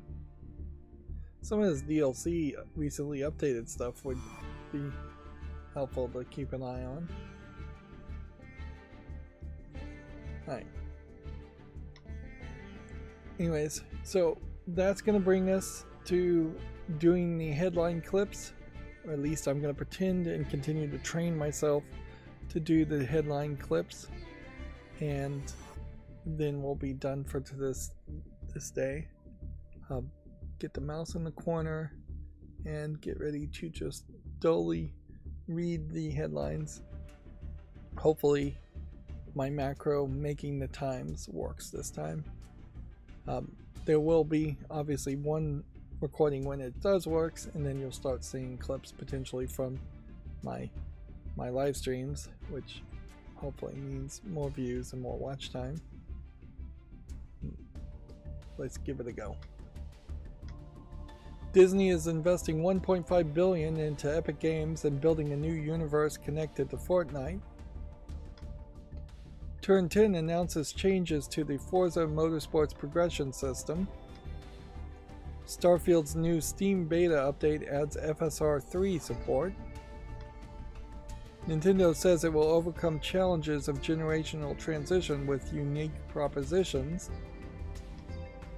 Spider-Man 2 New Game Plus update has been confirmed for March. So this update will introduce new suits and more. Interesting. Yeah. So I guess now would be a decent time to buy Spider-Man 2. Although in my case I'd have to buy Spider-Man 1 and Miles Morales and play those first, which now would be a perfect time to play those games. Modern Warfare 3 and Warzone patch notes details today's Season 2 update. Grim Fandango, Day of the Tentacle, and Full Throttle remasters have been rated for the PS5. Final Fantasy VIII director says he changed the junction battle system if it was remade. Okay, see, now that's a that was the wrong way to handle that. I said Final Fantasy VII, and then I paused, which the first clip to be made will then be on that mistake. And if this whole process is going to be automated, then the only clip that would be made for this page will just be me saying Final Fantasy VII and then pausing. What I should have done is said Final Fantasy VII 8's director says he changed the junction battle system if it was remade. I need to keep talking and not have any silence so that the clip time includes the correction in the sentence. So far, though, that's my only major hiccup I've had training myself to do this. Capcom survey asks players if they want to see sequels or remakes of lapsed series. 2K has laid off a group of developers at Visual Concepts Austin. I imagine if I'm going to read a headline and I'm lisping or just mispronouncing things slightly, I mostly should ignore that as long as I'm trying to say the factual thing that is correct. I only really want to correct myself if I'm saying the wrong thing, saying Final Fantasy VII when I should say Final Fantasy VIII. If I mispronounce final as Fanil, I'll just leave that in and people can ridicule me, I guess. Nintendo president has been asked about the Palworld during a earnings Q&A. What was the response here? Shintaro Furukawa said the company would take action against anyone proven to infringe on its IP. Yeah, I guess Nintendo is inherently just saying, if we can prove it, we'll take action against them, but the fact that no action so far has been promised or taken, I think inherently does mean they know they have no ground to stand on. I've heard people, at least one person, make the argument that the Squishimals brand probably has more of a copyright claim against Palworld than Nintendo and the Pokemon Company.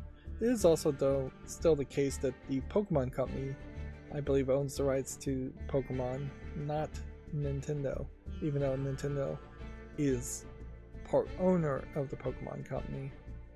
So it may very well be the case that they're just leaving it up to the Pokemon Company to decide whether or not they're going to sue.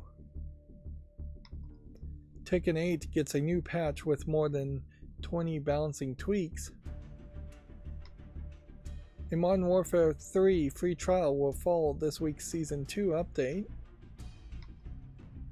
Brock Lesnar has been removed from the cover of WWE 2K24 40 Years of WrestleMania Edition. This was Brock Lesnar is being removed because there are potential links to a sex trafficking lawsuit with Vince McMahon where he's been named, which they are trying to remove him completely from everything. Here's Brock Lesnar, I guess, in the original art next to the Undertaker. Now they've put in John Cena and made John Cena's head and everything big enough to overlook him. Inherently, I guess at this point, to overlap Brock Lesnar's image. If you're making these kinds of arts, it probably makes sense to just have every character as a layer, so you can just turn off the layer if there is something that happened here, but this really does feel like they've just taken John Cena and overlapped the image.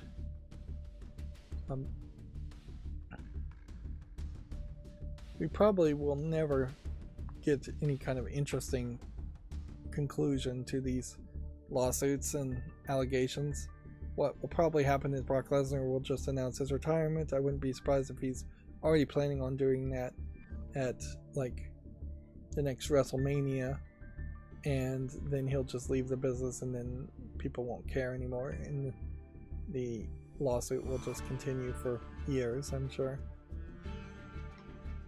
Spider-Man 2 PlayStation Plus trial launches. The next big update is still being worked on. This includes New Game Plus and other highly requested features are being scheduled to arrive in early 2024. Nightingale's early access release has been brought forward. Inflexion's game debut title will be playable from February 20th. I guess one thing about the clips and the way I'm doing clips is that they really are just teasers. That I'm just reading the headline in most cases, but then there's no footage after that point where I'm actually scrolling down the whole article and reading it, and I definitely don't have time to commit to that. So the teasers, clickbait, frankly, it's getting a little clickbaity. The content is here as far as reading the headline, but it's not going into any further depth. Veteran developers joined Cyberpunk 2077 sequel team at CD Projekt North America. February's PlayStation Plus Essential games are now available to claim. Muhammad Ali will star in WWE 2K24. February's first batch of Xbox Game Pass titles have been officially revealed. Major Xbox influencers pull support over multi-platform rumors. Ubisoft's Valiant Hearts sequel is coming to consoles. This was previously a Netflix exclusive, coming to the Switch, PlayStation, and Xbox. Switch is now the best-selling system of all time in Japan. The next PlayStation 5 system software update will let you dim your glowing lights. It's interesting that you could do that. I would have almost assumed you couldn't do that if they hadn't added the feature to do that by default, but yeah. If you're going to have glowing lights and RGB on your controller, which arguably you shouldn't have glowing lights or RGB on your controller, being able to control the color, the brightness would really be a day one feature to add. I feel like the DualSense also probably deserves more credit in that it does have a touchpad in the middle, and yet PlayStation games have not really done a great job of embracing the touchpad or using the touchpad at all.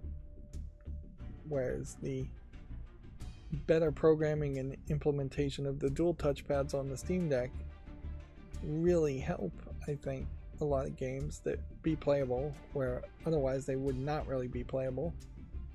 While I'm doing the Sudoku games on Cracking the Cryptic, there's very noticeably a way I could map one of the touchpads to select different numbers to mark in Sudoku answers.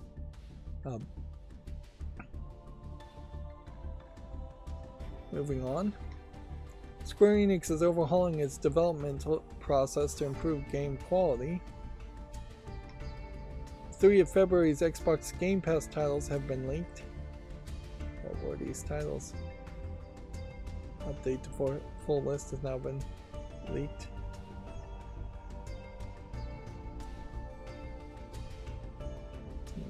They don't have a real list here. I guess moving on then. Excuse me, I'm coughing right into the microphone. I'm not even trying to cover it with my hand that time. Hogwarts Legacy has officially cleared Zelda as 2023's best-selling game worldwide. A Final Fantasy VII Rebirth demo is seemingly coming today. Switch's Mario RPG make has already comfortably outsold the original. Tencent is reportedly working on an Elden Ring mobile game inspired by Genshin Impact.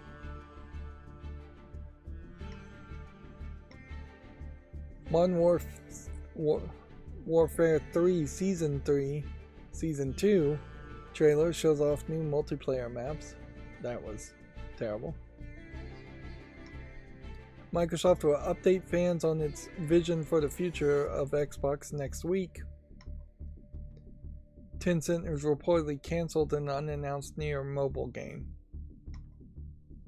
And that's going to bring us to the Gematsu articles. And so we'll see if things change now a little bit as I do the headlines for the Gematsu articles, because usually in the Gematsu articles case I am going to talk about the game and then open a Steam page, so I shouldn't be making a clip when I'm looking at the Steam page, and then I might go back to the Gematsu page, which I shouldn't be making a clip a second time based on that. And I might need to add more programming to avoid that, where if I return to a page it won't just make another clip. I also might find that this program, if it ever actually does work, might make too many clips in a stream, or it might make too many clips next to each other. I don't know what the limitations really will be as far as how many clips YouTube lets me make. Let's move forward. Marvel's Spider-Man 2 New Game Plus update launches March 7th. I guess if I could make a Steam page link here to Spider-Man 2, I would make a YouTube short on that, but Spider-Man 2 is not actually on Steam apparently. It's on PS5 exclusive, and it still seems to be PS5 exclusive, so the New Game Plus update potentially is going to launch on the PS5 as an exclusive, and then eventually I suspect it will come to PC. That is certainly a question as far as how would the strategy shift if Microsoft goes multi-platform. Will we start to see Microsoft pulling back from will we start seeing Sony pulling back from putting their games on PC? It might be worse for PC gamers if Microsoft goes multi-platform and puts more games on the PS5. Moving on. A hand-painted Japanese-inspired RPG called Last Helden has been announced for the PS4 and 5, the Xbox Series, Switch, and PC.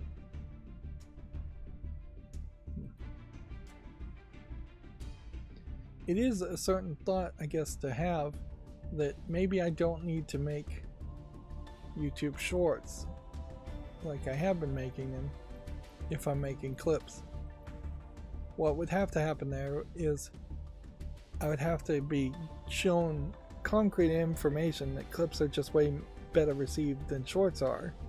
And then if I'm only getting on average 4 or 5 views on a short, but then I'm getting 100 views, 500 views on clips, it would kind of make sense to do that and then abandon shorts as a concept.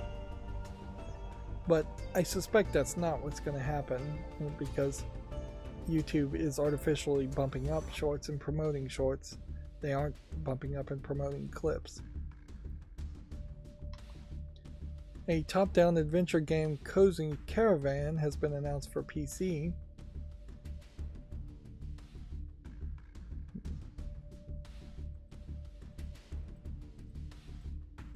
I still wish these pages would load faster.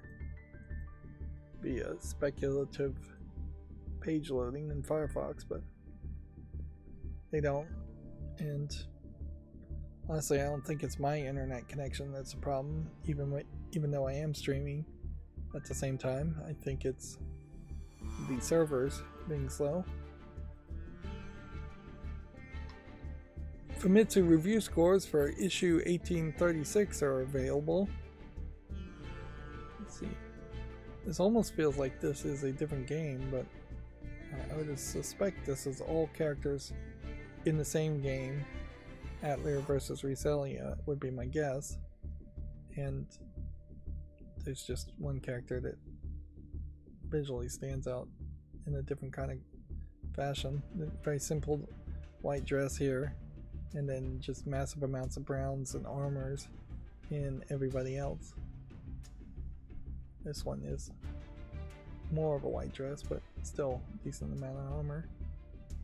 Anyways, Famitsu gave a 36 out of 40 for Grand Blue Fantasy Relink, which I guess that's what this is. And then Prince of Persia: The Lost Crown got 33 out of 40. I haven't heard anybody really talking about it since then. Tekken 8 doing particularly well with a 36 out of 40. So that would be the fighting game to play most recently, I would suspect. Neon Blood, welcome to the Verdus trailer. Yeah, too much of a pause after trailer, and I paused because I misread this. It's not Verdus, it's Veridis.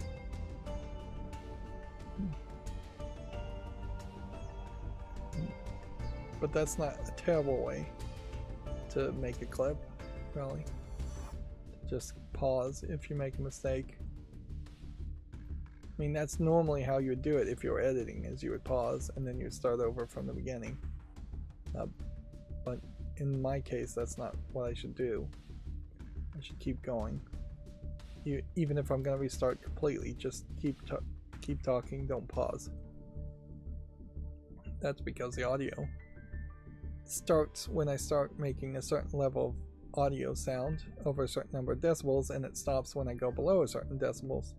So it's auto clipping everything around that, which even that may have too much of a delay, so I may have to adjust the time later on to roll back a second or so, maybe even roll back just a third of a second.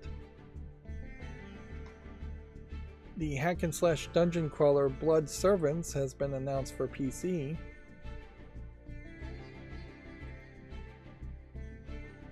I suppose if I do just stay quiet to avoid clips being made, that probably also gives me an excuse to rest my throat, rest my voice a little bit. This is a somewhat interesting art style compared to the thumbnail, and it seems like increasingly we're having this situation where there's screenshots with characters, giant ladies with often with big cleavage taking up a lot of the screen, so there seems to be more of an embracing of that in the screenshots. I wouldn't be surprised if a lot of games have a character like that anyways, but they don't focus on it on the Steam screenshots, or they haven't in the past. Adventure Bar Story for the PS4 and 5 launches February 14th in Japan. It's not a PC game. Final Fantasy VII Rebirth details new characters, folios, synergy abilities, regions, transportation, navigation, world intel, and minigames. One thing I should think about is maybe just getting rid of Yu-Gi-Oh's background music when I'm doing these headlines and just going full silence. I don't think I want that, but it might make a cleaner, sharper clip without background music. I don't think though people want that. I think people want some kind of subtle background music. I could see maybe turning down the background music, but I don't think people want it completely gone. Liza P. Wulong Final Dynasty collaboration update launches February 14th. EVO's 2024 title lineup has been announced. Guess maybe I should have looked at Liza P to see if the update deserves another YouTube short. Alright, looking at EVO's lineup. every Evo have to just address the elephant in the room and say that Smash Brothers and Nintendo games are not allowed because they want to play the old Smash Brothers game, and if Nintendo was going to let Evo have a fighting tournament around a Smash Bros. Game, it would be the newest one. That being said, despite there being several efforts to make a Smash Bros. For PC that doesn't involve the characters that the Nintendo characters license, none of those games have gained enough popularity. It's a little surprising that either Mortal Kombat or Street Fighter or Tekken or even Guilty Gear or Grand Blue or Under Night in Birth 2, none of these have tried to make a spin-off Smash Brothers type game. Instead, each of these companies focusing on just their main fighting series, whereas Warner Brothers in particular, with its Mortal Kombat 1 first appearance at EVO, Warner Brothers could fund a spin-off Smash Brothers game, and they tried to do that, and it didn't work. So I guess they did try. Nobody willing to play that. So I don't think that there's any big surprises here, other than you're being forced to play Street Fighter 6 when I imagine people would prefer to be playing Street Fighter 2 probably more than anything. Street Fighter 3 Third Strike, it has the 7th appearance, so I guess that is the most popular game reoccurring. A fighting game competition like EVO might be in a weird position where if the game doesn't evolve or get any patch and the meta doesn't change, does it really make sense next year to also still include Street Fighter 3's Third Strike? Maybe it does, maybe it doesn't. Moving on, I guess. Final Fantasy VII Rebirth demo is now available. The final trailer and gameplay and more are also available on Gamatsu. Nightingale Early Access release date has been moved up to February 20th. Cyberpunk 2077's follow-up project Orion adds several high-profile staff. So they're referring to Cyberpunk 2077's sequel as Project Orion, which I don't think that adds much to this headline. Might as well have left that for below the fold. Rolling Rascals Kickstarter campaign has been launched, a Sonic the Hedgehog inspired high-speed 3D platformer. It's seeking $50,000 in funding. Yeah. It's surprising that there aren't more people who have tried to make a Sonic clone, but the argument has been made in the past is that Sonic games actually aren't that good, and that's in part why nobody's tried to make a Sonic clone. The fandom around Sonic in particular is probably more interested in the character than they are in the actual gameplay. I would say Rolling Rascal here, it does seem like it's going 3D in a lot of places too, so it is taking on the bigger challenge anyways of being part 2.5D and part full 3D. Classified France 44 launches in March 5th.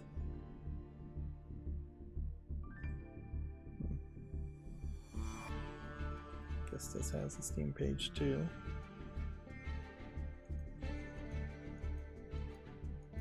We seem to be having a resurgence of World War II strategy games, or World War II games in general.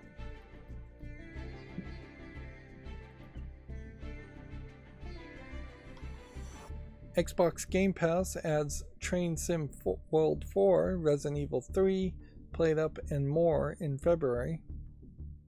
Seems like it also is a game. Bloodstained, a little to the left. Returning to Grace, I wonder what that's about. Full list is here on Gamatsu if you want to check it up. daring space archaeologist has just unearthed the ancient resting place of a long-lost AI god known as Grace. Interesting. I kind of want to check that. Let's see if we can check this.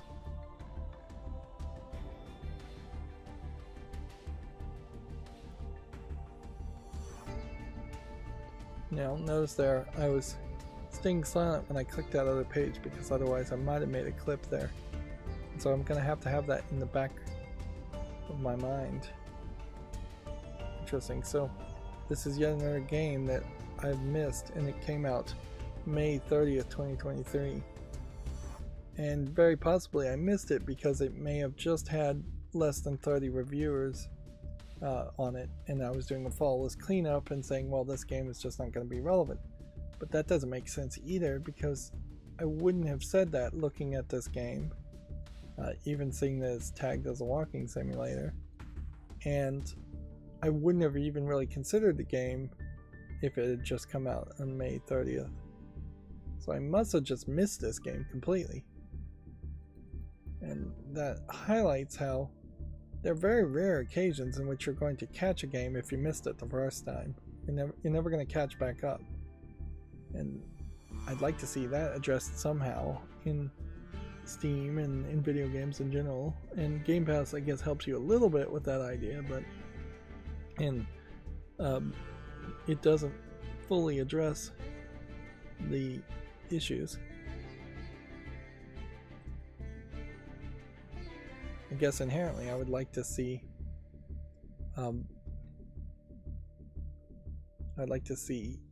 something closer to the YouTube algorithm, which is great about making people go back and rewatch old content or recommending old content.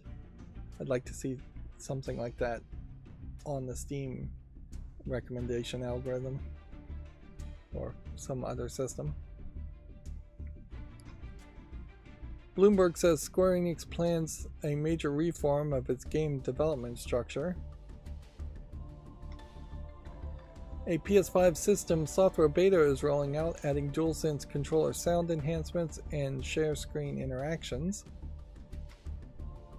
Common Rider game Ride Commons has been announced for iOS and Android. It's questionable how popular Common Rider is, and honestly, this guy does not really look that much like Kamen Rider did in his Power Ranger live action show that would have been the first Kamen Rider, I think. Switch worldwide sales top 139 million, and Super Mario Bros. Wonders has topped 11 million.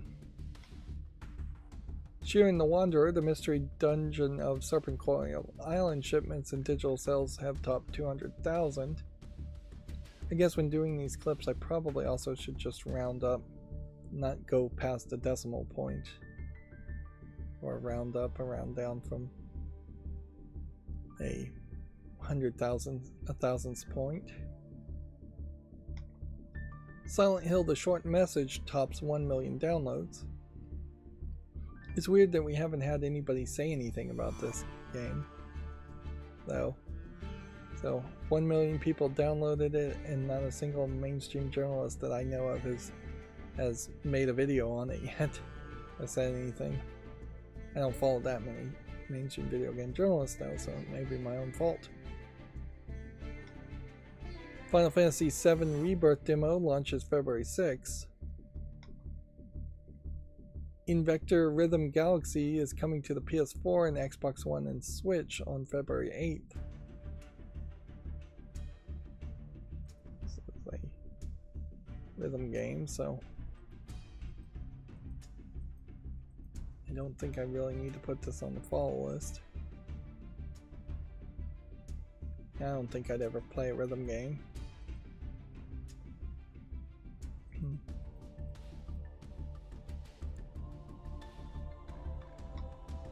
Xbox Business Update event is set for next week. Details about our vision for the future of Xbox. Dyschronia Chronos Alternate Duel Edition for PSP PC launches March 27th.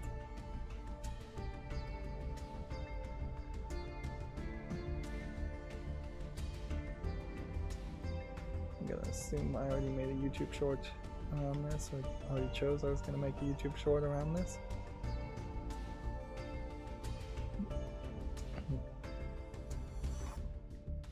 Now it will bring us to the GameDeveloper.com articles, and so we should be able to make clips around this, or at least pretend like we're making clips around this. And then we'll be done for today, and we'll try and catch up on Friday as far as a more curated look at new games that came out. I imagine nothing big has come out on this Wednesday. Disney is dropping a cool $1.5 billion to invest in Epic Games. FTC files a complaint against Microsoft for its recent Xbox layoffs. 2023 was another unprofitable year for Roblox. SAG-AFTRA launches new contract tiers for indie developers. Tencent is taking control of the Sword of Legends developer Wangyan Shengtang. Paradox sets new record revenue, still says it needs to address quality issues. There's a report that the investment firm CVC is going to purchase the RuneScape developer Jagex in a £900 million deal. More layoffs at Visual Concepts Austin after the 2K cuts, quote, several jobs. Indie developer Threshold Games has shut down this week. Key Cyberpunk 2077 veterans join North America team to lead the sequel development. There's an obituary for Lara Lynn McWilliams, game designer who passed away at 58. Square Enix is reviewing its production pipeline amid spluttering sales. Is spluttering a word, or should it be sputtering? I think it's sputtering. I don't think there is an L in that word. IGN workers unionizing to fight for better wages and job stability. Super Mario Bros. Wonder delivers record-breaking sales after over 10 million players ride the inchworm. There's a report that Tencent wants to replicate Genshin Impact's success with mobile versions of Elden Ring. And the Nintendo Switch nears 140 million lifetime sales, tops 122 million annual playing users. This does go to highlight that there are about 18 million Switches out there that either have been broken or people are just not playing it. And I guess I'm one of the people not playing it. So that's going to be it for this show. This almost turned into a 5-hour stream, and I really don't know why. I hope this isn't a case where me doing Sudoku puzzles that are way too long has just somehow increased my odds of being slow about doing live streams. I don't think that was the case, but yeah. I also hope this isn't just a continuing trend where now that we're back into the meat of 2024, we're just going to have way more news and way more articles to talk about. Regardless of what happens, that's going to be it for this stream. As always, I ask you to like, share, subscribe, comment, and watch every second of my videos. Thank you for watching.